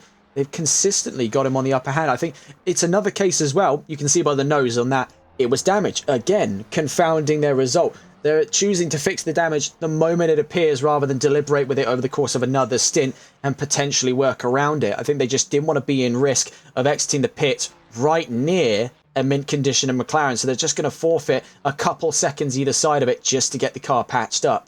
But whatever it is, I mean, it's this negligence to want to do crazy, insane repairs on the car that is giving the 789 a consistent leg up. We can see here the former battle attendees for 7th position. There's Kieran Rod and Zolt Beefgartner now being separated from one another from inside the pit lane. You can see as well that Marvin Hoffman, who's now up a position into the just at the back and outside of the top 5, has got a stop-go 30-second penalty. So trouble on the horizon for the Bremsbach and Spreitzer team, the number 880, the privateers that have only joined us just now in this final round of the championship, potentially to see them in the future. And just over the halfway mark of the race, with people still running around the pits, not 100% sure that our data is fully up to date. We'll give it a few more minutes for it to fully refresh, just like the last time around that we had a major swap of cars in and out of the pit lane before we recount the overall standings. Recent story then, heading into hour 4, is the stop-go 30 penalty for Marvin Hoffman in the Bremsbach and Spreitzer 880. Garona in third by 3.2 seconds to what appears to be Chris Farish. Actually fourth there, my mistake. You can see there's 2 second place cars there. It's now starting to filter out properly. It seems to be the event horizon for technical capability for Assetto Corsa Competizione in the big 2025 as the Nurburgring Nordschleife.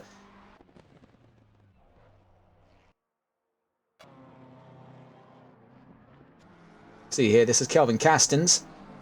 Not a Scooby, really, where his position is. It says 5th. You can see 8th is in front of him. And somehow 6th is also both in front and behind. So the menus are not a particularly great bit of information to go off of until all of it updates in a few minutes. You see Jeannie has returned to us in chat as well, just over the halfway mark into the race. It's looking pretty confident for the MSA duo up towards that top 5. But still a long way to go. Different strategies and that confounded damage over the nose has put Garona behind Farish in 4th position. We can see everything start to update over the course of this section of the track.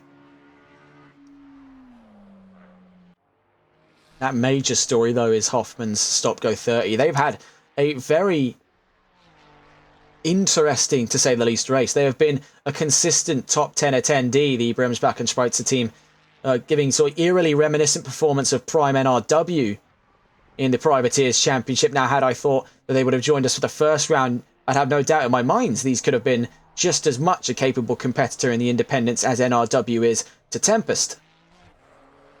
Right now, though, with just under 3 hours left to go, they've got a stop-go 30 to wrangle. That's definitely going to put a bit of a wrench in the works, especially with them being not too far away from Euro Titans' Kieran Rodd and Tempest's Adam Saunders.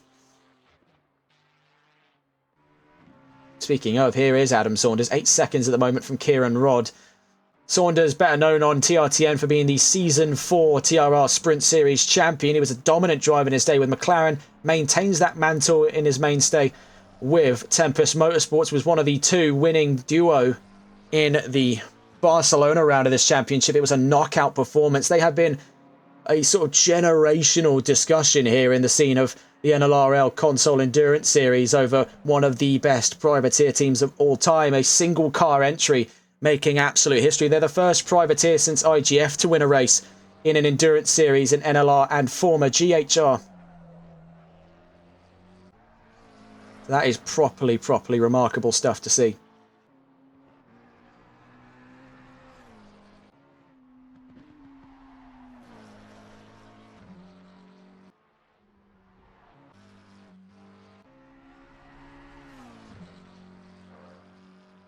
And like clockwork, even after his pit stop run, we're already catching up with Nico Becker on the end of his opening lap. It is a testament to just how fast that pairing is. It is blink and you'll miss it for these two. They have been working away at the front of the pack like clockwork for the last 3 hours and show no signs of slowing down.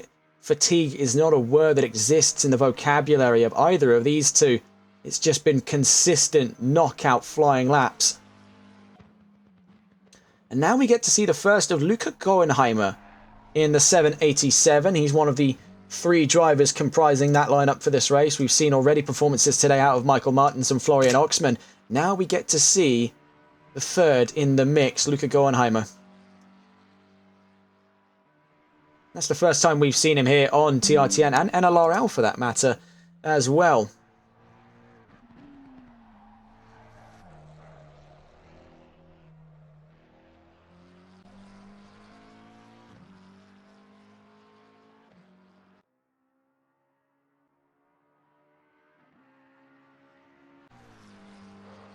Really, though, coming into this hour, we are going to have to wait definitely a little bit here before we get to see the next proper battles on the charts. I think this might be the first of them, and already quite an exciting start. Tony Garona versus Chris Farish. This is in the fight for third. They're out of Sprunghugel and into Flansgarten Zwei here towards the end of their outlaps. Let's stay on board with the 414 of Tony Garona, the Swiss driver, going toe-to-toe now with Chris Farish, the American in the 789 exclusive McLaren in front of them. They're down towards the Schwalbenschwanz as we kick off here in the 4th hour of racing, the battle for third. And already starting things off with a poor exit of Schwalbenschwanz by Farish. Could find his way to the inside, but Farish goes long on the brakes, trying to hold off Tony Garona now. Pound for pound, the McLaren is slightly faster in a straight line. We've explained this point before. Going through Galgenkopf, we must consider as well there is a little bit of a desyncing problem with Tony Garona. We saw it on the left-hand side of our screens heading into the last couple of corners. I think he's acutely aware of this as well. Doesn't want any kind of trouble in regards to desync. But right now, he was side-by-side, now front to rear. The camera's just only adjusting to them now. They're side-by-side on the run down the Dottinger Hohe. This is all for third position here with 2 hours, 53 minutes left to go here at the Nurburgring. And having a slot back in behind Farish. This was the top-end argument I was talking about with the McLaren. It is ever so slightly faster than the Ferrari. So in similar vein to what we see in McLaren versus BMW, which we've seen on a multitude of occasions courtesy of Euro Titans and Tempest Motorsport, it is the same story here now between McLaren and Ferrari. Garona, try as he may, just couldn't get the leg up on Chris Farish.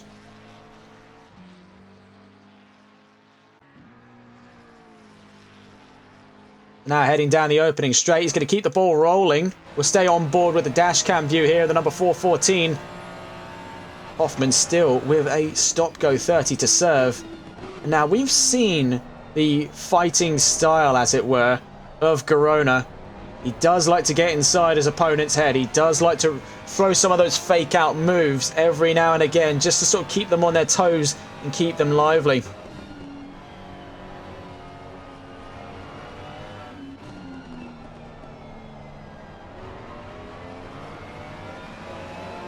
Out through the forward curve, down towards Dunlop.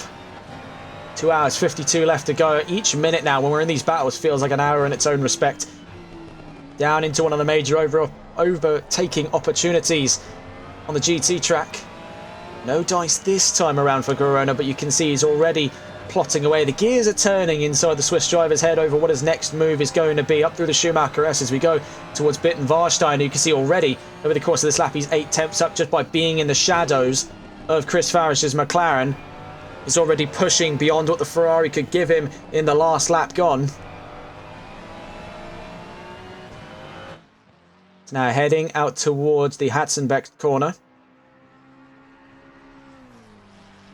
Up towards the Vidal chicane now. He's going to have to bide his time here and wait until after Hatzenbeck's and down into the Kittelbacher on the Nordschleifer section of the track before he has another go for position. Surely he can't find any other place to do so now. It would have to take some kind of mistake in front from Farish to put himself in the position to go for a move. Heading down into Hatzenbach as we begin the Nordschleifer. We'll stay on board the dash here to give you a better perspective through the opening sector of the Nordschleifer. Just how bumpy and undulating this section of the track is. It's so easy to upset the balance on these cars, as we saw just a little bit there. A bit of a nosedive from the Ferrari. He's quickly had to correct that. He scrubbed about a tenth or two off of the McLaren by having to correct the car so it didn't go into the Armcos. So now as we exit Hatzenbach, up through Hoheneichen in the Kittelbacher Hohe. Up towards Flugplatz we go then. We've seen the McLaren lift its nose. What does the Ferrari do? Keeps its nose firmly down there. No issues of aero stall up through that section as we crest Flugplatz. Heading now down towards Schwedenkreuz and Arenberg as we're exiting Kottenborn. You can see where the Ferrari does slowly gain some time back on the McLaren. So out through Schwedenkreuz, is Garona going to commit to something long-winded here? He's just going to keep floating the idea on Farish that one of these days he might go for something a little bit crazy, and he wants to keep him on his toes until he does that.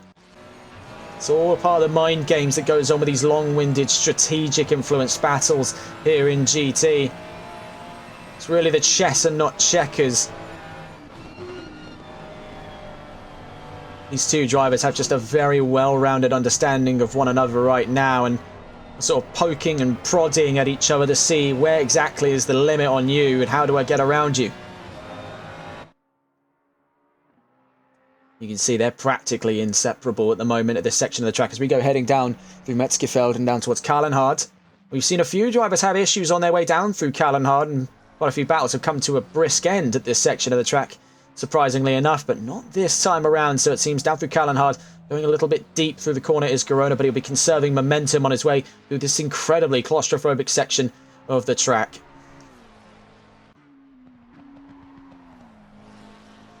We'll be looking towards Versailles in a moment's time. You can see they're just poking his nose out, letting Farish know if he keeps leaving gaps open, one of these days I'm gonna go for it. He's getting inside of his head a little bit there, but Farish has remained completely stoic in the face of these attempts to fool him. So down through the asphalt Breitscheid,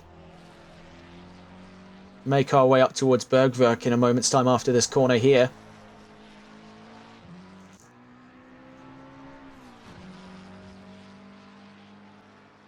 Getting closer and closer and closer. Is the next available opportunity really going to be down through Kesselchen and Mutkurv in a very high intensity section of the track? One that which the McLaren would on paper have the premier advantage. Garona's going to give it a very good go, and Revolution does not come without risk. If he wants to get up into that position, he's really going to have to make something fly here that's a little bit out of left field. You can see the McLaren pulling away though initially, staying in the aero wake. He's punching a hole in the slipstream, Farish, giving Garona just a few extra tenths per lap. Right now, he's up 3.4 seconds over his personal best, so this is flying form for the 414 team. Getting Garona in the seat was just what they needed. Out through Mutkurv, narrowly avoids the wall. That seems to have been a consistent theme here. Drivers really licking the stamp and sending it, giving it the full Sterling Moss, as it were, through that section of the track. Out through Stahlstrecke and down towards Carousel. Let's see how these two tackle it when there are practically nothing between each other. Down we go. You see, sort of just hooking the wheel on the inside there to give extra rotation. Those two, textbook example of that, even with a little bit of desync on both sides there. Up towards the Hohe Acht. Now into my favourite section of the track here.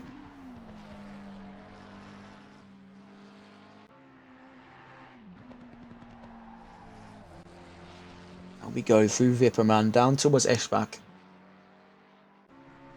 There, Wipperman. Oh, never mind. We're actually at Hedvigshøj at the moment. My mistake. Now we're at Wipperman and down towards Eschbach.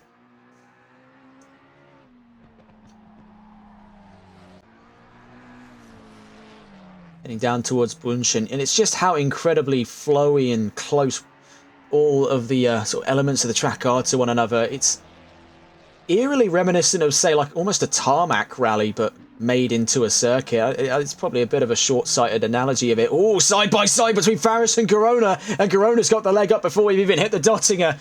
That was a bit of a risky one there, but was waiting for his opportunity. Having a look at it, they did get very close to some kind of contact. Now, this was heading out of Ice Curve in towards Flansgarten 1. Here, Farish had a bit of a stab and had to just correct it by jumping over the curb. You can make the argument potentially on paper if we just go back to around about after they exit Ice Curve. There was never going to be the space left by Garona, but I think he was just acutely aware of the fact that by that point he had already elected to gun it solo and just go straight on. But confusingly enough, oh my words, into the wall there goes Tony Garona. Confusingly enough, the 789 of Farish is back up ahead after all things said and done. So I think Garona did give the position back, but things have gone pear-shaped for him. That's definitely not what he was hoping to see. I was almost confused for a moment there because I thought that we had just completely lost the 789, but no, if we review that incident again, we just go and check back through. This was between Farish and Garona. I think after that point, either there was some contact that we just weren't able to capture. You can see they're having a cut over. Didn't look like anything crazy. I think maybe even have been some kind of incident down through the Sprunghurgel, but we just didn't capture that whilst we were checking out this replay. But now it's 11 seconds between Farish and Garona. Garona's going to have to look at potentially going into the pit lane. So things have gone from bad to worse there. And let's see what the MSA decides to do on the end of this lap. Angling towards the right-hand side. Is it a look into the pit lane for them? No, it's not. They're going to go strong down across the start-finish line to start lap 23 of this race. We'll catch up with them later on. I want to try and check to see where our nearest battles are coming from. Did we see that there? It must look like a bit of oversteer from Mashk. Well saved.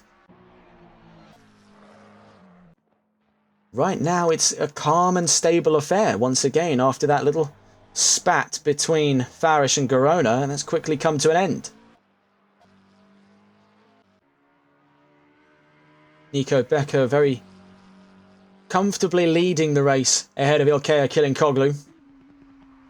97-second gap, a minute and a half between himself and the nearest MSA.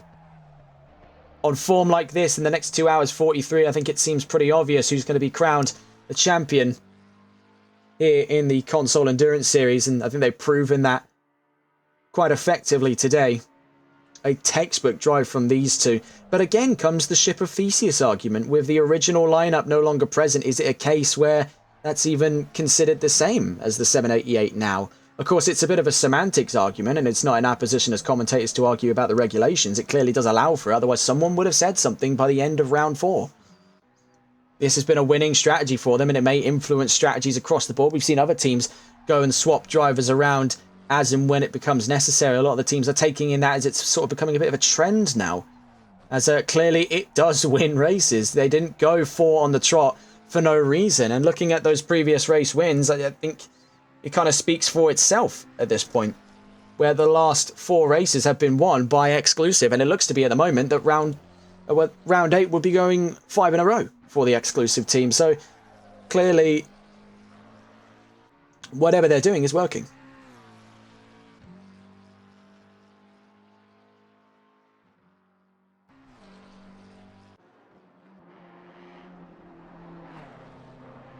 Kieran Rod and Adam Saunders separated by 2.6 seconds up the Schumacher S's. There could be a battle between those two in the imminent future. We can see a little bit of damage on the nose of the number 30, so we'll be contending against that. We'll see exactly what the pronounced effect of it is as we hit the Nordschleife section in a few corners' time. Right now, we're heading around what looks to be Bitten Warstein, on our way towards Sector 3 of the GT circuit, and on our way out of Sector 1 of the entire N24 layout.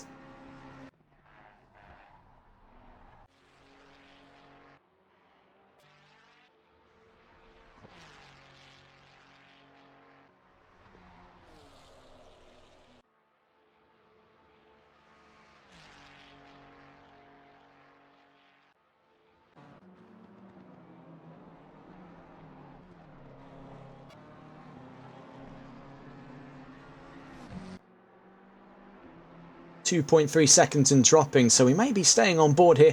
What looks to be yet again the reignited fight between Tempest and Euro Titans inside the top 10 as we're in through the Hatzenbach section of the Nurburgring Nordschleife. If you're joining us now, we're in the final round of the NLRL Console Endurance Series. With about 2 hours 41 minutes left to go of what has been a 6-hour race. It's been a dominant flourish so far by the exclusive number 788, which has led the race by over 90 seconds. We're watching right now in what looks to be the brewings of a fight for 6th between Euro Titans' Kieran Rod and Tempest Motorsports' Adam Saunders. Staying on board with these two at the moment. Tyler Vermack in chat asking, what do you think about tomorrow's race? Well, I'm thoroughly looking forward to it. Already to start things off, not only has it been a fantastic championship, infinitesimal gap between the front row. I think that was out to about 10 points after Le Castellet with Jason Bush's win last Sunday. We're also heading to Silverstone, and as someone who's lived no more than 30 minutes away from Silverstone my entire life, it is a fantastic thing to see. I've worked on and off at Silverstone for years. It's practically become like my second home away from home. And to see the Sunday League return there it was fantastic when I saw it on the calendar. It was a bit of a shame that I had to wait so long. Of course, 8 weeks in, better late than never. And that's going to be a fantastic round tomorrow. For those of you curious and just tuning in for the first time, we're discussing the Sunday League as well, which is the sister series of the Console Endurance Series, runs every Sunday, with round 8 coming up tomorrow, round 9 and 10 over the course of the next fortnight before the end of Season 2. It's been a fantastic season thus far for Jason Bush, the American looking to become the first American champion after becoming the first American winner in South Africa only a few rounds ago.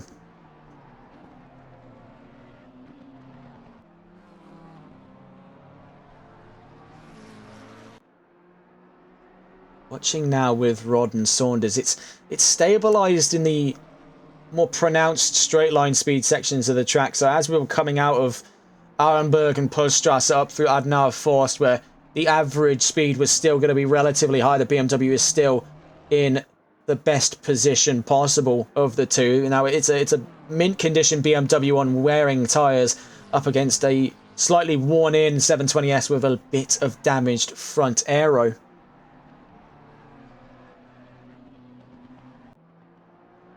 That's been floating around 3 to 2.5 seconds on most occasions. I think that's only going to continue to close down, especially after we're out through Carousel and into the much more technical final section of the Nurburgring before we hit the Dottinger Hohe. So we're staying on board with these two at the moment. We'll have a quick look around before we get back in with them. We can see this is Moises Castillo in 14th position with the Vanguard team just making their way into the pit lane now. Been a remarkable story today by them. They've had their brief experiences inside the top 10. Things have gone a little bit pear-shaped here and there, but for what is an opening performance for the newcomer team from Brazil, they have put on a rather nice show as a privateer entry. And the same story could be said if we can go and find them around here someplace. I know they're here is Marvin Hoffman with the Bremsbach and Schweitzer team, the number 880. Both of them have been delightful entries into the Independence Championship.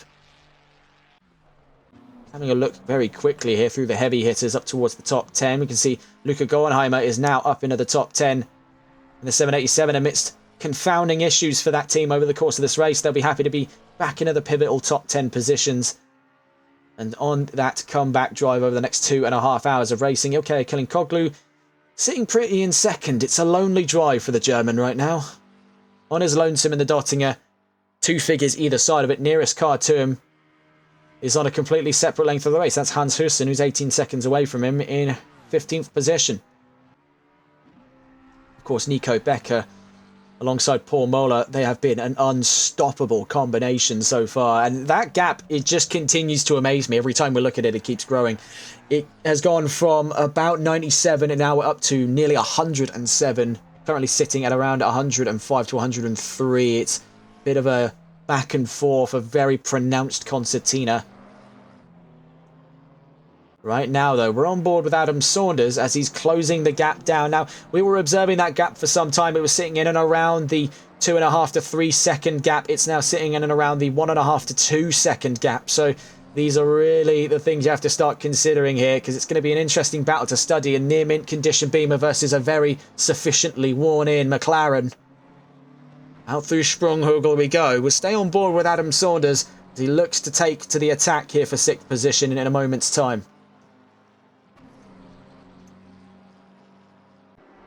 Really, they have been stealing the show, I would say, off of our championship contenders, because things have been quite distant over the course of this race between the 788 and the 414. They've been in kind of different worlds of their own, even though they're inside that top 3. That's trouble for Tempest Motorsports off there at the Schwalbenschwanz. Fortunately, doesn't look like they've accrued any more damage, but they have knocked a huge chunk of time away from the Euro Titans 813. They would have been within a shot there, possibly going into the next lap to come and have a go for 6th position, but that's quickly gone by the wayside.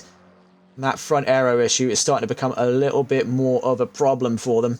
See Hans Hussen and Jan Bettentrup in the pit lane at the moment, 16th and 15th respectively. Sander Verstecher now takes the helm of the 223 on his way out. So looking around the field to see where our next fights could be coming from. Now with the possibility of a fight between Rod and Saunders thrown asunder over the course of this lap gone. Perhaps on lap 24 we could see a bit of a resurgence there, but we already saw how long it was taking to build up that gap, and it was just knocked down in an instant. You know, Rome wasn't built in a day, but it fell in one. And such is the case of that gap between Saunders and Rod.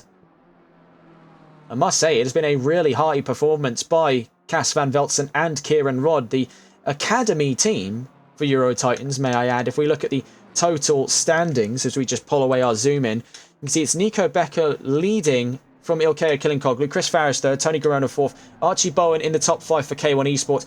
This is the furthest up the order for any of the Euro Titans cars, and it's their academy team. So these are the temporary drivers who are sort of cutting their teeth here, sort of learning the lay of the land before they get a mainline seat in something like the 315 or the 696 or the 314. Speaking of the 696, they're out of this race. The 315's down in 9th position with Jack Giles at the helm at the moment. The 314 didn't even show up today. So the 813 team, realistically, now I'm not privy to exactly how things work over at Euro Titans. I'm sure every team has their own process about it, but by the looks of it, I would say Rod and by contrast Van Veltzen have proven themselves at least to be within a shot of a mainline seat going into next season. Obviously, as well, with these academy teams, it's not always strictly new drivers. We've already seen Kieran Rod and we've already seen Cas Van Veltzen. This is not only an opportunity for them to prove themselves as team mainstay talents, it is also an opportunity for the team to experiment, as the academy team is somewhat of a throwaway chance. They know that this is always a bit of an experimental platform. They can mess around with setups and get vital data and information that they need to help improve all other facets of the team. It's the same thing that for some time I believe it was the K1 Esports team did as well, before they shut down their academy program. I think that is the sort of temperamental nature that the academy teams occupy.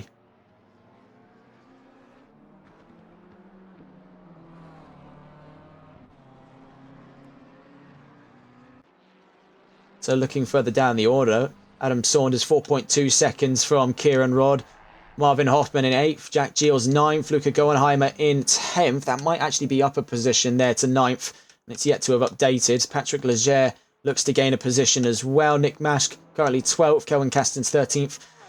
Leonardo Almeida in 14th position, Mike Grunert 15th, and Hans Hussen in 16th.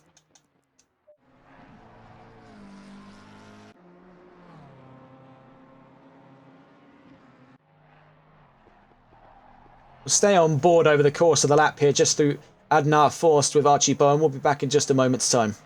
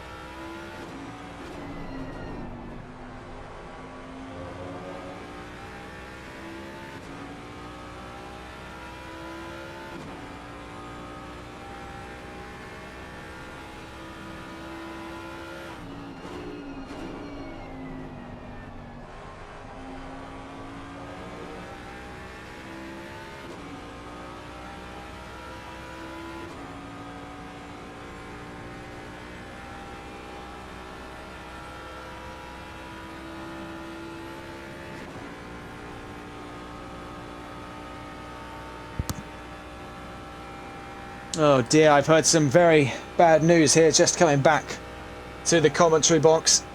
And that is news from the number 6 lineup at NLR Esports have suffered a disconnect. The BMW in serious jeopardy. That was reported in by Till Schwering in chat. And that is a mighty, mighty shame. We were on board for the time being during our short break there with Archie Bowen, hearing the sonorous cry of Ford's 5.4 litre V8 engine. What a fantastic note that was, but what unfortunate news that has been for the number 6 team. Let's see if we can find them, because we did see them go around turn 1. And now they're out through, this is down towards Bitten Warstein, so they've made some ground there. And they've rejoined the session down in 14th position. That is soul-crushing news to hear. My condolences to the number 6 team and to all of the teams that have suffered disconnects over the course of these races. It's the one major hurdle we've all got to clear, being on ACC, and obviously having done ACC commentary for some time, I know all too well how just flip-flop these servers are.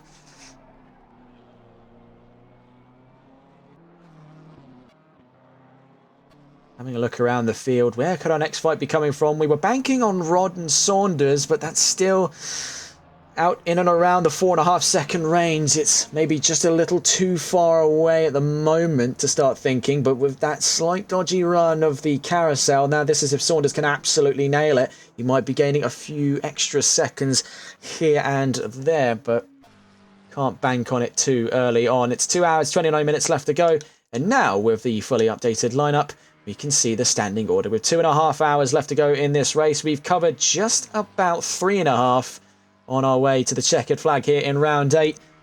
And what has been a bit of a quiet midway, now things are starting to pick back up with any hope here. Fingers crossed. At the moment, it definitely ain't picking up on that front row. Nico Becker there. That was the actually first time we've ever seen any kind of pushback from his vehicle today. That McLaren has been incredible in the hands of Becker and Muller.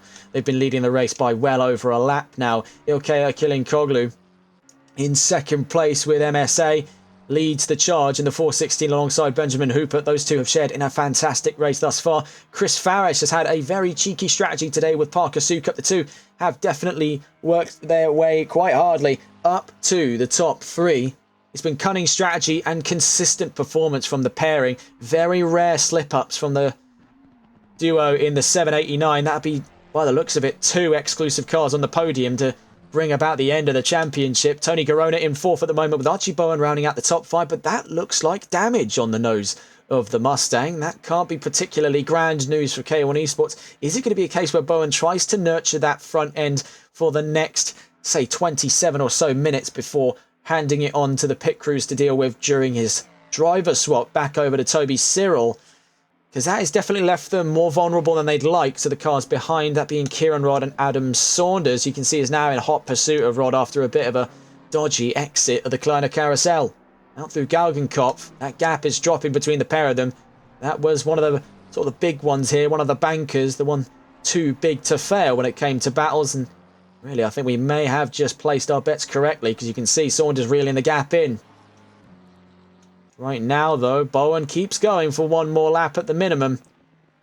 Adamant that that nose damage isn't going to be creating too much of a fuss for the number 1 Mustang over the course of the next 2 hours and 27 minutes. Of course, with 2 available pit stop opportunities still on the horizon, there is plenty of chance for the K1 team to repair that nose and still be in a position to try and fight back for a top 5 finish. That is the aim at the moment, with the revitalisation programme of the ACC team coming into the next season with the signing of several NLR drivers.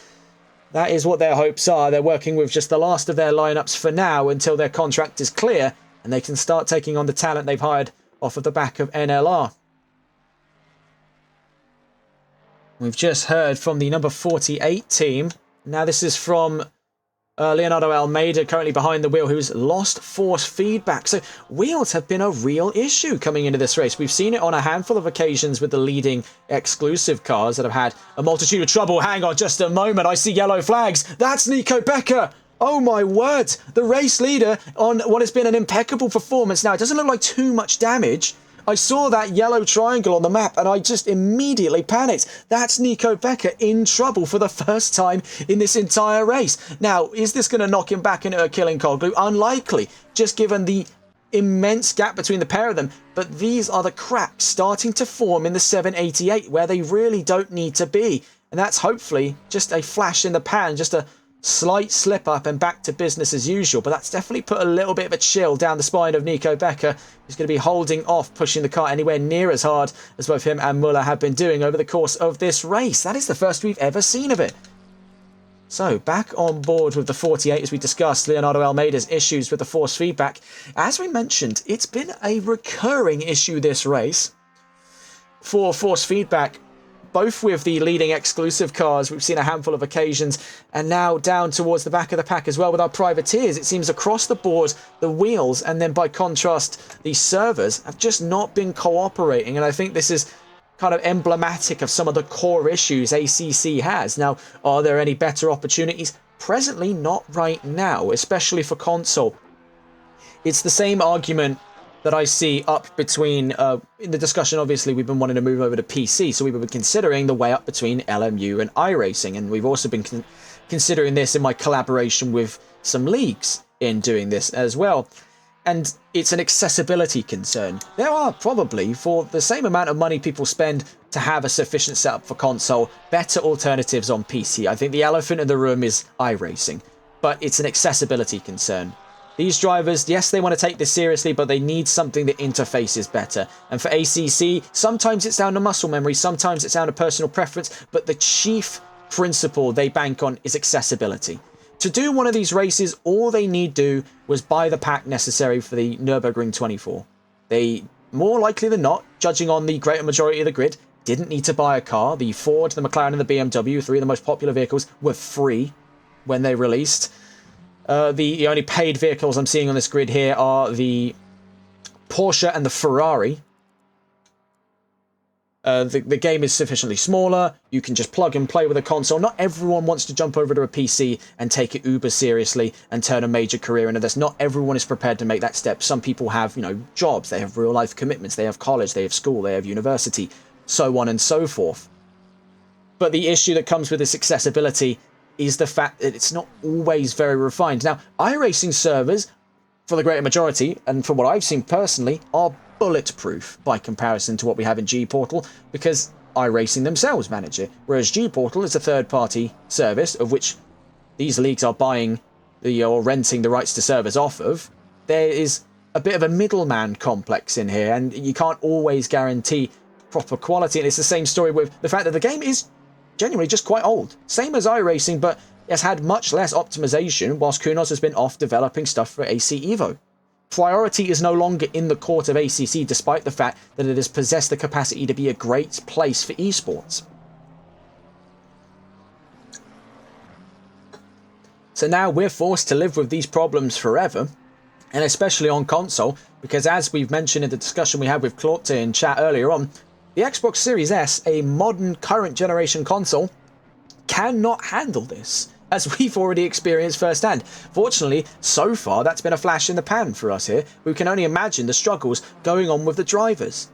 Now, obviously, if we disconnect, it's fine. We put the technical difficulty screen on, we go back, type the password back in, and join back in the server. We don't lose anything, but the drivers, you have to think from their perspective, they disconnect, that's their race over. We've seen already the number 6 with NLR, the most recent disconnect, they were up towards that top 10, and now they're outside of the top 10 entirely. In fact, they're scratching towards the back of a top 15 had it not been for Grunert being in the pit lane. So for the driver's perspective, it is starting to become kind of an issue being here on ACC. I think it's what drives a lot of people to save up and go onto PC and go to, say, iRacing, or even go to ACC on the PC, where it had slightly better optimization updates. I'm curious to see in chat like what's the general consensus is over the future of ACC, because it is a tantalizing subject. Obviously, as something that here on TRTM we've forged the basis of our career as commentators off of. It's something that we've sort of grown alongside, and now to see the game sort of wearing down a bit and showing the signs of its age. G-Portal's not getting any better. The servers are getting probably a little bit worse on average. As we see yellow flags actually out at the moment. This is Patrick Leger in trouble. And that looks like sufficient damage. That's Adnoa Forced that he's gone off at there. And that looks like sizable damage on all fronts on that Ferrari. Just having a gander here. And it's steering rack damage too. All that has got to her. And look at how much more the track he's got left to do. He did that down at Adnoa Forced. He's still got all of... Looking at it here, Metzgerfeld, Kallenhard, Verseifen, Exmuller, Ausfahrt, Breitscheid, Bergwerk, it goes on, so on and so forth. He's got to do an entire lap on that. Bear in mind, there is positions at stake for the False Group Esports team, staying on with them at the moment. You know, they are sitting in a very comfy position in the Independence Championship. They're eyeing up third by the end of the season, but that's by a closing gap to the Poor Alf team. I believe they're also out of this, but you can see it's getting from bad to worse. This isn't even Leger's doing anymore. That car is wrestling him every single corner they come across. See, that is a rolling yellow flag for the time being. And for the number 45, Nick Mashk, who's about 40 seconds in closing here, he's going to have to start taking caution unless Leger brings it to the pits early and tows the car in. I think that is going to be the going rate for the 296 team, and that is a regretful way for things to go down in the 4th hour.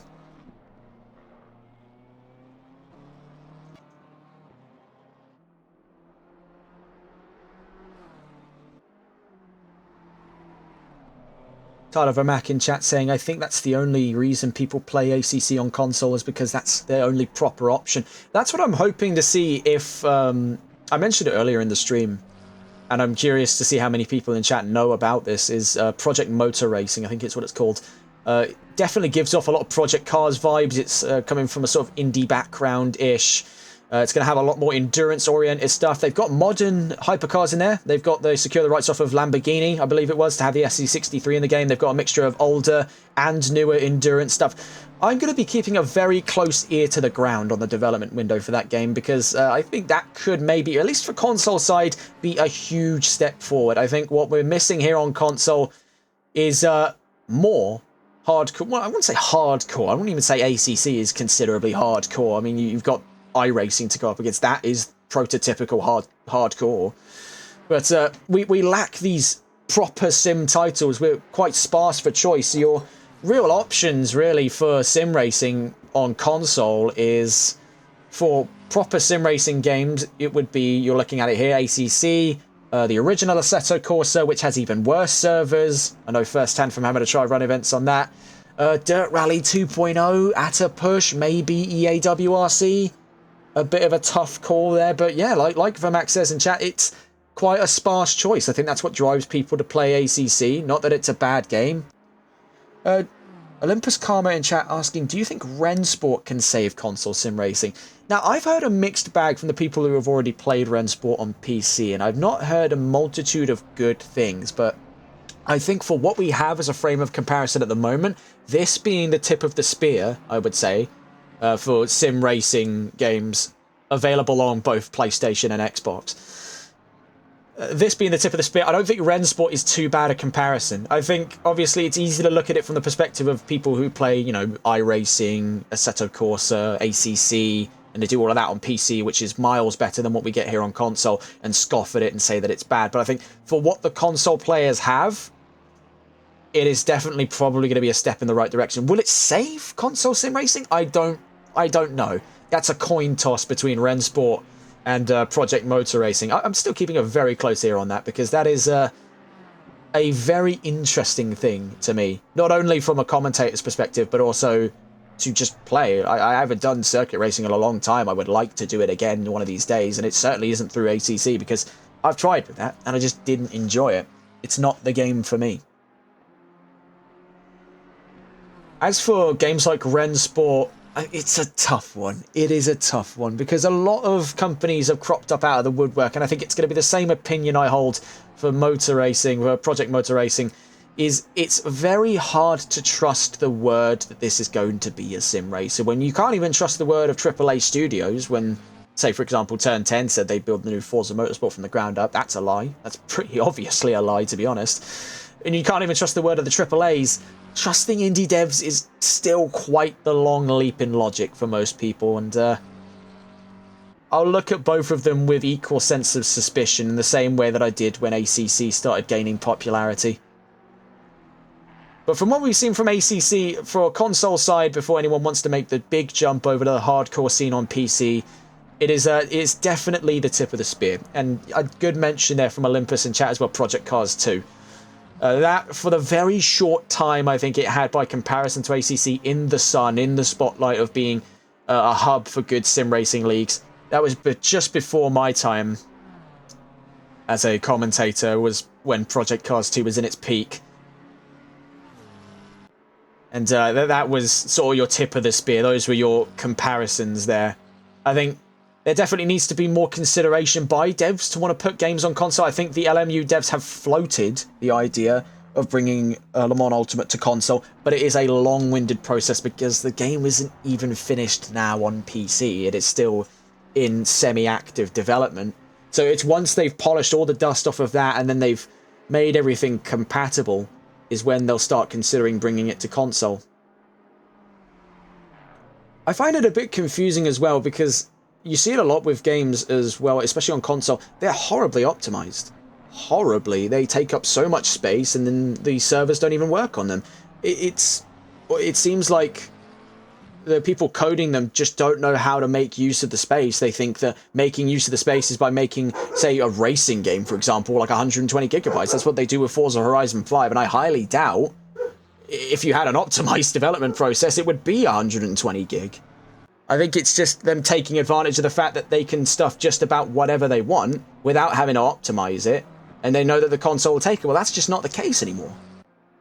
I think we've hit the upper limit for what these consoles are capable of, and the devs are reluctant to start making a follow-up. You know, PlayStation's not actively pushing for the PS6 just yet. They want to get the top end of the PS5, and same with Microsoft. They're teasing the idea. I will note that Microsoft is teasing the idea of a new console after the Series X, but like it's getting to the point now where consoles are getting so expensive, you may as well go to PC. It's a case now where even with Xbox increasing the price of the Series X up from, I think it's from $600 to $700 US, it's getting to the point now where people are just going to start considering, well, why not just go to PC? If it's going to cost the same as a PC, why not just get a PC?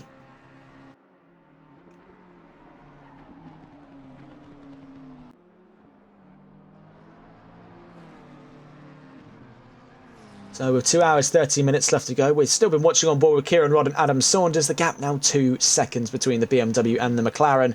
Having a look around the field, here's Archie Bowen still inside that top 5 and wrestling with that nose damage on the number 1 Ford Mustang on his way down towards the carousel. You see though, despite the nose damage, doesn't seem to be doing an awful lot in the grand scheme of things to affect his cornering capacity. Having a very silky run there through.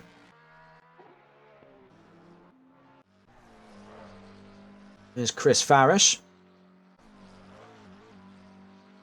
That second crest, it really catches people off guard.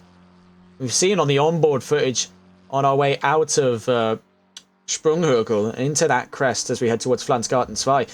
It's very easy for the car to get nose up, even worse so than the first crest at Sprunghurgel. I think it's the part that they don't expect because you don't line the car up for that. You're not expecting the car to gain airtime, but at the speeds they're moving at, I'd be surprised if it didn't.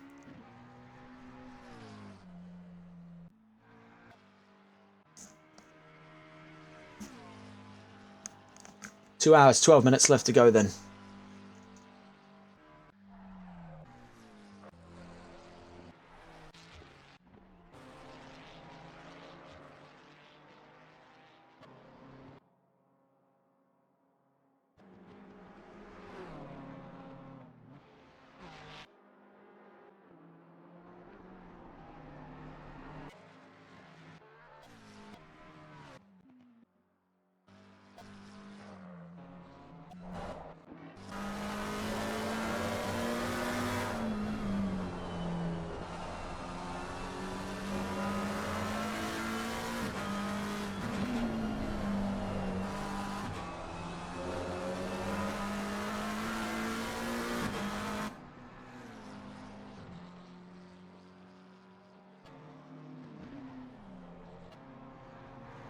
Tyler Vermack in chat saying I've tried WRC but never played it competitively. Like, on the subject of that as well, it is quite a shame to see what happened to EA Sports WRC.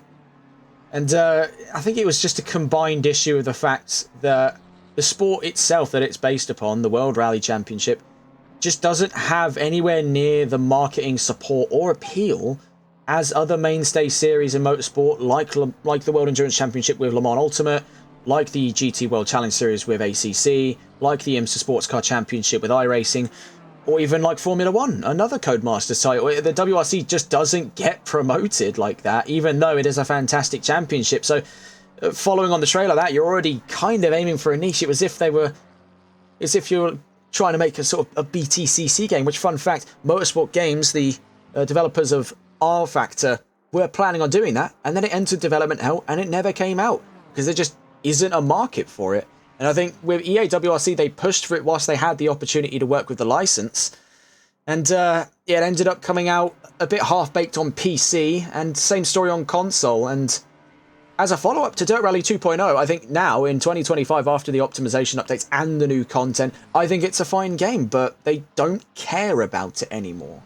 They're not developing new DLC for it. They're riding the license until it runs out because they've been redistributed. Codemasters, people are saying it's shut down. It's not necessarily the truth. That's a half-truth. Their rallying side of it, the team responsible for developing rally titles like Dirt and like now WRC, are suspending their activity until further notice because they're being reallocated to go work on F1 and Battlefield, so I've heard as well.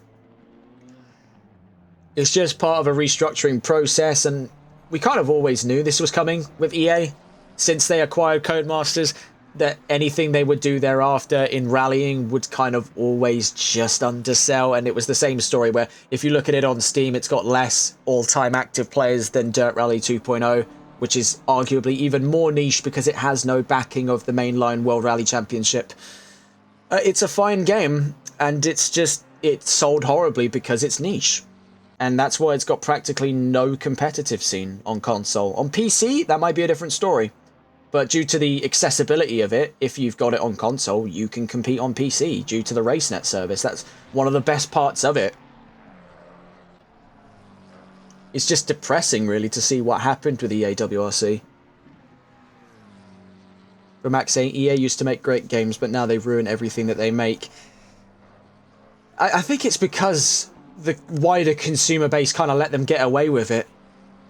People didn't want to raise the concern, and every time that they released, say, a bad FIFA or a bad, Madden, none of the people saying to boycott the next one ever actually committed on that. By purchasing the game, it's complacency with EA just continuing to make more and more derivative titles. They mask them with this idea that they're innovating through every single title. In reality, if you look at, say, the F1 games, they actually took more enjoyable parts of the game away to trade off for gimmicks. And, who would have thought that EA putting if I'm remembering things correctly here, a item shop and battle pass system into a F1 and also into a World Rallying game wouldn't work because that is stupid. Who would have thought that part? Because EA kind of only know how to make money printing games. Games that you're very obviously going to be sucked into spending real life money in. They've been doing it with FIFA. And I'm sure most people who play FIFA right now can still make the argument that the games aren't good, but they'll still play them anyway. Because EA has cemented a market of being the best of what you've got. And what you've got is still bad. Because the wider video game market, I feel like, just stopped caring about making good games when they realised by doing the same formulaic process, you cut down the development time and cost and increase the sales because you're giving the fans what they wanted. Look at Call of Duty, for a matter of fact. All they did was just remake Modern Warfare 1 through 3, and it sold almost immediately. All they had to do was retrace their steps. Am I saying that's a bad thing? No, but it's a pretty obvious sign that the developers don't need to try to innovate anymore. They need to just pretend that they are. If you just brush the dust off of older stuff, people will still buy it. EA's been selling you the same game for years, and you've still been buying it. And now they're doing it with F1. They're just selling you the same game every year. There may be new tracks, and you may be able to run the tracks in reverse, because that's not something we were all doing in Time Trial at one point. And they can call it a feature, and they can make the game seem like it's new, but it just isn't. It just isn't. It's complacency with mediocrity in the media, and I think that's something EA, and also Ubisoft for that matter, seem to be chief criminals of. They can sell you the same thing every time, and it'll still do numbers because it's popular. Especially with, I'd say with EA, they've just turned every one of their franchise games into a FIFA. Because there's no actual competition in the market, because they either buy up the studios that are better than them and then run them out of business, or they just buy the licensing off of it so that the other game looks cheap and store brand by comparison, they're the best option of what you've got. And so, because they're the benchmark, they don't have to try, because they know you'll buy it, because you can't get the other thing because Alec's terrible. It's like the term, you can polish a turd, but it's still a turd.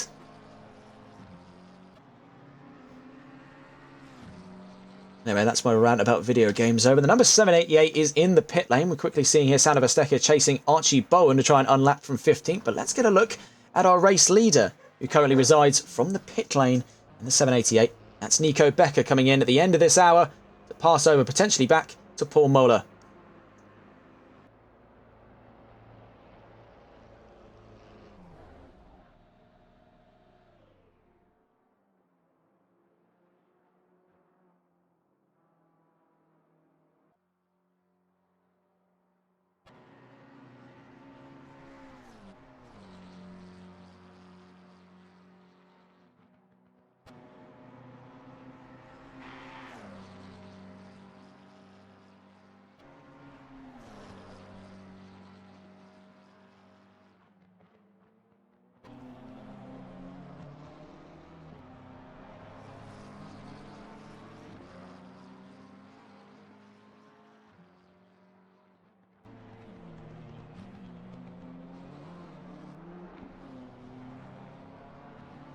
Saunders and Rod have been remarkably close to one another, and we must be considering at this time as well. Saunders has been nurturing a damaged nose cone on that McLaren, so to have stayed within 4 seconds of Rod over the majority of this stint is a testament to his ability as a driver there. So think about once he gets that nose repaired by the end of this stint, what that car will be capable of in the hands of his teammates in the next 2 hours of racing. Mola is out and leading by 43 seconds, so they could have gone the long way and just repaired every possible nook and cranny of damage, and they'd still be leading this race. That is a real testament to just the breadth of the gap they've forged over the course of this race.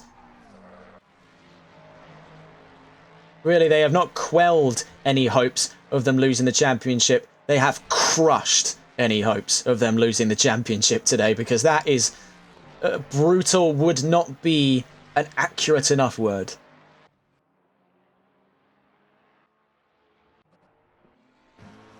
We are seeing, though, we were checking in just a moment ago with Bowen and Verstappen. Bowen's nose damage looks to have gotten a touch worse, or maybe that's just memory fading on the number 1 Mustang there. And it is looking to be a little bit worse for wear with 2 minutes left to go in the hour. So on his way round the Galgenkopf and down the Dottinger Höhe we go with the Ford Mustang, with the Ferrari hot on its trails from 15th position. Is it going to be a case where it's in on this lap for Bowen? He'll be swapping over to Toby Cyril. All of the cars in front of him have done so, and that's going to mix up the standing order for a little while. Coming into the end of this hour, the menus are still going to panic. We'll be able to give you a comprehensive update of the standing order in the next sort of 5 or so minutes, maybe 6, give it a few after the 2nd hour mark, just to give the menus time to adjust. It seems to be an issue only unique to the Nurburgring. It's a track so large that not even the data systems of the game are capable of keeping track. Down towards the line we go then, out of Tiergarten. Is it going to be in this lap for Archie Bowen? It sure looks to be the case. The Mustang angling to the right-hand side of the track. In goes Bowen, and potentially in goes Cyril.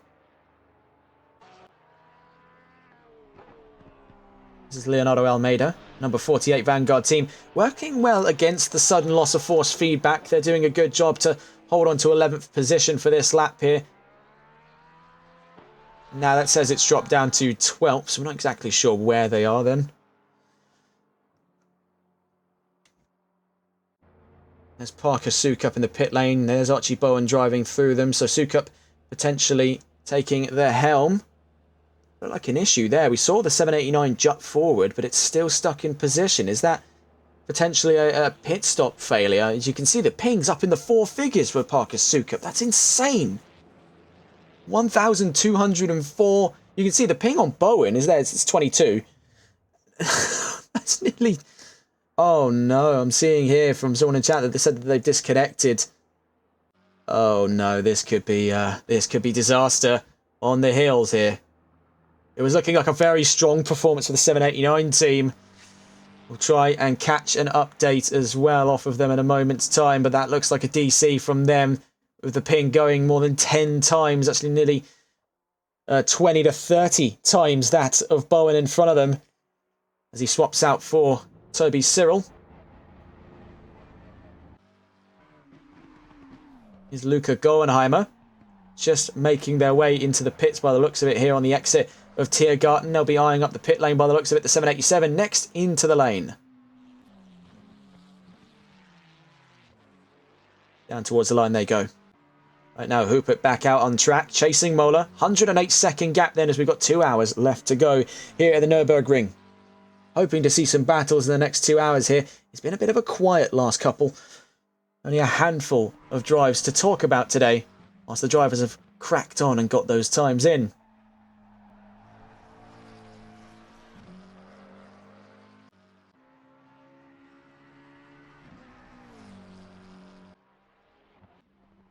Marcus Carlos exits third then, ahead of Toby Cyril and Cas van Veltzen.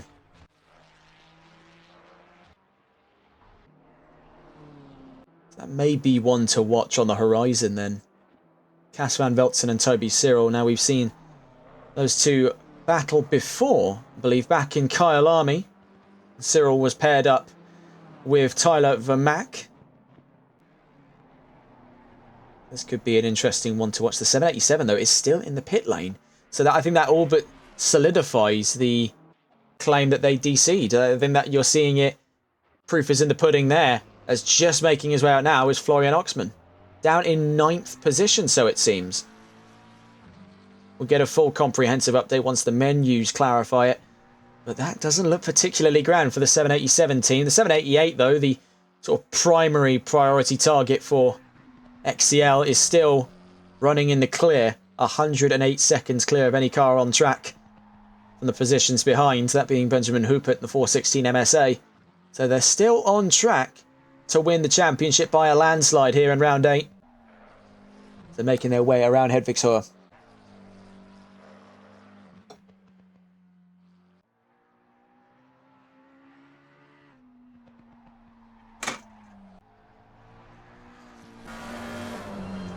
Let's just watch on board with Muller as he makes his way around Brunchen. Just like to see how he handles this section of the track as one of the fastest drivers out there. A little bit of a squiggly line there on the exit of Brunchen, but regains his footing on his way towards Flansgarten 1. Stay on board then with Paul Moller. Through Sprunghögel, gives it a light lift there off the throttle, back onto it almost immediately. Out of Sprunghögel, now into the second crest, has to line himself up there, letting the nose lift, gives himself space on the right hand side of the track so he doesn't run himself out of room. Now through Flansgarten 2, you can see he is just absolutely flooring it on his way towards Schwalbenschwanz, very late on the brakes, then in towards the first part of Schwalbenschwanz, then heavy on the brakes for the second part. Using every available inch of tarmac to his benefit here, now towards the Kleiner Carousel. How does he take it? Very buttery smooth then by Paul Moller. That was a delightful watch there through that section of the track. Now as we exit Galgenkopf, be flat down on his way towards the Dottinger Hohe and down towards Antoniusbucher and Tiergarten. On his lonesome on this area of the track. No one driver sharing this area with him. All by himself, struggling from success as your race leader.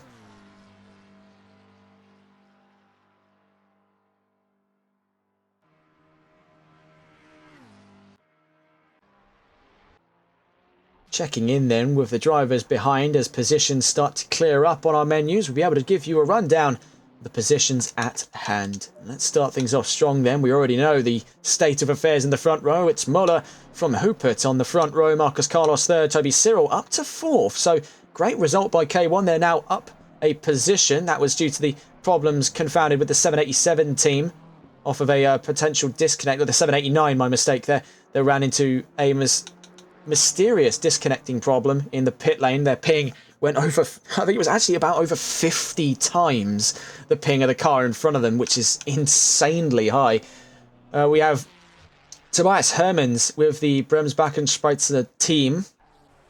One of the new privateers here for round 8 are on a remarkable drive from 6th position ahead of the independent leaders. Brandon Roos, Zolt Beefgartner and Adam Saunders with Tempest Motorsport. Parker Sukup now down a few positions to 8th and ahead of Florian Oxman, making all of the XCL cars entered for this event still inside the top 10. Rounding out the top 10 is Niklas Koenig in the Spontaneous Racing BMW. Behind him, Jack Giles and Leonardo Almeida with Vanguard and Euro Titans.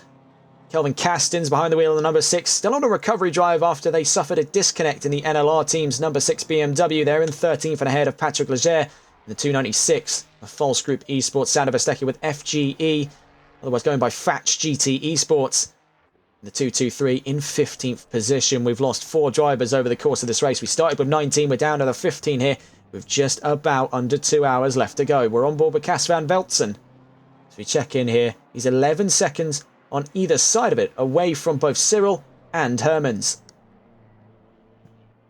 On a lonely drive, both Van Veltzen and Rod have served as a prime example of great academy talent today in the 813 Euro Titans Academy BMW. They've been a fantastic spectacle to watch when they've gone toe-to-toe with the independent leaders at Tempest over the course of this race. They've really given them what for and have shared in a fantastic set of battles over the course of the last nearly 4 hours, 10 minutes.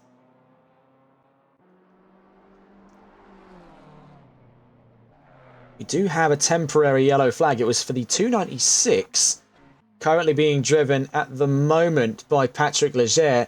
Is that potentially damaged? Now, we've seen them bring the car back into the pits. Yes, there is damage over the nose of that 296. We're still checking in then to see what the going rates are for False Group Esports as Patrick Leger and Jaden Webster.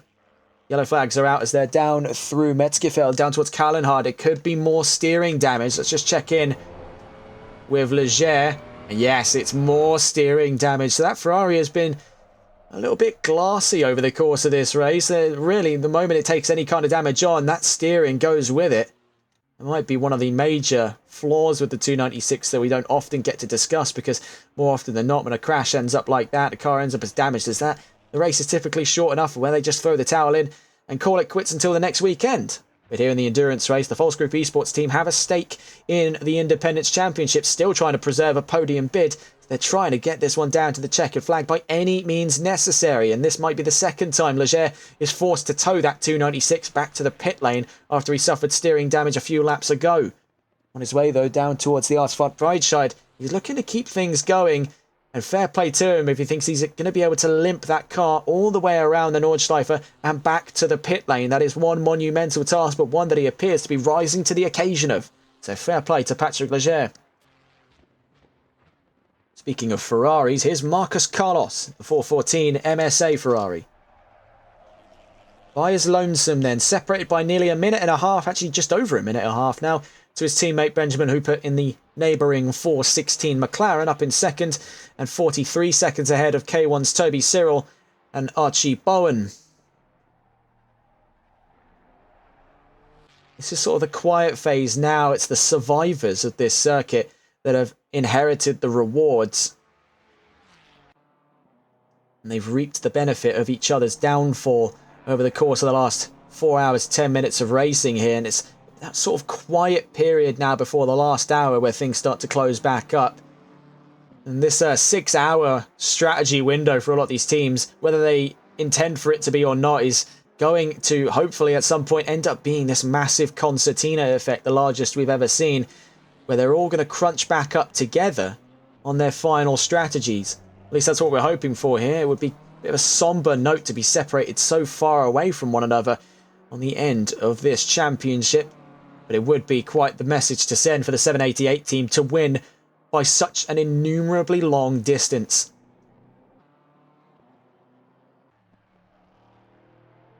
I must say, it has been a remarkable drive today by K1 Esports. They may be down and out of the 114 team, but they still have the one running strong here. Toby Cyril behind the wheel, still working away with the damage over the nose of that car, so they didn't opt to fix it, knowing that they would have netted a free position by just going for a conventional run in, run out, driver swap pit stop.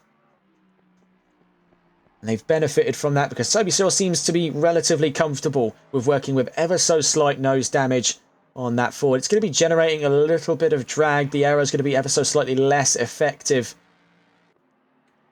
in a sort of adjustment to the rest of the setup I imagine they've got running on that Mustang. That could invite, over the course of the next hour and 50, Cas van Veltzen and Kieran Rod behind them to come and have a go. But as far as the grand scheme of things are concerned, Cyril looks comfortable to keep going on the current stead that he's in for the next 50 minutes until the end of this stint, before he next considers a run into the pit stops. Jack Giles on a remarkable comeback drive alongside Alan Alexander in the 3:15. They made their way back up to the top 10.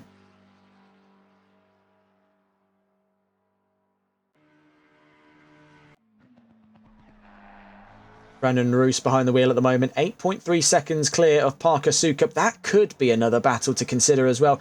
Sukup isn't exactly a driver to go down without a fight here. And after that semi-disconnect issue in the pit lane, he'll be looking to fiercely regain positions before the race is out. And with 8 seconds to clear between himself and Roos, nothing is impossible for Parker Sukup, as he's proven already by being in a very consistent top 5 over the course of the last 4 hours and 11 minutes.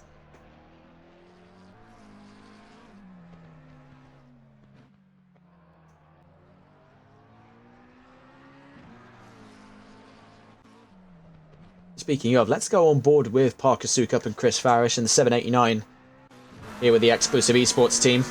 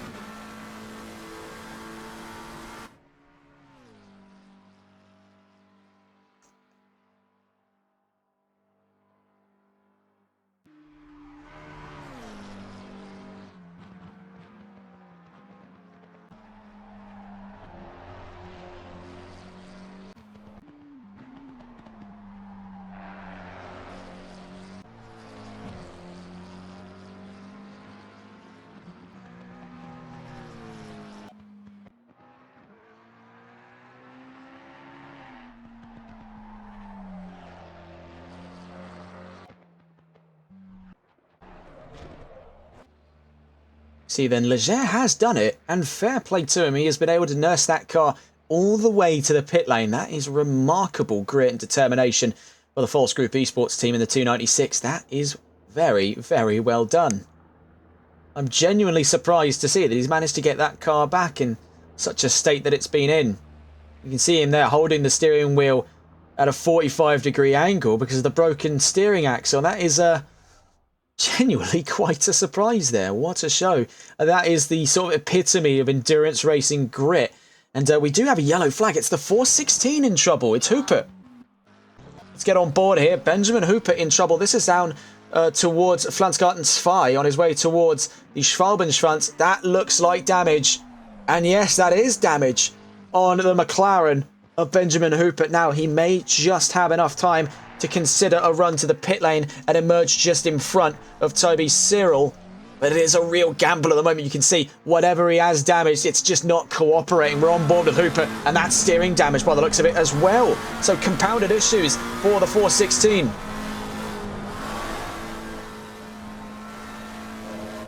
You can see it's wobbling all over the shop. The rear aero is damaged. The side of the car from the left-hand side where it looked to appear to have taken the damage is damaged as well.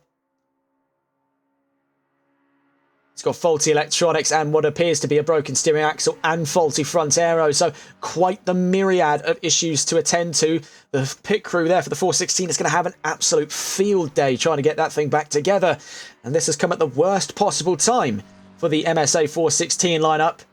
So we're looking to bank on a pretty solid result, all things considered. I suppose the 414 team will be both silently appreciative and disappointed in such news, as it not only nets them second and gets them closer to any potential mishaps from Molo, of which we've only seen one from, and it was from his teammate. over the course of the last hour or so. It was the one mistake we've seen from them the whole race, but into the pit lane goes Benjamin Hupert. And that is not great news for MSA Racing number 416. See there that Patrick Leger has swapped now for Jaden Webster. And that 296 is back in one piece and back going from 14th position. So that is a remarkable comeback for them. That's the second time this has happened this race. Quickly checking with the rest of the paddock here. We were going to observe the gap between Cyril and Van Veltzen, but that's opened up to 16 seconds now between the pair of them. No imminent threat of a position change on the horizon. Toby Cyril, it could even be a free position if he holds his nerve over the course of this lap. That 416 now widely, depending on what the team wants to do in piecing that car back together, could see a pit stop as long as 2, maybe even 3 minutes to get the car back in working order. Now that is going to be chipping away at potential positions inside that top 5 and then some for the 416. As for the 788 leading the fray of Nico Becker and Paul Muller behind the wheel at the moment, they've had only one major issue over the course of this entire race. And while I was going to say it's been a flawless performance, the nature of that one accident means it hasn't, but beyond that, it has been squeaky clean.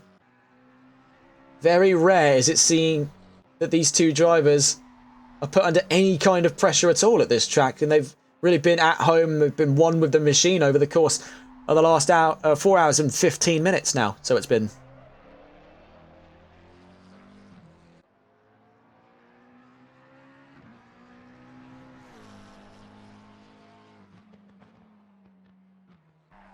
So down towards the Asphalt Breitscheid.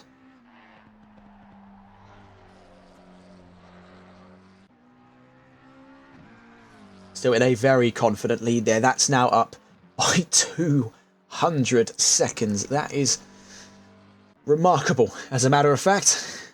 For lack of a better word, remarkable. Hupert's back out now and looks to be fighting with Toby Cyril for 3rd position. We'll stay on board with them then, as we're in the development now for an interesting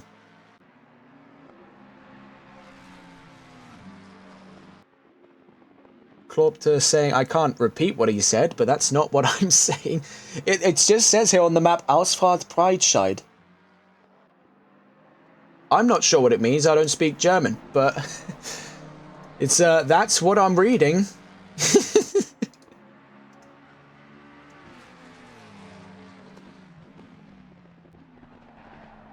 A lot of people have been telling me as well, you know, you ought to do a you ought to do a commentary track from VIR. I take a look through the track map and I can't tell you why they want me to do that because I can't say it on stream, but it's quite funny. I'm pretty sure it's VIR they've been asking me to do as well, and I want to because I like VIR. Virginia International Raceway is a fantastic circuit, but I can't say why. Oh, it's fun times indeed. We're watching the battle then for 3rd position. Currently watching the perspective of Benjamin Hupert and teammate Ilkay O'Killen-Koglu in the 416 MSA McLaren, fighting against Toby Cyril and Archie Bowen in the K1 Esports Mustang. Silvano045 asking, does this league have a Discord or something that I can join? Yes, give me one moment whilst we're covering this battle. I'll send you the link over to the NLRL server. They run races like this, which is coming to the end of this season, so there'll be a bit of an off-season for endurance races, but there'll be plenty of sign-ups for the Sunday League, which is their weekly hour-long sprint race series that we've been covering here on TRTN all the way back since Season 1. We're coming to the end of Season 2 now. We've been with them over the course of the last few months, and it has been a grand old time to be able to cover that series alongside them. We'll just quickly try and get you the server link. We'll just post it in chat for you there. There you go. Still watching that fight for 3rd, and he is incredibly close now, Hupert, on his pursuit of Toby Cyril. On their way down towards Schwedenkreuz and Arenberg. Oh, it's a big nose in by the 416. How does he hold his nerve through that section of the track? Let's get that on replay. Oh my word. That had to have been the most tense moment for them. Huge aero washout over the nose. And then there you can see it was that crest that kicks the back end light. They've done a very good job there to keep themselves out of trouble, but that could have ended so unimaginably badly for them. We're sad to hear as well the number 48 Vanguard team, courtesy of Olympus Karma, has let us know that their car got disconnected. Yeah, it seems to have been an issue here at the Nurburgring. This is a track that was horribly optimised on release to ACC, so much so that the Xbox Series S, which is a very popular console at the moment, can't even physically handle it. I mean, ours barely can either. We're streaming from a Series S and we've already disconnected once. We've had to go to technical difficulties earlier on in the race. We were only gone for about 5 minutes at the most there, but from the driver's perspective, once it's one disconnect, it's over, and that's got to be crushing. You put on an incredible show, and we do hope to see you in the next season coming for this. I'm pretty sure there will be a second season. I highly doubt there wouldn't be. It's been an incredibly attractive performance for a lot of different teams in this series. And though it has been only 8 rounds, it has spanned the course of just under half a year for us here. We started back in December. We're up towards the start of May now. So it's been almost to the day just under 6 months since we started this series coverage off with NLRL, and it has been a fantastic journey to be alongside them every step of the way on what has been an epic saga of racing.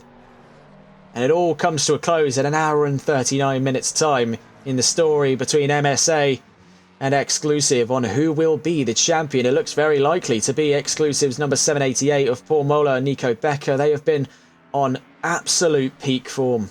It is nigh impossible at this strength to take it away from them.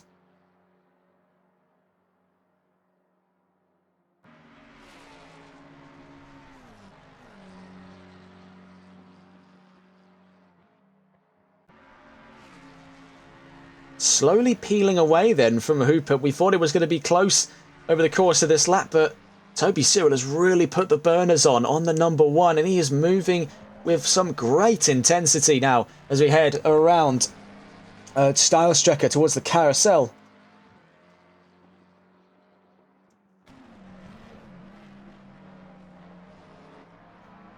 .4 seconds there roughly on the exit of Carousel. We'll catch up with these two in a moment's time as they make their way up through Hohe Acht. Just having a quick gander around the track here to see where our next fights are coming from. Doesn't look like it could be coming from really anywhere else. The drivers are just still too distant from one another for these moves to count, and really our only bid is that between these two. We'll now go on the perspective of the leading car of this battle, K1's Toby Cyril in the number 1 Ford Mustang. I said Maud Fustang. That is that's a DJ. He did songs in Forza Horizon 1. Well, he didn't do it specifically for the game, but one of his songs was in the game. Fun fact. We're watching then the Battle of Third.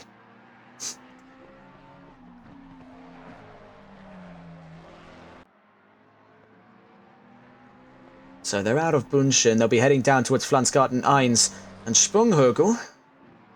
And this has been a very sort of tumultuous section of the track. It's been quite treacherous for a lot of these drivers. A danger zone had ever I seen one, especially when the nose catching air like that. We saw with the McLaren just trailing on this Mustang here. You'll see it potentially the second time here on the second crest. You can see the nose does temporarily lift for probably no more than about 0.2 of a second, but that can waylay the hopes of any team by just being in the wrong place at the wrong time. You've got no control over your steering axle. If it's not perfectly lined up every lap, it could be a very quick express trip to the Armco barriers. So out through the Schwalbenschwanz down towards the Kleiner Carousel. Cyril has really been putting in the work here on this damaged Mustang, mind you, and he'll be paying dividends here on his way down the Dottinger Hole. He has better straight line speed than the McLaren, but will that damage on the nose be playing any kind of effect here, especially with him just close enough to being in slipstream range? Now, it's definitely a lot more long-winded than some of the other back straight battles we've seen on the Dottinger Hole this race so far, but I think just enough there to put them almost dead level. Archie702 in chat saying, crazy, did you take German in school? No, I took Spanish. And I'm bad at that too, don't worry. Down towards Tiergarten. That's why we've got the disclaimer at the bottom of the screen. I knew this would happen. I knew this would happen.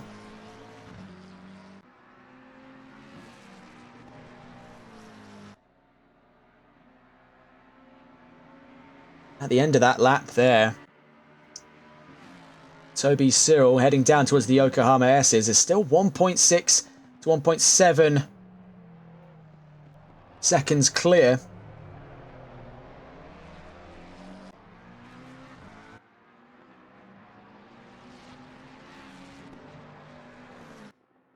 Let's just quickly load up the enhanced timing chart there, just so you get a little bit of a clearer view of the improvements for our drivers over the course of this lap. Already within a few corners, Toby Cyril's putting in an improvement by about 0.2 of a second. Now, over the grand scheme of things, that's not going to make or break a lap, but it's already giving a very good sign that despite the damages and tyre wear on that Mustang, Cyril is still able to extract decent performance, enough so to keep himself away from the trouble that is the 416 of Benjamin Hooper and Ilkay O'Killing-Coglu. So no more is that really the battle for third as Cyril continues to expand the gap. He loses just a little bit of ground there courtesy of a pickup of gravel over the Schumacher S's, but as we hit Bitt and Warsteiner, that could neutralise here with Hooper in hot pursuit. 1.3, are we going to see that drop down any further? Yes, as a matter of fact, to 1.1. So, despite what I said, we're back into that fight for third. Is closing in range. Just a moments away is Benjamin Hooper. Down through the Vidal chicane we go then. Onto the start of the Nordschleife.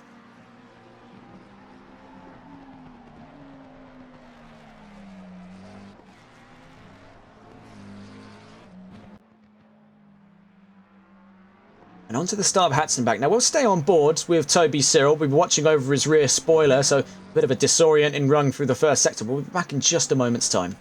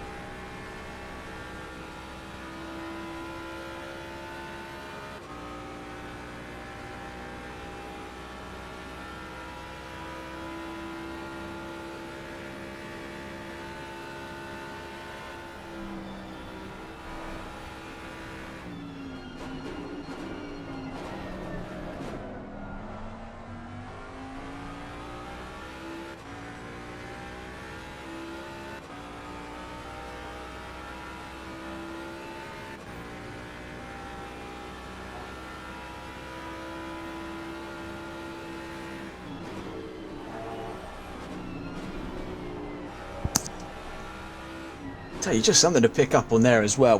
Walking back into this room, I don't think I realise it enough. How did my dog get in here? I don't think I realised this enough. You ever stepped off the plane when you go on holiday? You know, you've gone from, say, I don't know, Birmingham Airport, you've gone to Magaluf or Marbella, Ibiza, something like that. You got to a hot country, right? You've gone to a hot area of the world. Step off the plane, you get that big rush of hot air. Well, that's what it's like walking into the commentary box right now, as in my room, both my Series S and my PC are working overtime. I just get this hot rush of air. And it is incredibly overwhelming. I don't even realise until you step out of the room just how hot all of this equipment gets. And I've got the windows open. I cannot begin to imagine how things are going to pan out going into the summer stint here with NLRL and potentially some future contracts on the horizon with a few different companies, but it's going to be a scorcher. British people aren't designed to survive beyond 30 degrees Celsius, and right now I'm really tempting fate. I'm in the boiler room. So we'll stay on board with these two as we take our way up to the Bergwerk hairpin on our way to another fast section of the track. And that gap has now dropped below 1 second. We're at about 0.9, 0.8 as we make our way to Bergwerk. Hooper is slowly gaining ground here, but he might lose out to the Mustang as we now enter the slightly more open section through Kesselchen and Muttkurve down towards Klostertal and Steilstrecke.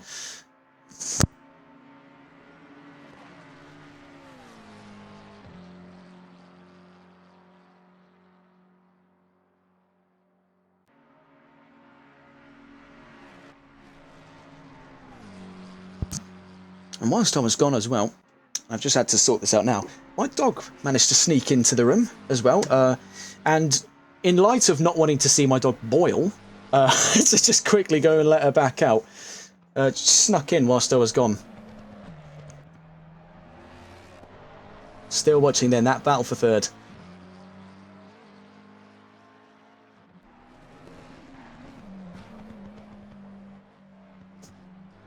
It's a bit of an apt analogy, I guess, from K1 Jupiter in chat. And I quote, like a 30-year-old man, or 30-year-old, didn't specify man or woman, walking into a room full of Bitcoin miners and being evaporated by the forest levelling heat. Yeah, I suppose that is pretty close to what I am experiencing right now. Similar comparisons could be being one of the first people to stand in front of the exposed reactor at Chernobyl would be another apt assessment, because I am being hit with forces I cannot comprehend. Nonetheless, we're on our way down through Hedvigsholm and through Vipperman on our way down towards Brunchen.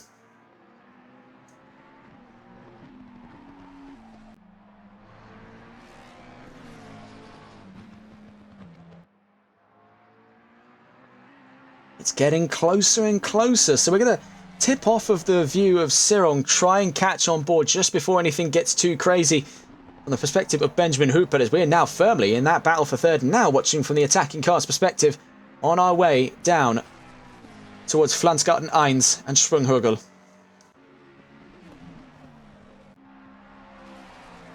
And here comes that second crest. It's that secret crest that no one really seems to ever expect to come their way. You can see where that nose lifted there and slams down violently against the grade 3 for Hooper, but it doesn't stop him one bit, as he's still in a hot pursuit of Toby Cyril on our way down towards the Schwalbenschwanz.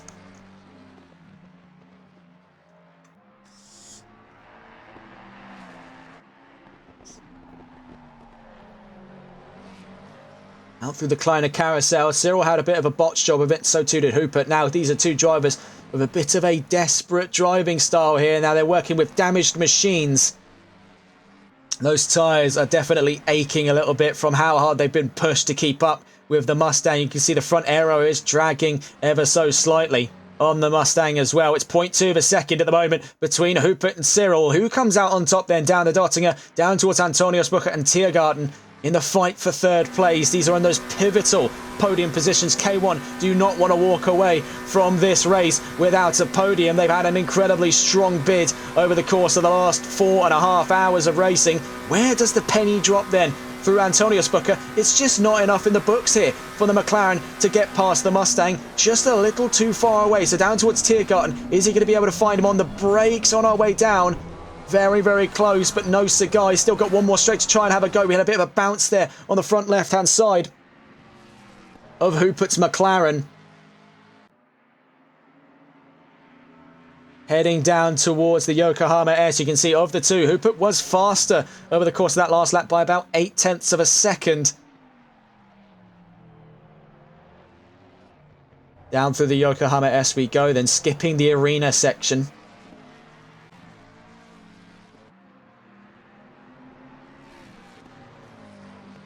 Down towards the forward curves we go then. Aptly named there, seeing the Ford glide through the forward curves. And he actually gained some ground there, 0.8 of a second. Benjamin Hoopert's McLaren. It's been an engaging story thus far. With just about an hour and a half left to go in this race, let's just quickly get a gander then at our standing order. And it's, unsurprisingly, business as usual up in that front row. Paul Moller and Marcus Carlos lead the fray. The 788 and the 414 have gone unopposed at this length of the race. Toby Cyril and Benjamin Hoopert are our focal point right now. That second row still clashing this late on for position, vying for supremacy of that last step of the podium at the season closure. Will it go to MSA or will it go to K1? Only time will tell. With an hour and a half, the scene is set between these two to duke it out. At the back of our top five then has been a fantastic drive by the Euro Titans Academy entries of Cas van Veltzen alongside Kieran Rodd. Those two have been phenomenal in their tenure over the course of this race.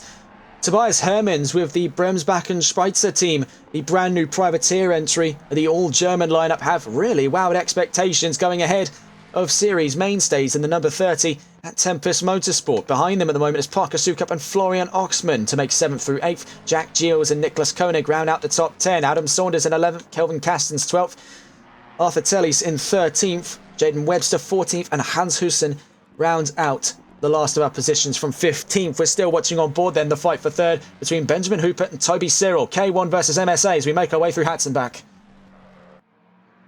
You see really trying their luck over the curbs now. Tempting fate with both of these cars and the conditions that they're in. With 24 minutes still left in this stint before they can even see a new pair of tyres reach that car. They've got a lot to gamble with here on their way towards the Flugplatz here. Both of them just absolutely gliding on through, and Hooper actually gaining ground here. So on our way down towards Schwedenkreuz in a moment's time, he's gaining. It could get nuclear between these two. Where does it go then? Hooper trying for the inside. Cyril closes him off and then closes him off around the outside. A little bit of argy-bargy there in the fight between the pair of them, but he's holding up position nicely. Down through Auenberg now makes Poststrasse. What is Hooper's plan on his way towards Adnar Forst? He's got Fuchsrohr first.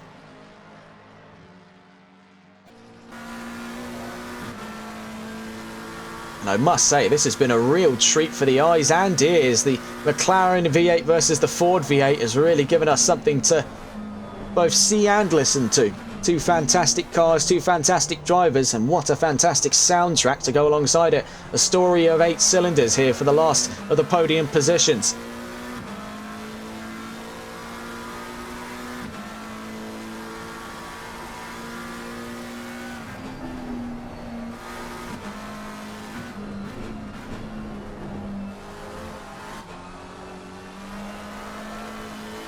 Keeping it very close there, slight twitches over the back end. You can tell now Hoopert's really pushing the envelope out with what that McLaren can give him. It's struggling and groaning under suspension there. It's really struggling to keep peak grip available. That is a machine fighting back its driver had ever I seen one.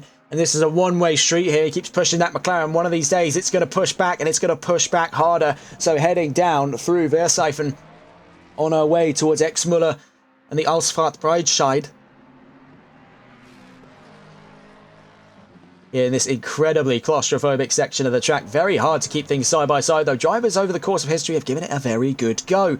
Right now, though, our two are still trailing front from rear on their way down towards Bergwerk.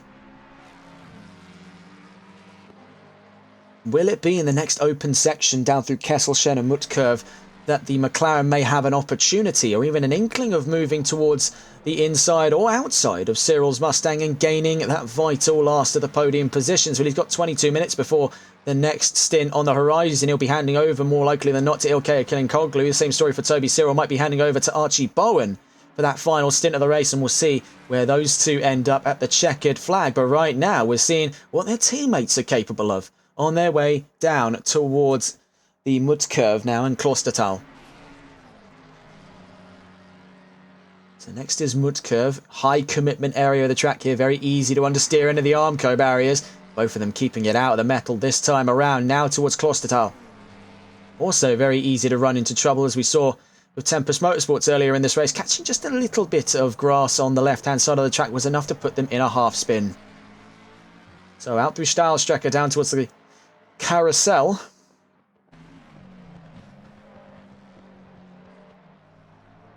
And these two have just given an absolutely masterful performance. What a treat it's been there. We've gone far too long without a battle for position here on track, and really you couldn't have asked of a higher duty of these two drivers to put on the show that they have. It is fantastic racecraft between the pair of them. So now up through the Hohe Acht and down towards Hedwigshor, the twin chicanes in this section of the track are just a real treat on the eyes. It must be absolute bliss for these drivers to go hell for leather through this section of the track here. Such a high commitment area of the Nordschleife.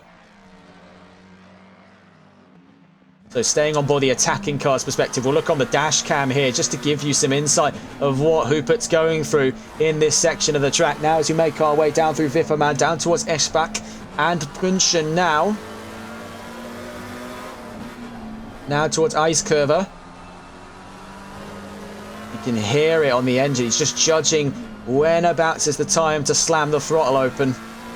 Right about there, and then mounts the curb, tries to keep the car's momentum carrying over the curb. Now into Flansgarten 1. and towards Sprunghugel. He's got aero washed by being in the slipstream. Oh, he's into the gravel.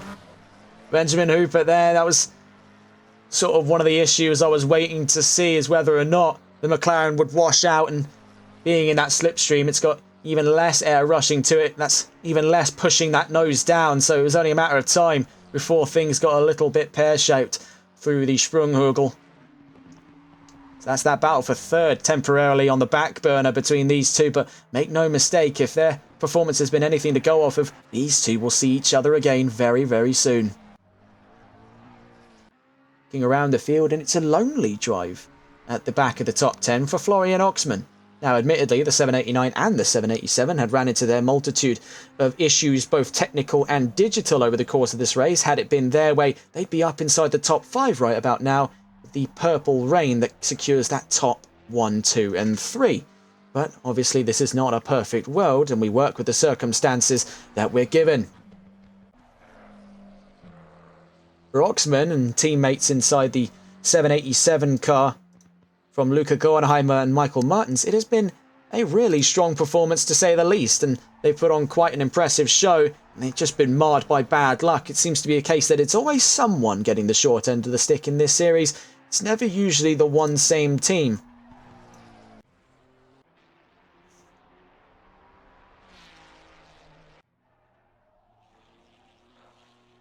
Having a look around the field, there's Jaden Webster. Marcus Carlos in second place, then Toby Cyril on the podium for now with K1 Esports as he comes towards the end of his second to last stint of racing. I must say, it has been a very respectable drive from quite a few different teams. One that I want to draw attention to is just one of our newcomers for today. It was the Bremsbacken-Schweitzer team.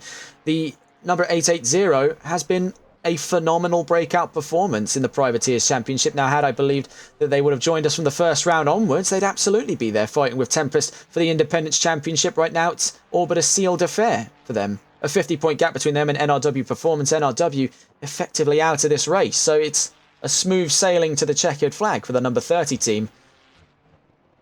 Right now, these guys look to be taking the gold for the Independence race win. I must say, I do hope to see these three in the next season of the Console Endurance Series, as that is a remarkable introductory performance by these three. I think the topic most people have been residing their thoughts and prayers over has been that of Toby Cyril and Archie Bowen. K1 Esports have been long since without a podium, as they used to be sort of former powerhouses of the console endurance scene with that knockout performance they had back in the GHR XCC. They have gone long since without solid results here on ACC, especially in this long-winded endurance series, of which they've been an interested party of over the course of this season. Of course, without that former lineup they had of Wesley Kuiper and Luke Wilson, it was difficult for them to pick up the pieces and sort of return to the podium in solid form. And I think they may have found their winning combination in the hands of Toby Cyril and Archie Bowen. Now, had it been a slightly better day for this crew, they'd absolutely be up on that front row. I don't have any doubt in my mind they've put on already a capable enough performance to have challenged on a slightly better performance run in the qualifying. But, you know, again, a lot of these teams are working with the sort of circumstances they're given. Obviously, the main story of today has been the fact that Exclusive is but an hour and 16 minutes away, so it seems, so long as the 788 can keep all four wheels on the road for the greater part of this race. Of course, Sprunghugel and that second crest have a way of words about it.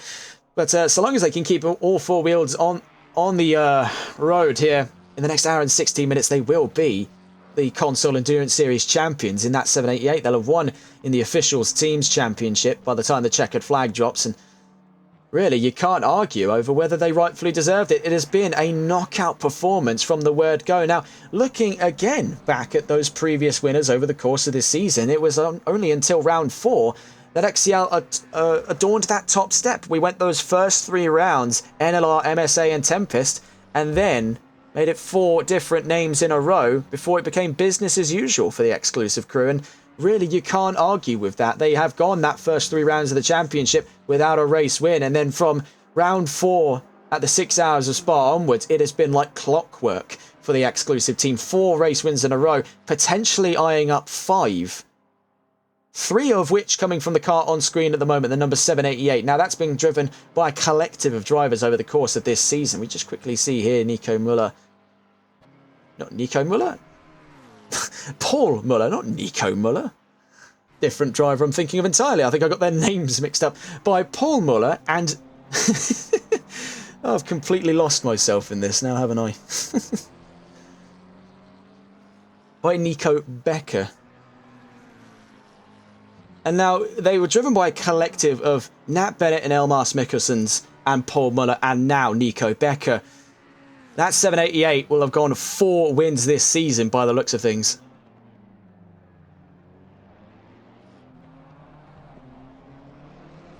With that one solitary win coming from Matteo Mastromara and Fazzy Binks.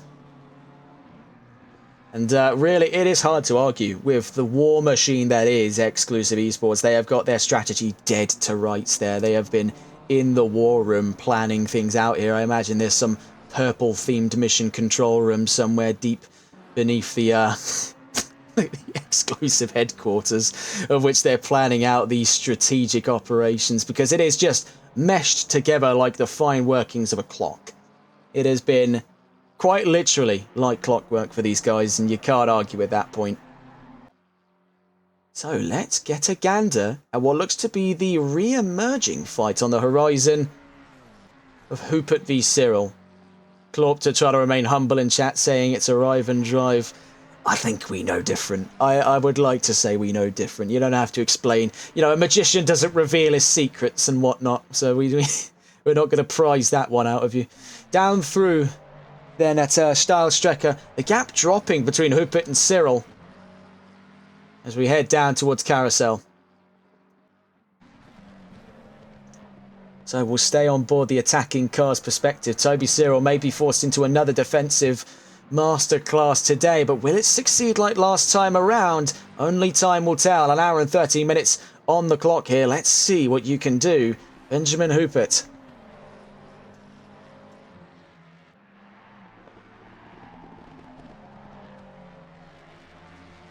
So down through the Hohe Acht, down towards Hedvigshöhe in a moment's time.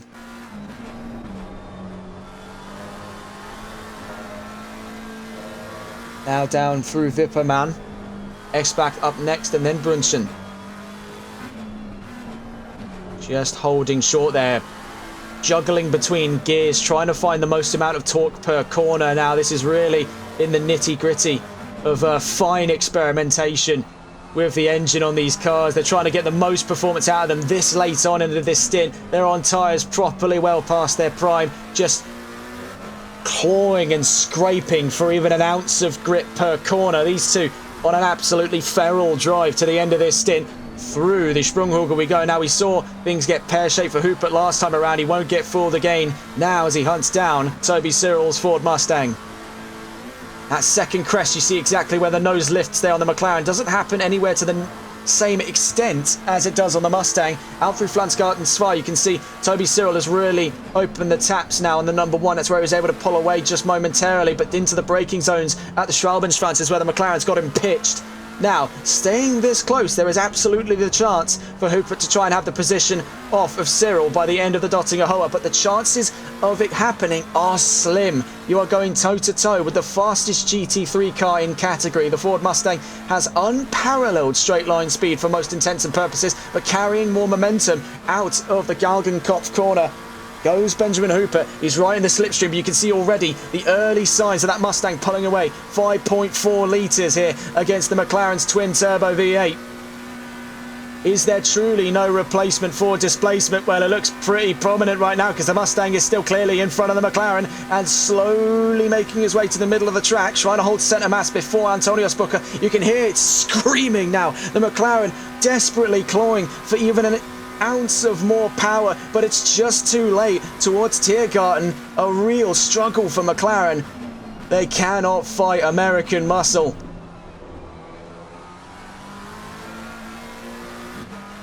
So will he have one more straight to try and get him dead to rights here? A heavy braking zone on the horizon as we head down towards turn 1. What can Benjamin Hooper do? He's been absolutely super glued to the back of Toby Cyril. He was 4 seconds and 2/10 faster over the course of the last lap, but he still is stuck behind the K1 Mustang, but running deep and then shallow through the second part of the chicane. He might be eyeing up a switchback on Cyril. You can see the moment acceleration becomes a question, the Ford is going, and gone. Down towards the Ford curves we go then. 10 minutes left to go on this stint. We could be seeing these two into the pits by the end of this very lap here. Making our way down towards the Dunlop curve. And you can see he was trying to fake out. That was cheeky. That was very, very cheeky. Trying to fake a dive bomb. That is a textbook fake out maneuver there. But Toby Cyril either just didn't see it or didn't want to react. He's been absolutely stoic in his defence here against Hooper, now forcing the Irishman to try and run the outside. He was just bumping and squeezing for a way on the inside. He's going around the outside a bit curve. Is he going to be able to hold his nerve by Warsteiner? Absolutely so. Benjamin Hooper up a position then before the Hatzenbecks. That was very finely crafted there. Was trying to get inside Cyril's head, but just managed to get this done on foot. No tricks required. Down towards the Vidal chicane. Toby Cyril is planting himself towards the inside, so now trying to get in Hooper's head on his way through the Vidal chicane. And as a matter of fact, gets even closer just before we arrive at the Nordschleife. So this could be a very interesting battle on the horizon. Hooper now to the advantage here as we get down towards the start of the Nordschleife, but a bit of a bump on the exit there. You can see Hooper now really running the ragged edge of what that car is capable of giving him. And that McLaren, we know stability is already a bit of a concern, especially when pushed beyond its own means.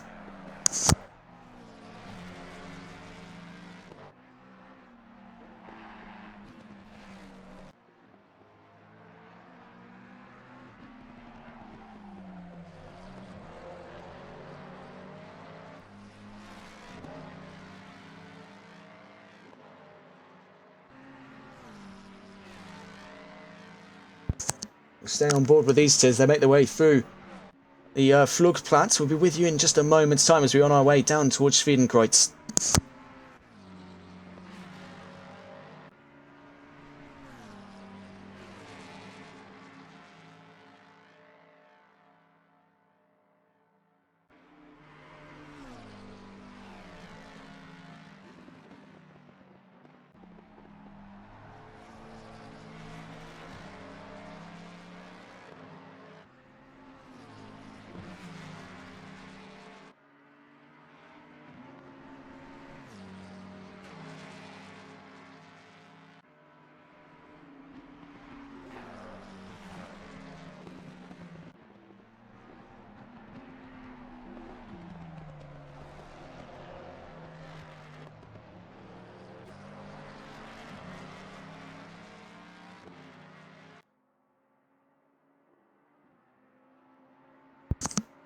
Still on board then with the fight between Hooper and Cyril on their way down through Metzgerfeld, down towards Kallenhard now, into the tighter section of the Nordschleife.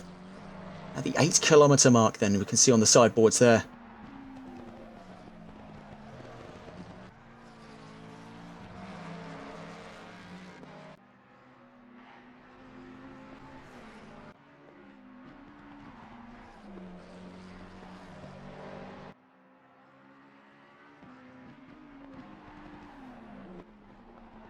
Where do we see that chapter pick up then? In the technical sections of the track, the McLaren is going to be pound for pound better than the Ford, but in the more open sections, of which we're coming up on very, very quickly after the Asphalt Breitscheid takes us around towards Bergwerk, and it opens up down through Kesselchen, it's going to be definitely a lot more to the Ford's advantage with straight lines and long sweeping corners. Right now, though, it's going to be totally on the shoulders of Benjamin Hooper to start building that gap before we hit the Dottinger Hohe. That back straight over a mile long is going to be that deciding factor, because the moment the Ford is even within slipstream range, you may as well consider the position lost, because very, very few machines exist on this grid especially that are capable of challenging it.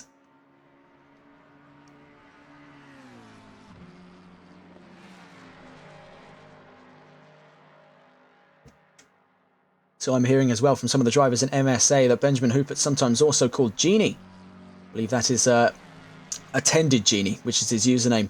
Well, I imagine they call him Genie because he's doing magic right now as well. I think that might be an apt use of the name, because he is really doing, I suppose for lack of a better word, God's work here in third position.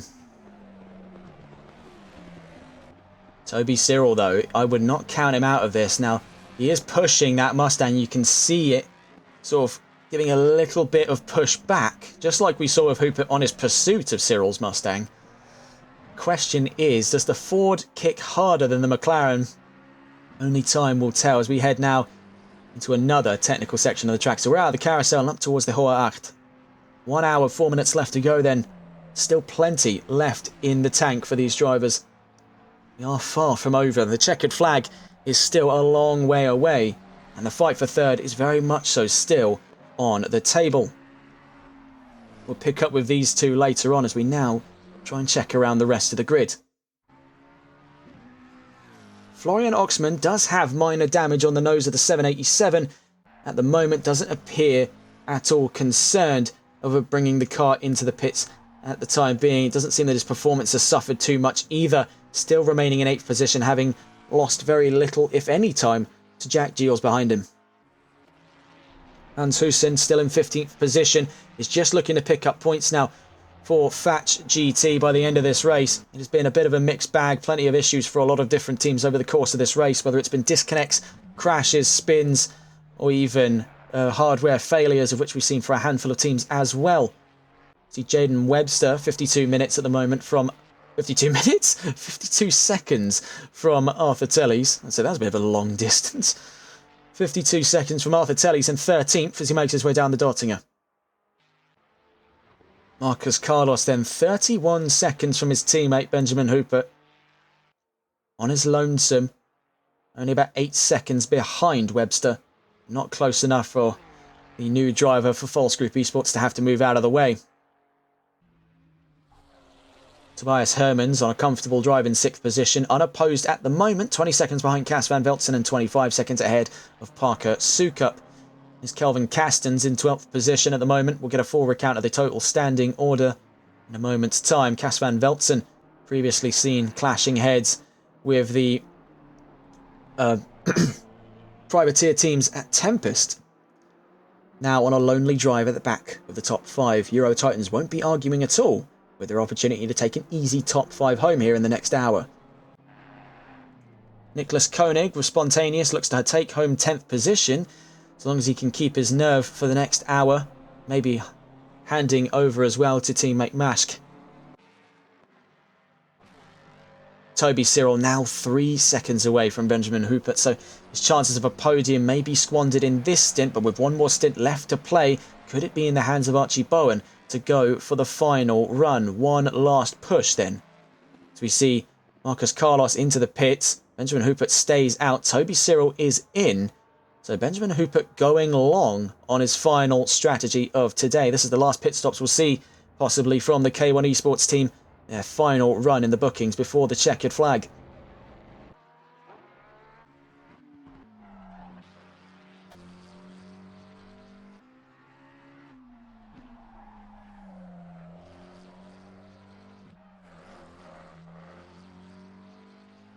And that's the second mistake we've seen out of Nico Becker this entire race there. Really, it is on, for the most part, a spotless drive. Do not judge him by his successes, judge him by his failures because he has so few of them on this race. It is almost a spotless drive by this one. Really do keep a close eye on if this name crops back up in Season 2. That is a real threat on the paddock. Deployed as a sort of last-second heavy-duty option in the stead of Bennett and Mickelson's here, knowing that their Series S's couldn't handle the load stress here at the Nurburgring Nordschleife. Nico Becker really gets to open the taps on that McLaren. Right now, leading unopposed by nearly 200 seconds. That is, frankly, the largest margin I think I've ever seen in my time as a commentator. That is not just domination, that is annihilation of the rest of the grid. That is unparalleled, godlike performance.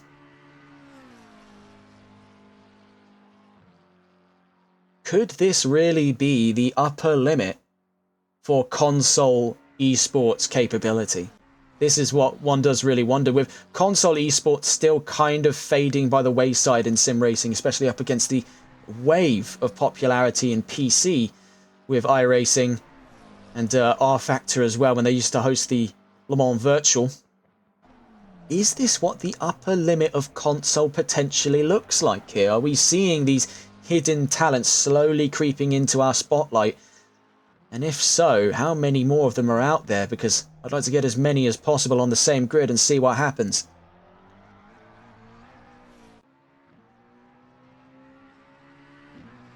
Truly alien stuff from that 788.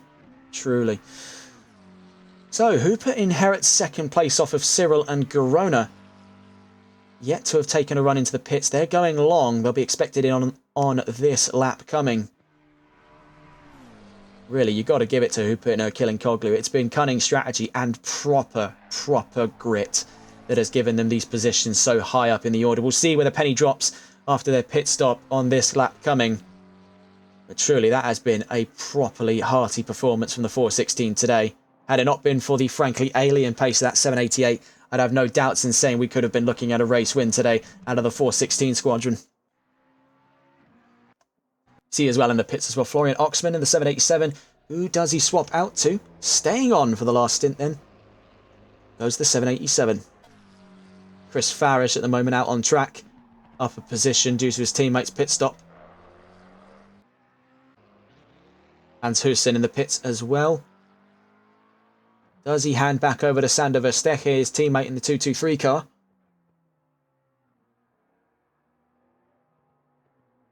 We don't actually know right now. Still taking their time in the pit lane.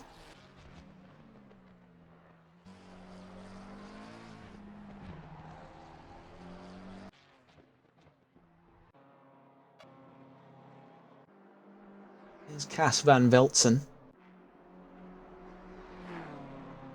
Telecom 787 in chat. Much appreciated. Much appreciated.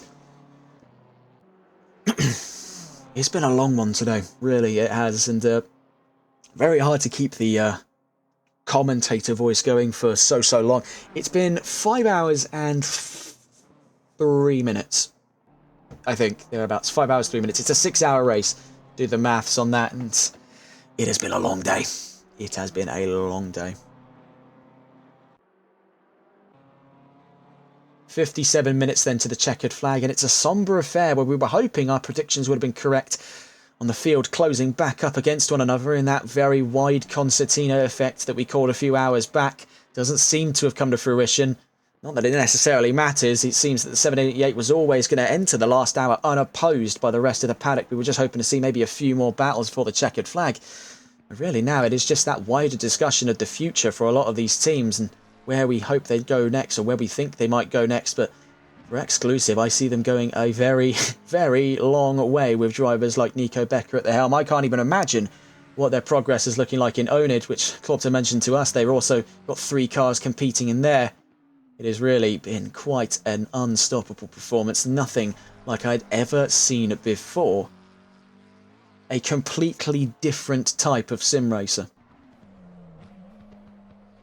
I must say as well, it has been a proper performance. We mentioned already proper grit and determination from Hooper, Nurburgring and Coglu, but still we're curious to see where that last pit stop places them. Now, will it place them closer to their teammates Garona, or will it place them closer to the driver they were contending with for that podium, Toby Cyril?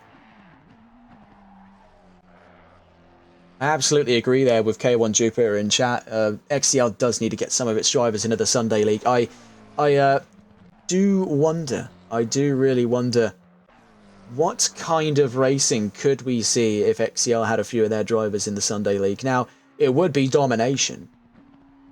It would be, roughly, I'd say domination. I would say that the grid gives it a very good go. I think we need more drivers like, oh my word! That is a big incident for Hooper. Getting that on the replays there, he just took a big chunk of gravel with him. Heading down through Brunchen at the moment, just making his way there Nurburgring takes a big swath of gravel with him, and that's him into the wall. Could that be a potential bid on the horizon for some position changes by both Garona and Toby Cyril? As now that's compounded his final pit stop, because he'll have to repair the nose damage unless he's going to try and go the last 50 or so minutes on a broken nose cone. He's giving it a very good go though, and fair play to Benjamin Hooper, but this has definitely thrown a bit of a wrench in the works. You can see done very little to deter his confidence, absolutely caning it there through Flansgarten 2 on his way down towards the Schwalbenschwanz.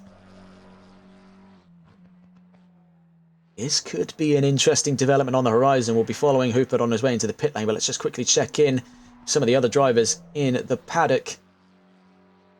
See Oxman and Farish, 8th and 7th at the moment.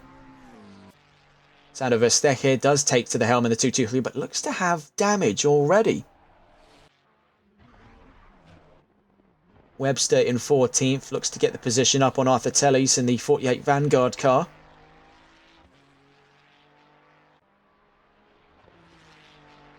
For Jaden Webster, that is a fantastic drive he's been on today. On his first drive with False Group Esports, it looks to potentially just be enough for their squeeze to the podium in the Independence Championship. Tony Garona, he's salivating at the thought of a free position here. Making his way down through the Galgenkopf. The 414 could inherit second. Easy as pie for him with that extra damage on the 416. Now, this comes much to the chagrin of the rest of the MSA team. Wesley complaining in chat, where is the rain? It's deceptively bright out. I'd say you still got a chance in the next 53 minutes for it to absolutely cane it down. And never say never on that kind of performance. You know, it is still a race in Europe after all, and our summer times do look like this right before the streets flood. Right now, Garona looks to take second easy off of Hooper, but he could be losing position out then to Toby Cyril, giving K1 their potential podium bid. And this is what they've been hunting down over the course of this race. So we see what the priorities are for the 416 team. Do they repair the damages on Hooper's car? You see now Garona moving up to second.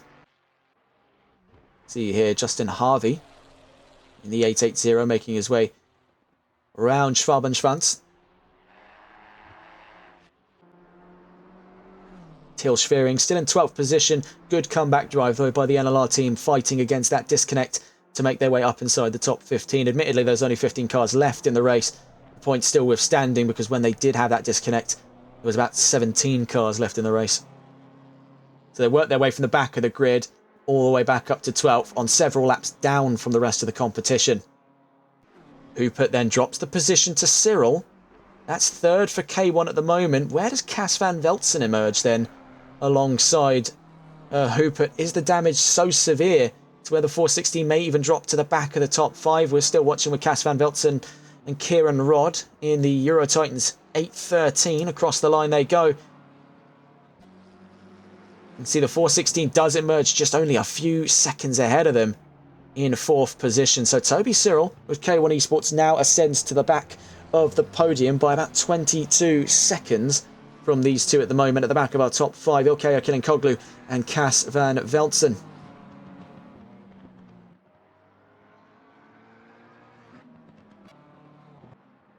I imagine that is going to be jubilations for the K1 team. They were hunting down that podium for some time, and better late than never. Then at round 8 of the championship, they look to be potentially on the charts to get it. Fingers crossed here with 51.5 minutes left to go.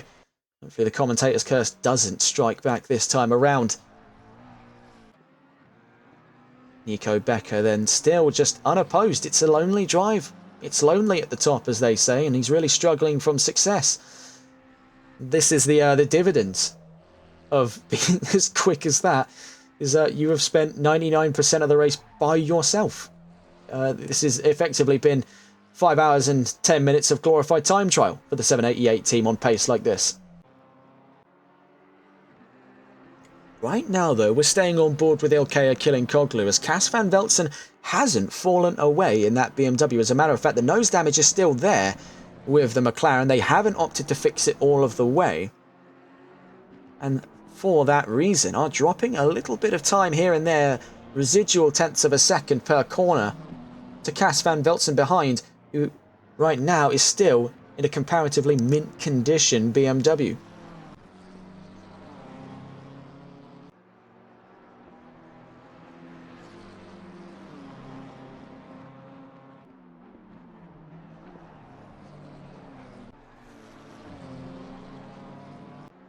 So just observing firsthand here, Ilkay Kilinkoglu now finds himself in the final 50 minutes of racing here in the defensive fight for 4th position against Euro Titans' Cas van Veltzen. You can see, oh, it's trouble already for the Dutchman. That was just heading out of Hatzenbach. He had to cut the corner there just at Hoheneichen. Getting a replay on that. You can see the back end just bounced around on the BMW, not giving him any kind of stability whatsoever. It was just over this curb here. A bit of oversteer, snapped back over. Very easy for that to have escalated into a spin out. At the moment, MSA, and so I've been told, have repaired the damages, but the game is not rendering those repaired damages. So that nose cone, for all we're concerned, is functional. Does not appear to be the case, though. But looks can often be deceiving, such as the case that the 416 is now going like the clappers on its way down through Fuchsrohr and down towards the Adnar Forst. 49 minutes left to go. Every minute like an hour in the final hour of racing.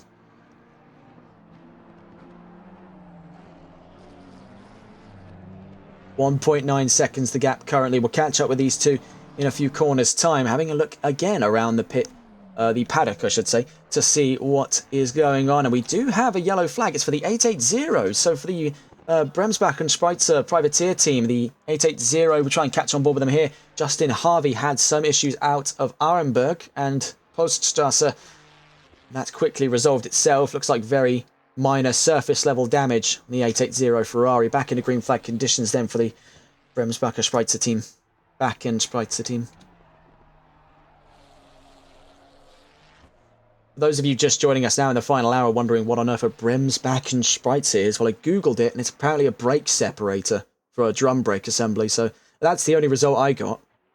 Feel free to Google it on your own accord. I'm hoping it's as innocent as that. You can never be too cautious with these names. Catching back on then with Cas van Veltzen, the second half of this battle for 4th position, as he drops away to just around that 2-second mark to Ilkay Kilinkoglu's McLaren.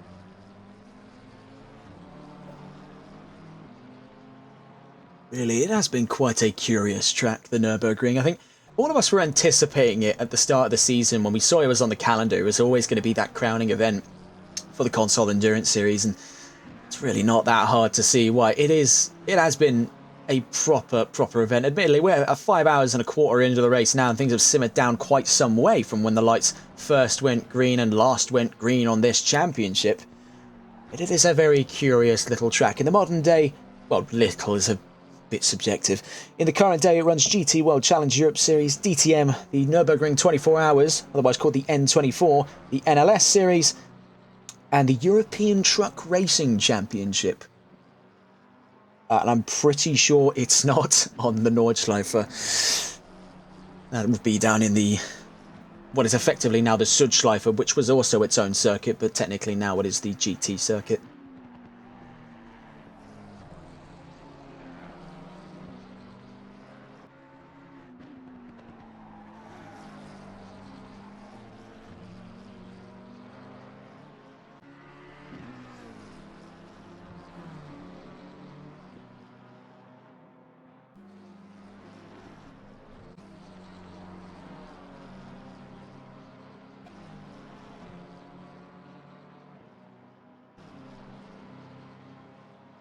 Looking at some old sort of pictures of the Nurburgring back from the 1960s at the German Grand Prix. There's an interesting little saying here, I'm probably going to butcher it. Keine Eifelfahrt ohne eine Runde über den Nürburgring, which means no driving in the Eiffel Mountains, or Eiffel in brackets mountains, without a lap on the Nürburgring. And this is a sort of legendary circuit, this really is. Very little left to say. Normally, it's been my job the entire season to come up with things to say. We do have a yellow flag, and that is at the moment for the 787 team, running into some trouble down at what appears to be Steilstrecke. Let's just quickly get on board with them to see what's going on. Can't presently find the 787 because the menus aren't being particularly cooperative. But that's Florian Oxman in a spot above there, the 787, dropping further time away from Chris Farish, his teammate at Exclusive.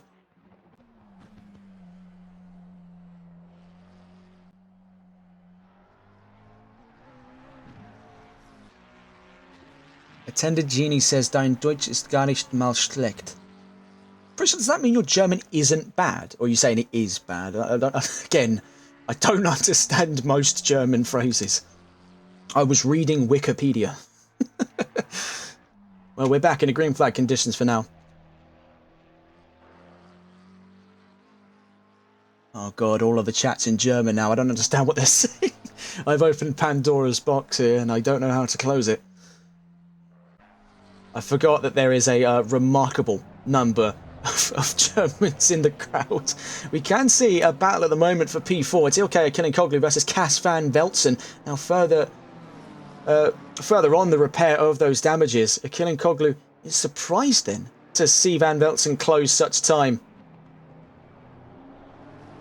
This is certainly warming up to be among our final battles for today. We'll stay on board the 416 as the leading car of two, dropping 25 seconds away, so there's definitely something had to have gone on for Kilinkoglu to be back here with Cas van Velzen.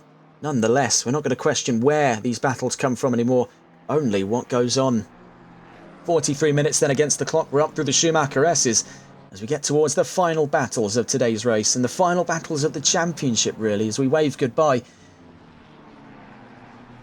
As we wave goodbye to what has been 6 long months of racing. We do have yellow flags, and it's Florian Oxman again, so double trouble for Oxman. This time running into some issues alongside Sander Verstecke. We don't know if Verstecke was involved or has just made his way on past, but let's get back on board with Ilkay Kilinkoglu. Green flags are back out for the time being.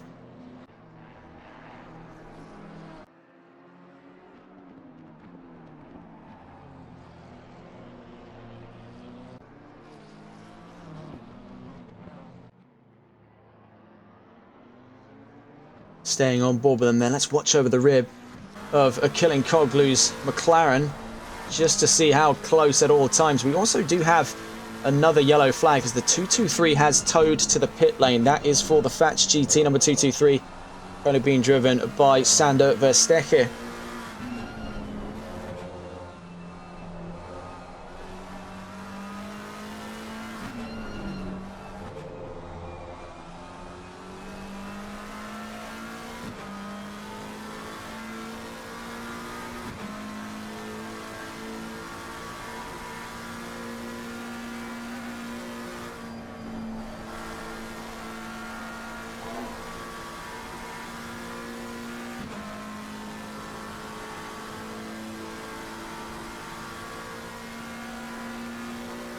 Okay, I went through the process of translating the 2 comments from Genie and Telecom. Genie, thank you, I guess. I didn't take German in school, just every now and again I read the signs off of Google. And Telecom, I once spoke, well, he says he once spoke German at a higher level. I don't know if he was referring to me or Genie or someone else, but no. No, like I told Archie, didn't do German in school, did Spanish, was bad at that too. Still watching there with Kilinkoglu versus Cas van Velzen.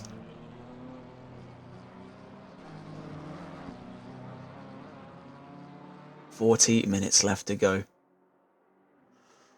Whew, it does a number on you from here in the commentary box. I can only imagine what is going on in the driver's seat.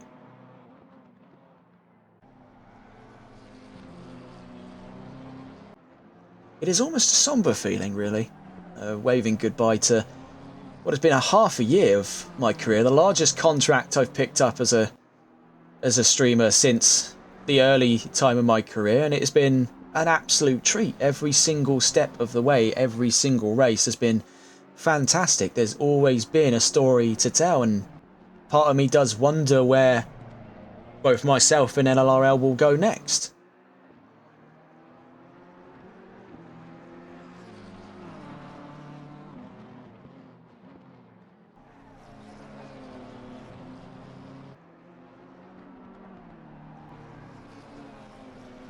Ah, right, I see, Telecom, thank you. For context for the people watching the VOD on YouTube, Telecom 787, who I imagine speaks fluent German, has explained what the phrase means to me. He said, it means you played in a higher league, basically. It's a German meme for when someone is surprisingly good at something that they don't do on a professional level. So it's a compliment.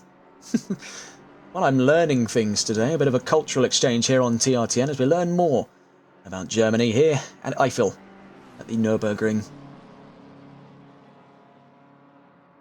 It almost makes you wonder whenabouts they're going to add that open world map for Eiffel on AC Evo. Remember when they were teasing that, and game released, funnily enough, no Eiffel. Eiffel? Unlimited Eiffel? No Eiffel. On our way down towards Klostertal and Stahlstrecke then.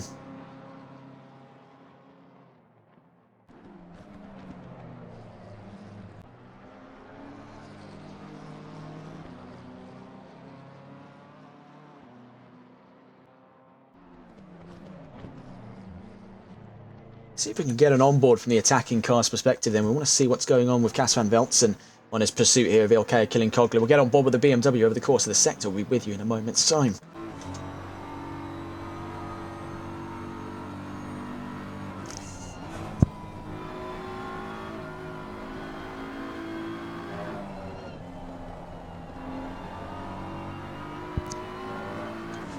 We have just been informed as well of another battle going on, and now this is strictly right behind our battle for 4th position, and it's the battle for 6th going on at the moment between Chris Farish and Justin Harvey. And you can see Harvey up the road there. Farish now behind him by 3 seconds. It seemed that something had gone on over the run through to Mudkurve.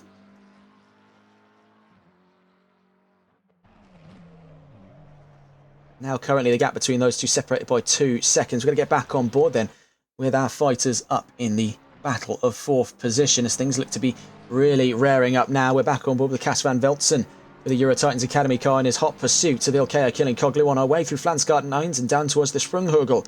You can see the noses catching air now on both cars, giving it absolute hell for leather in the last 37 minutes of racing.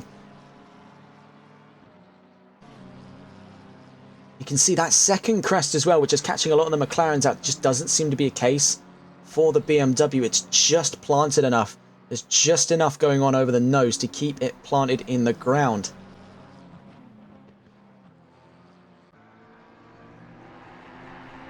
We do want to try and keep track of both battles at the same time. At the moment, between Harvey and Farish, it's about 9 seconds. Between these two, it's about 4/10. So we'll quickly stay on the battle of 4th. We'll be monitoring that gap below. Justin Harvey ahead in 6th place with the Bremsbacken Schweitzer team.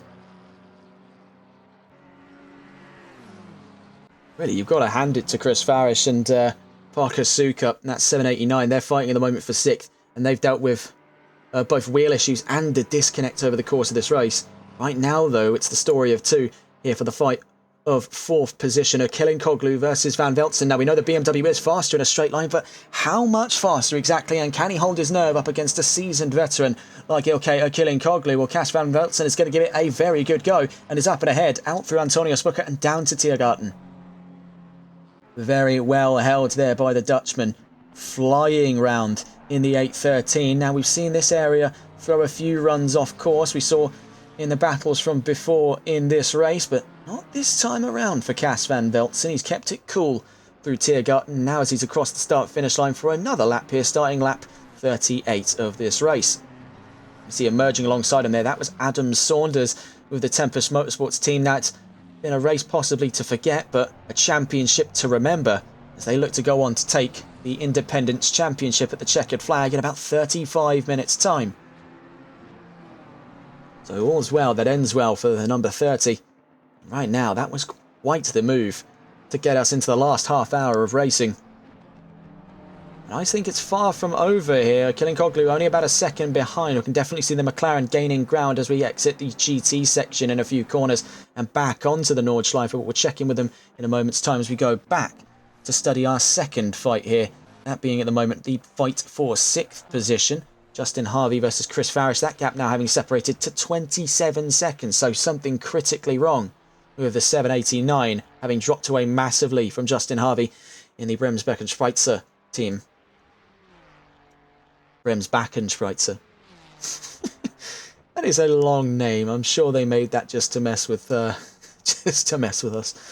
What a team. I mean, it literally translates to, I think, rear brake splitter or rear brake separator. I mean, I ran it through a translator just to make sure it wasn't something offensive, but apparently it's just a tool used to separate rear brake assemblies for drum brakes. You see here at the moment, Van Veltzen and Kilinkoglu. Saunders behind. Makes threes company. Despite Saunders not being in the fight for 4th position, he'll still keep these two good company in the next 33, just under 34 minutes to the checkered flag. The long-awaited closure to this championship gives us one last fight.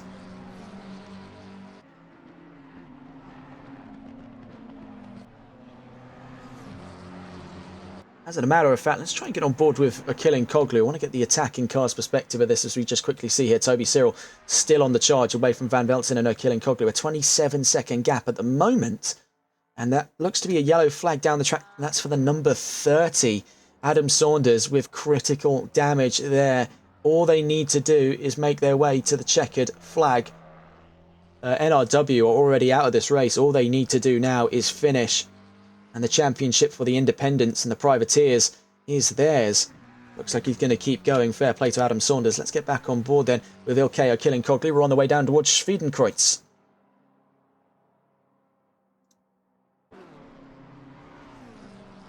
This is in the slow proceedings back to an active fight for 4th position. Now these two have been on and off over the course of the last half hour here towards the end of this race. Let's see where they can take it next. The 789 is in the pit lane at the moment. Chris Farish now back in, perhaps for a swap of tyres and an attempt at the fastest lap. That is going to be a hard mark to beat. That was set by the number 788 leading this race.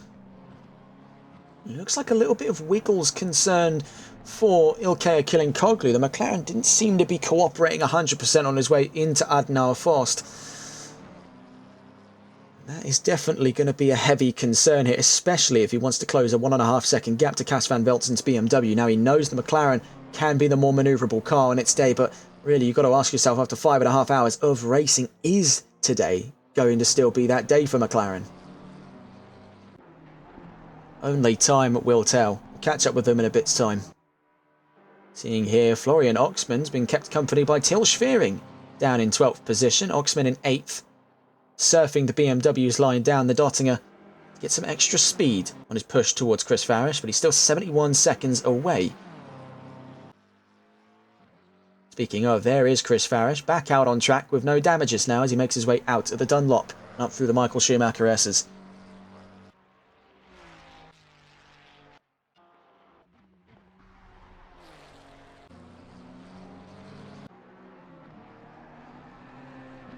That gap now since between Van Veltzen and Kilinkoglu has doubled to 2 seconds, so there is a concern now mounting at MSA over the performance of the 416 this late on. Could it have been just a slight change in strategy that's given Van Veltzen such an upper hand here? The BMW is not a car renowned for its tyre longevity, though it's definitely, I'd say, around middle of the bell curve on that. The Ferrari being at the top end, I'd say probably the older cars being towards the bottom end where they burn through the tyres like they're made out of paper.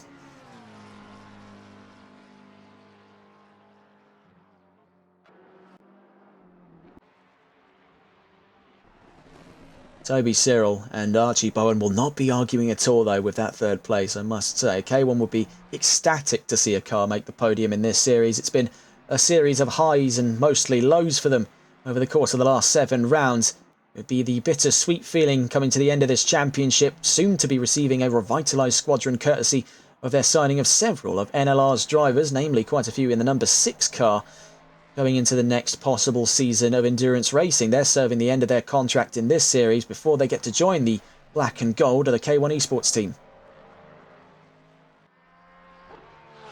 Must say as well, it's been an interesting story to cover of that of the Vanguard Racing team. This is their first outing, similar to Bremsbach and Spreitzer in the Independence Championship. But for Vanguard, they've definitely thrown themselves in on the deep end, choosing the Porsche. Now, very rare is it you get to see a team of this scale run the Porsche 911 on a track as dangerous as this one, but they've given it a very good go, and Almeida, Seixas, Teles and Castedo have really put on quite a rumble in the number 48.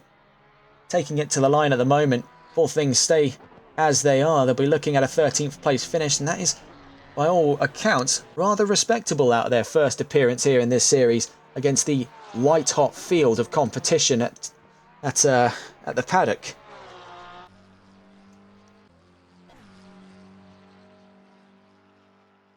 In terms of chalking up a precise driver of the day, I think it would be a very tough one to call, to be honest. It would be almost an insult to their ability not to give it to the 788 squadron of Muller and Becker.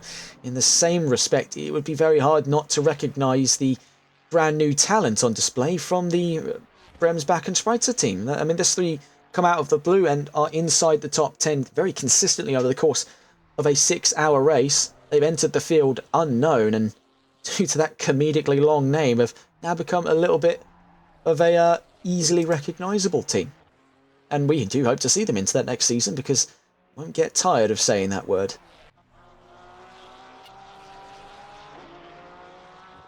Another easy candidate as well is either going to be the 813 lineup of Cas van Veltzen and Kieran Rodd, or it's going to be Toby Cyril and Archie Bowen. I mean, again, you're spoilt for choice here for the driver of the day, because they've all put themselves in the nominee position for that reward on individual different merits.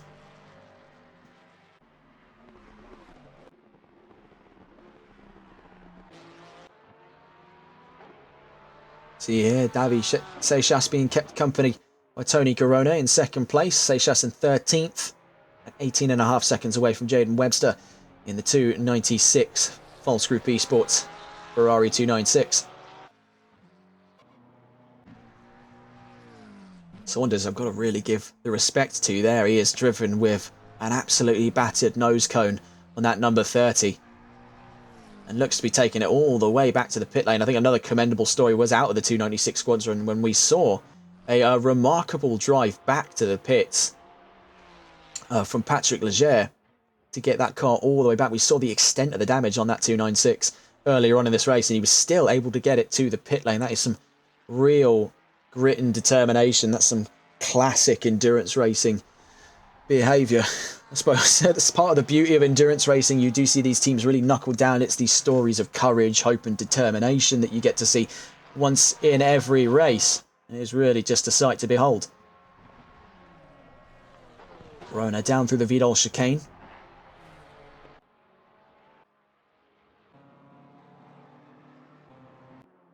Looking around the field, the gap now between Koglu and Van Veltzen up to 3 seconds as they're round the Dunlop curve on their way to the Schumacher S's. We can see extreme ping warning though for it's Justin Harvey, as we see Adam Saunders on his way into the pits there. 26.5 minutes left to go in the session.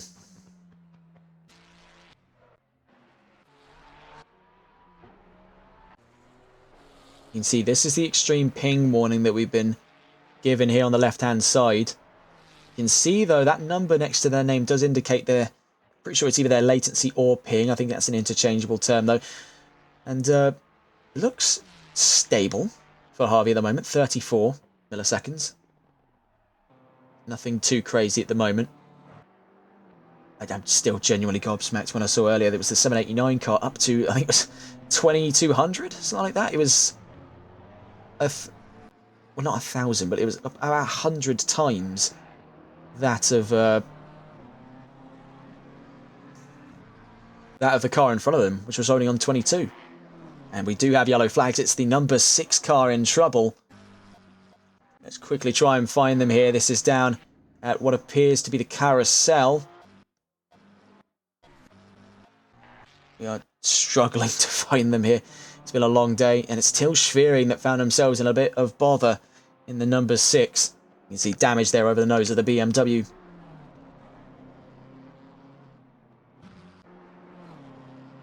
Story of Van Velzen and Achilling Koglu was our last battle of the day, and I think it's going to stay that way with 3.3 seconds now between the pair of them up round Flugplatz.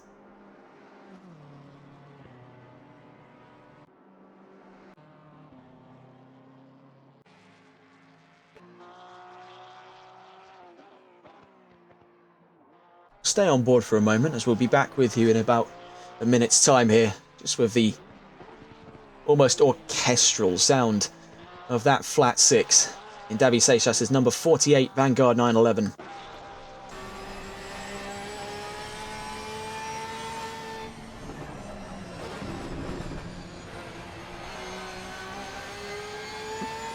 Never mind.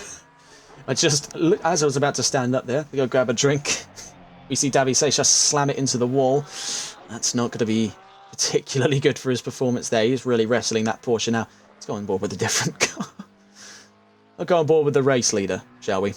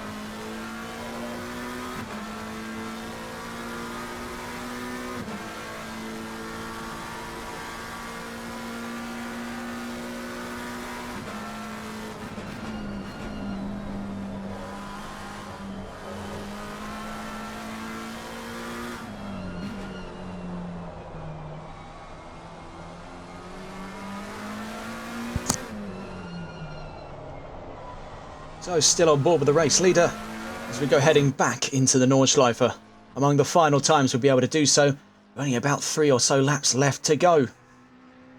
It's a bit of a bittersweet feeling then, getting this close to the end of the season, watching on board with drivers who have fought tooth and nail to the line to get the championship. Really, it would be difficult then to take it away at this point. It has been a golden performance all race long. Over the course of 5 hours and 40 minutes. Unstoppable stuff. There'll be more to follow at the checkered flag.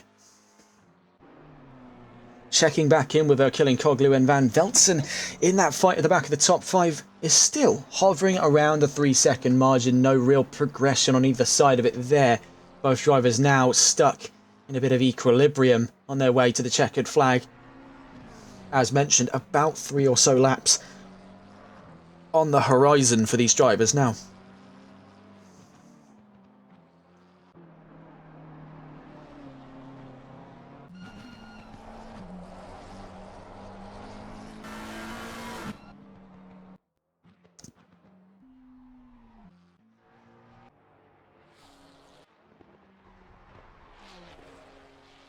We are seeing the slow crawl back here from Jaden Webster on Davy Seychelles. There could be a fight towards the end of this race between the privateers down for 13th position. False Group versus Vanguard. Could be an interesting one to follow. Speaking of privateers, we can see that ping warning showing up again. You can see there, that red bar next to their names, indicating something is a little bit haywire with their connection. And now, because it's I'm pretty sure for a Gport it's peer-to-peer connection as well, it averages out. So if something goes catastrophically wrong on one end, think of it as like when you pull a rubber band tight against your wrist and then snap it back. All of that momentum's coming back into you, and it's going to come back into the rest of the server and affect everyone else. That's why we've seen major disconnects before when there's been huge differences in ping.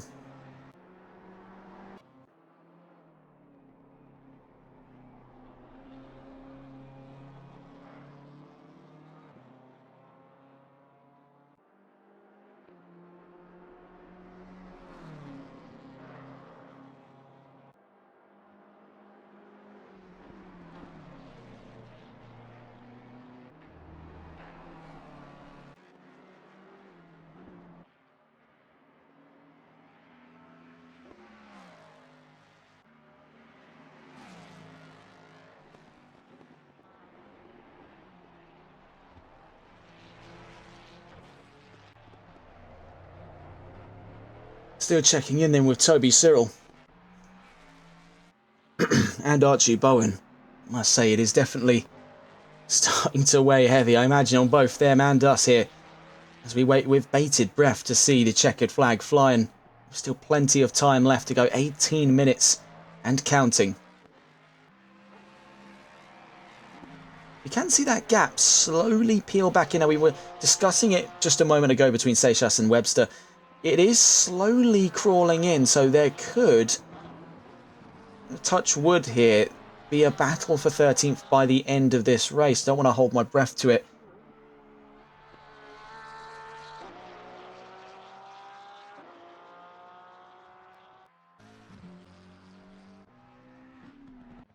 Imagine something that maybe some of the teams are disappointed about was the fact that we did have a majority percentage stating mixed conditions on the horizon. Those mixed conditions are not present with us at the moment. I don't even think they're in the room with us at the moment. I imagine some of the teams are disappointed with that. I can't imagine they are. I mean, they're saying they want these mixed conditions. Do you really? I mean, do you really?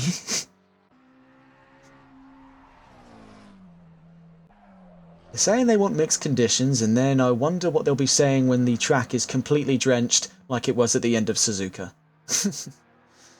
Neither here nor there then. This is the race leader, Nico Becker, making his way down towards Brunchen in the final sector here.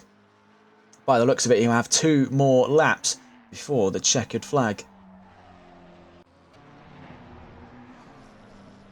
As for that gap between O'Killen-Koglu and Cas van Veltzen, it is slowly closing down.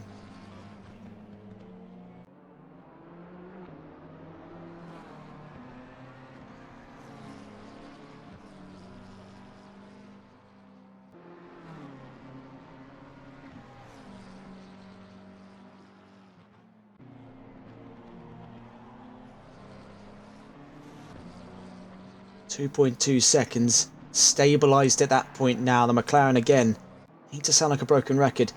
Usually of the two is the one with more manoeuvrability, but I think it stands a testament to just how hard Cas van Veltzen is pushing that BMW to be keeping such ample distance between himself and Ilkay O'Killen-Koglu. That is not an easy task for any driver on the grid to do. Up through the Flugplatz we go then. McLaren is still a ways away from Van Veltzen.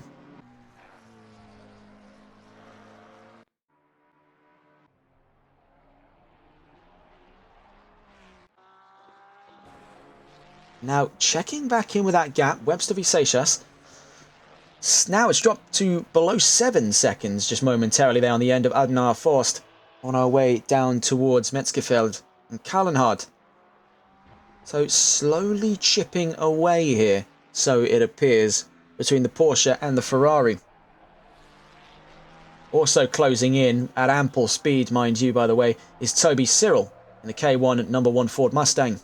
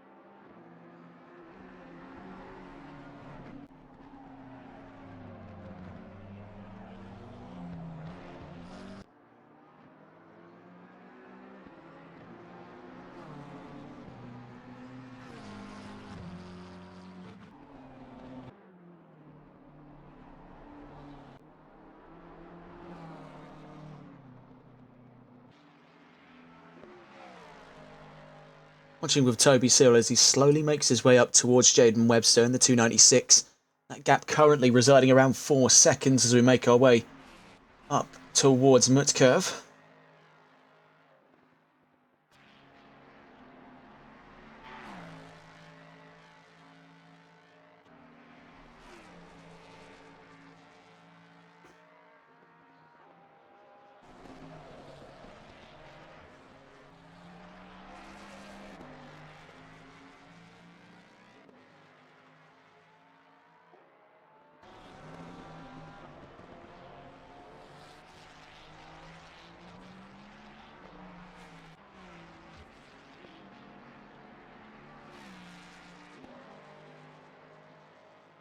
We've been live now for nearly 6 hours and 40 minutes. It is nearly 1 in the morning. This has gone on quite some time, I must say. And what a race it has been.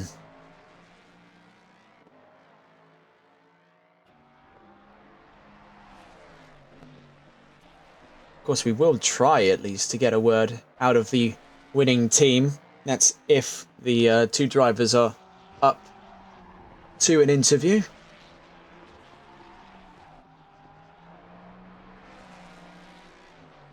We will try and get a word as well out of the winning independents, which will be, by the looks of it, any one of the members of Tempest Motorsport.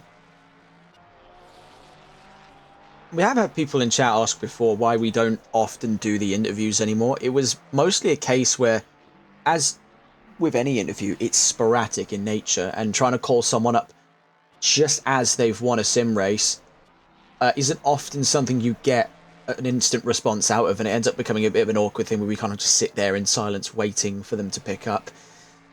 But in advance, if any of the drivers are listening in and would like to be interviewed, then that's up to you. I feel like we almost owe it to you then, after 6 long months with us here on TRTN, to have your time in the spotlight.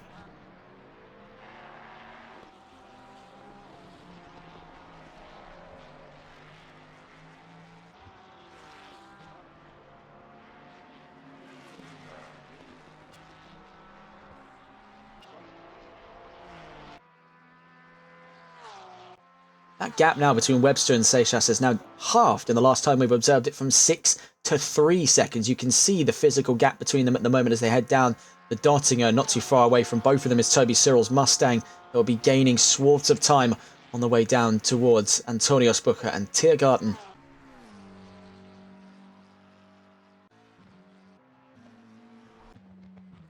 Quickly just checking back in then with the Okea killing Koglu. Now behind Cass van Veltzen, who has been behind over the course of this lap, hasn't been able to gain sufficient time, and now down this back straight, it's going to be the same story here. The BMW just got him pipped for straight line speed.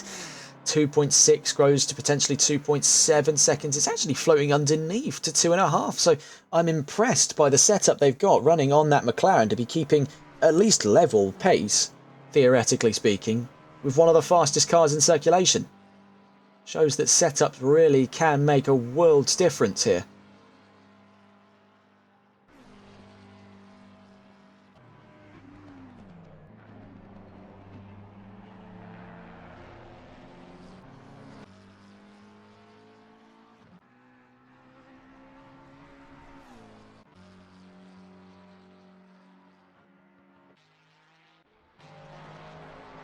So we're going to stay on board for a little while here through the GT circuit with Jaden Webster, the False Group Esports number 296. He looks to be closing in on a potential battle here for 13th, with Davy Seychelles in the Vanguard number 48. Up through the Schumacher S as we go.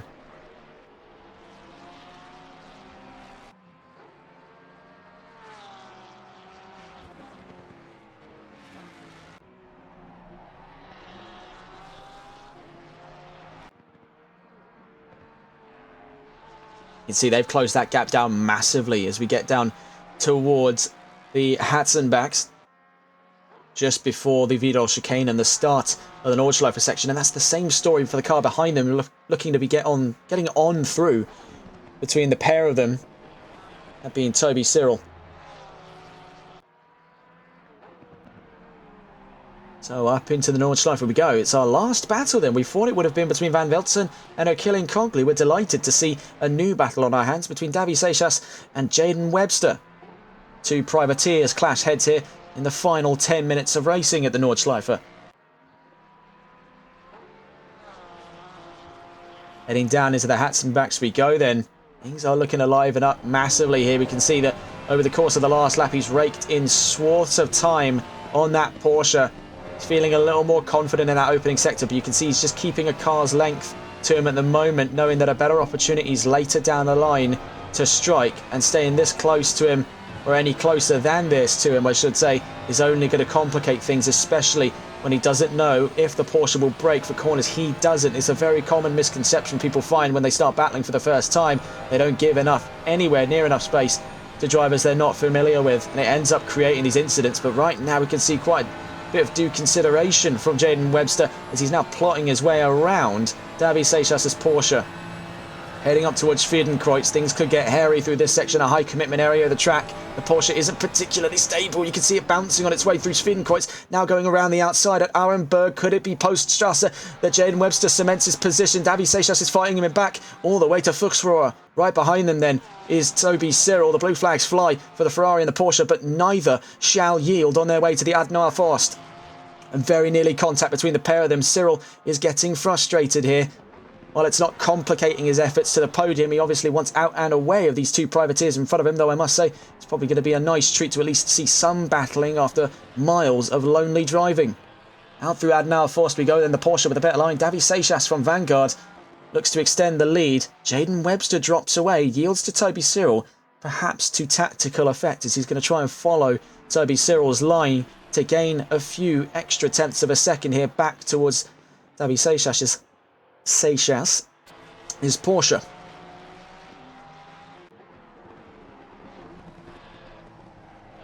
See, blue flag still being shown for Seixas and the number 48.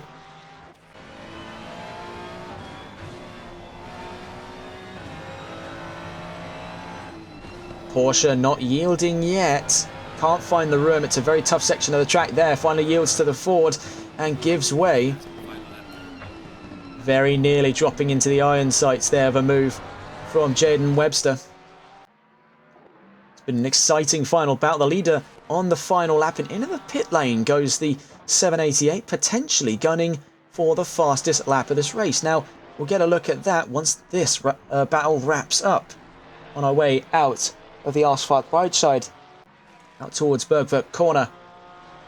0.8, 0.9 now of a second. Nearly up to the second mark, and there we have it on our way down towards Bergwerk.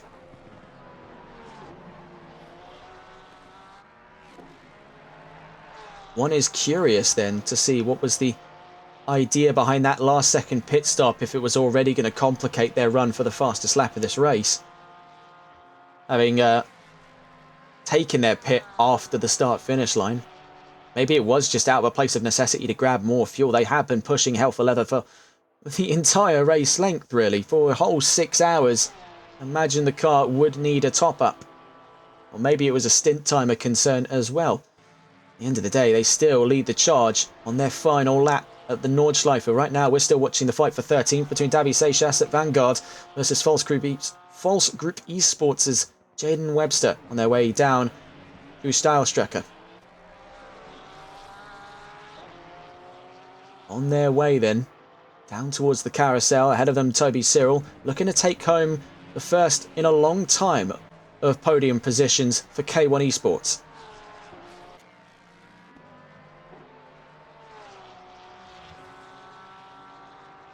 We've also been given word that 4th and 5th are close to one another as well. Let's get a gander at this. It's Cas van Velzen and Ilkay Killing-Koglu. At long last then, maybe the final, or among the final battles of this fantastic race.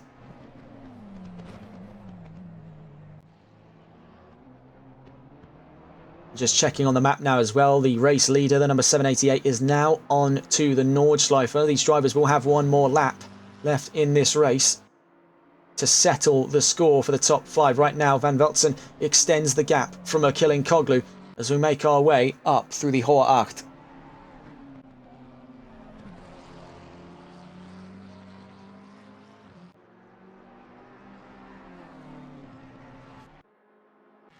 Checking around the field just to check back in on Seychelles v Webster on their way towards Flansgarten. This is going to get particularly interesting then on the run down towards Sprunghögel. The fight between Seychelles and Webster. Off they go through Sprunghögel. Neither of them taking the wider line, keeping things nice and tidy then on their fight down towards Flansgarten 2. Then we go. Neither of them catching nose airtime like the McLarens we've been seeing all too often. Seychelles trying to hold the line. Very tough to pronounce name. At least for me there. My apologies to Davy Seychelles. Up through Schwalbenschwanz. Porsche versus Ferrari. Now, down this back straight of the Dottinger, it could be to Webster's advantage. As he's in that slipstream, the Porsche isn't particularly one of the best cars for straight line speed. That could play very nicely into the hands of False Group Esports' Jaden Webster. Out through Galgenkopf we go. Better momentum already is cementing that run up to 13th position. We're staying on board with the Vanguard car, the number 48 of Davy Seychelles, fighting off Jaden Webster down the Dottinger Hohe. It's side by side, and now Ferrari takes the advantage up into 13th, but looking to switch things back. The Porsche is right and almost immediately into the slipstream. We'll be getting quickly on board as well with a battle going on behind them, that being the 813 versus the 416 Van Veltzen via Koglu. As our two final battles of today, right now between the privateers and the big teams. Down through Tiergarten, very well held by both drivers. They've got one more lap yonder the horizon.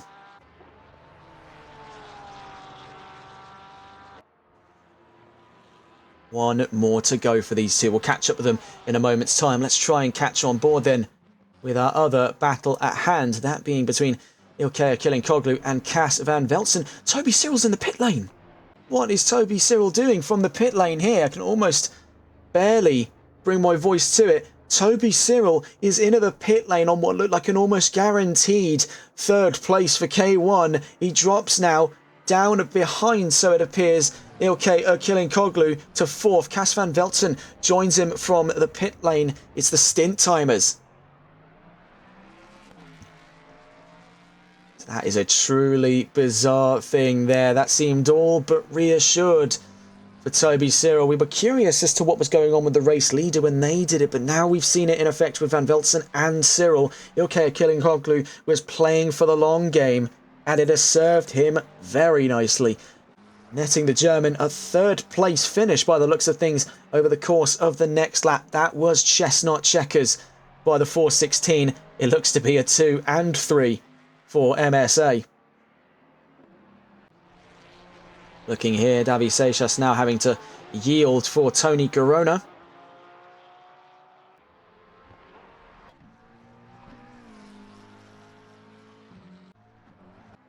Just checking here, Florian Oxman is slowly dropping time, or was slowly dropping time, to Jack Giles, but I think it might be just a little too late for him.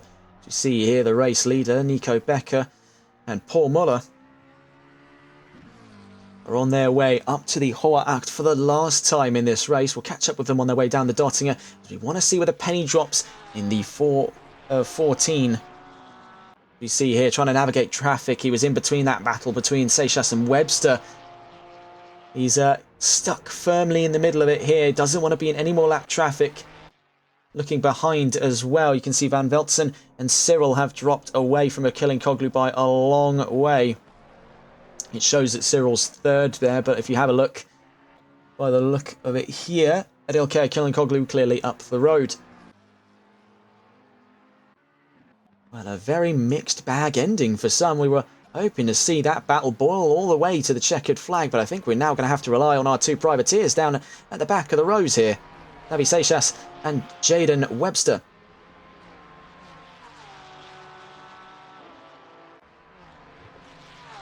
Now onto that cemented final lap. The 788 is only mere corners away from the Dottinger Hohe, and we'll be going on board with them and then covering the end of what looks to be a very exciting battle to the line between Davy Seychelles with Vanguard Racing and False Group Esports' Jaden Webster, but a bit wide at Arenberg is definitely going to complicate things for the Porsche.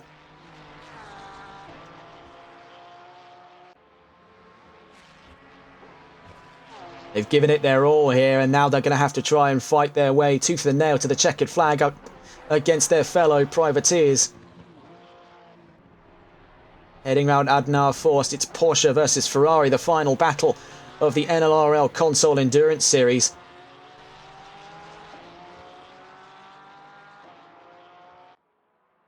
You see Tony Corona just escaping sight there.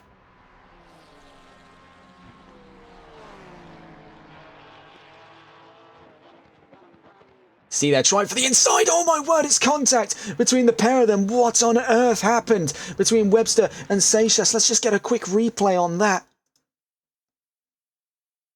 What on earth was going on with Davy Seixas? That was a move of pure desperation by the 48, trying for the inside, realised that's way too late to be going on the brakes, and they'd made critical contact with Jaden Webster. Well, that's the end of that battle. By the looks of it there, 2.1 seconds is the gap. Webster with just too little damage for it to affect him in the long run. Let's get down towards our race leaders then, as we caught them just at the end of the line, I believe. Looking here with Nico Becker and with Paul Moller at the longest race of the season, or so it has felt like. The 788 team cross the checkered flag for the last time this season, victorious. That is 4 race wins from the 788 team, and once more, not only does it make them winners, it makes them champions here in the NLRL Console Endurance Series. Better late than never. Exclusive finally adorned the top step here in NLRL. At long last, 6 months in the making. What a drive by the 788 team. Unstoppable. Looking round the track at the moment, we see Florian Oxman crossing the line in 8th position. Chris Farish still actually has, by the looks of it, 1 more lap to go. That is a long way to the checkered flag by any stretch of the imagination. But look at this. Webster and Seixas are back together. So now we could even see a battle all the way to the line. We're on our way down towards Mutkurve, on our way to the Stylestrecker hairpin. Once more, we'll have plenty more champions to announce in a moment's time. But we want to see, as the final battle, we kind of owe it to these two here. 2 new drivers give us the final battle of what has been a half-year-long saga here on NLRL. We've been behind you every step of the way here on TRTN, and what a pleasure it has been. A very well done to the 788 team at Exclusive Esports, and to Paul Moller and Nico Becker. An unstoppable performance between the pair of them. Also a very well done over the course of the season to Elmas Mikkelsons and Nat Bennett as the former drivers of the 788.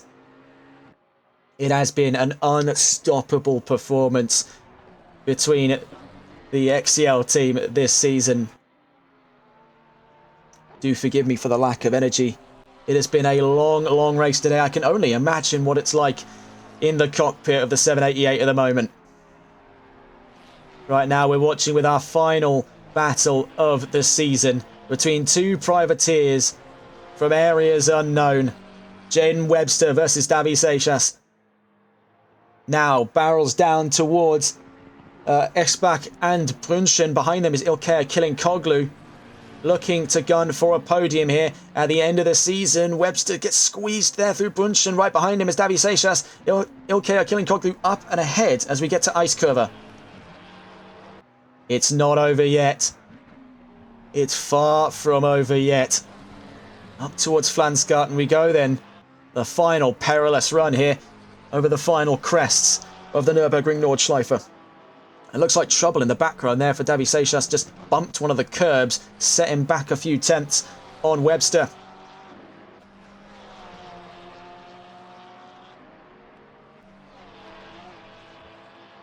Still watching then with the 296.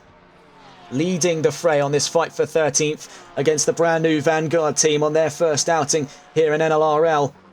And it seems only fitting then that with ends come beginnings. The beginning of their career here is the final battle of this spectacular season. See Webster get side by side, very nearly on his way round Schwabenschwanz. Behind him is Toby Cyril. And there goes Seixas into the walls. And is that the final moments then of their battle? So it may appear.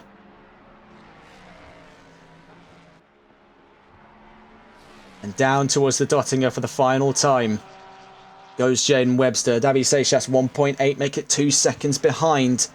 Down to the checkered flag. It looks like it'll go the way of this battle for Jaden Webster. Very well done then. He looks to be taking home 13th in a moment's time. We'll catch up with him at the checkered flag. Tony Garona then gave it absolutely everything he could alongside his contemporaries in the 414 squadron of Marcus Carlos, David Silf and Craig Twardock. They'll take home second, sadly without a championship at the end of the season, but they have fought diligently to the line at every step of the way.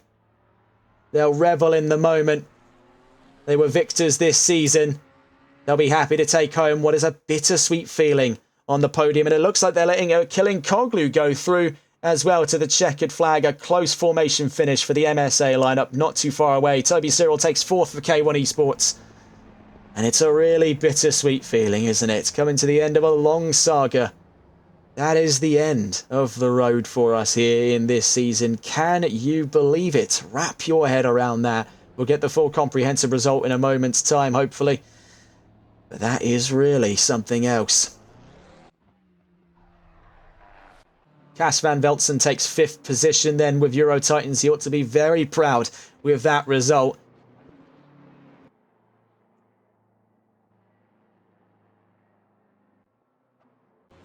The last 2 cars then, we're waiting to see Chris Farish and Justin Harvey.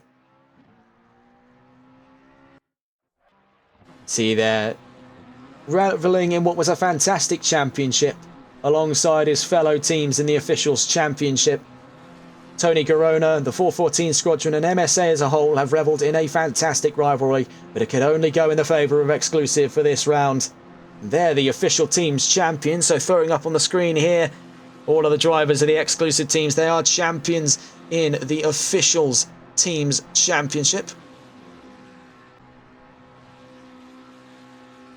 That's the 787. Now, this is as of this round. Of course, there are plenty of other names in the long esteemed history of their driver lineups for this season. You can see a little bit of bumping and scraping between the MSAs. So, Florian Oxman, Luca Goenheimer, Michael Martins, Paul Moller, Nico Becker, Parker Sukup, Chris Farish, Derek Solovinsky, sorry, Jan Hartog, and then Matteo Mastromaro and Fazzy Binks. Honourable mentions as well, Nat Bennett and Elmas Mikkelsons. They're the official team's champions. As we check in just quickly to find them, I know they're around here somewhere. Adam Saunders crosses the checkered flag in 12th and gives Tempest Motorsports their privateer team's championship. They win in the independence class. Saunders, Roos, Beefgartner and honourable mention to Connor Letford. That 4 has properly wowed expectations. They took the only independent overall win this season. They have made NLRL history in that number 30 McLaren, and rightfully so. What a performance they've had this season. Very, very well done. And obviously, without further ado, your champions for the NLRL Console Endurance Series, the number 788 exclusive esports car of Paul Moller and Nico Becker. That is the end of the road, really, isn't it? Wrap your head around that, ladies and gents. This has been in the works for us, both here at TRTN and over at our friends at NLRL for, well, as I mentioned, nearly 6 months. And it really does feel all too surreal here right before 1 in the morning, my time, to wrap my head around it all coming to a close. We don't have anything official to announce yet, but just know something is on the way. We'll see if we can get any of the drivers on for an interview. Not that we're expecting any responses today, but that has genuinely been one of the greatest championships I have ever seen. We're just going to quickly check in as well with the 789 car down to the line. They have fought diligently against malfunctions and disconnects alike. The number 789 of Chris Farish and Parker Sukup take the checkered flag in 7th position. A well-earned rest after a long 6-hour race. Nico Becker wins then in the 788. Garona 2nd, Killing Koglu 3rd, Cyril 4th, Van Veltzen 5th, Harvey 6th, Farish 7th, Oxman 8th, Gilles 9th, and Mask rounds out the top 10. Behind them, Saunders, Schwering, Webster, Seychelles, and Versteche. DNFs from Grunert, Cheeseman, Kiss, and Radic, and Bergman. supposedly. You can see the number 7 there. I'm really sure that wasn't a sanctioned entry. But nonetheless, that is the end of the line. Let's see if we can try and get a word then off of any of the drivers.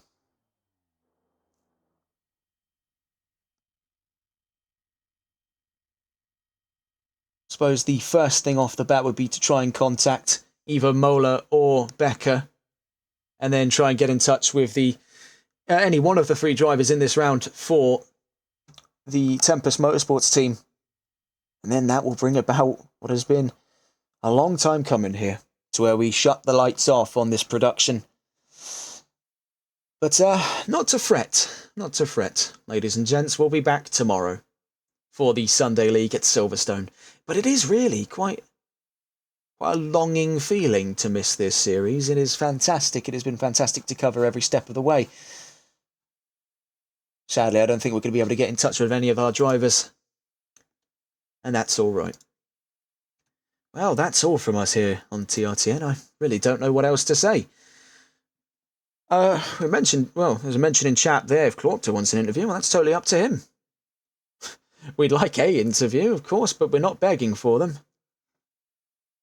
But what a race that has been. Truly. Truly it has. What else is there really to say? Oh, it appears that Clawpter has agreed to a short interview. Let's see if we can try and get in touch with him then.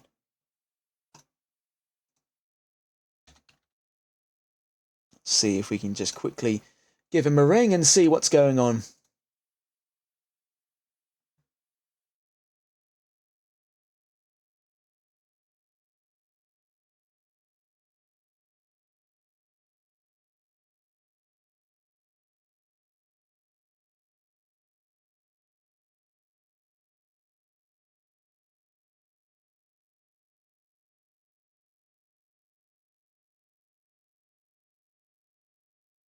And sadly, it doesn't appear that we're hearing off of Clawpter. We tried calling him there, but to no avail. We'll give him one more try, and we'll just wrap things up here. It is quite late at night for us here. I imagine same story for him.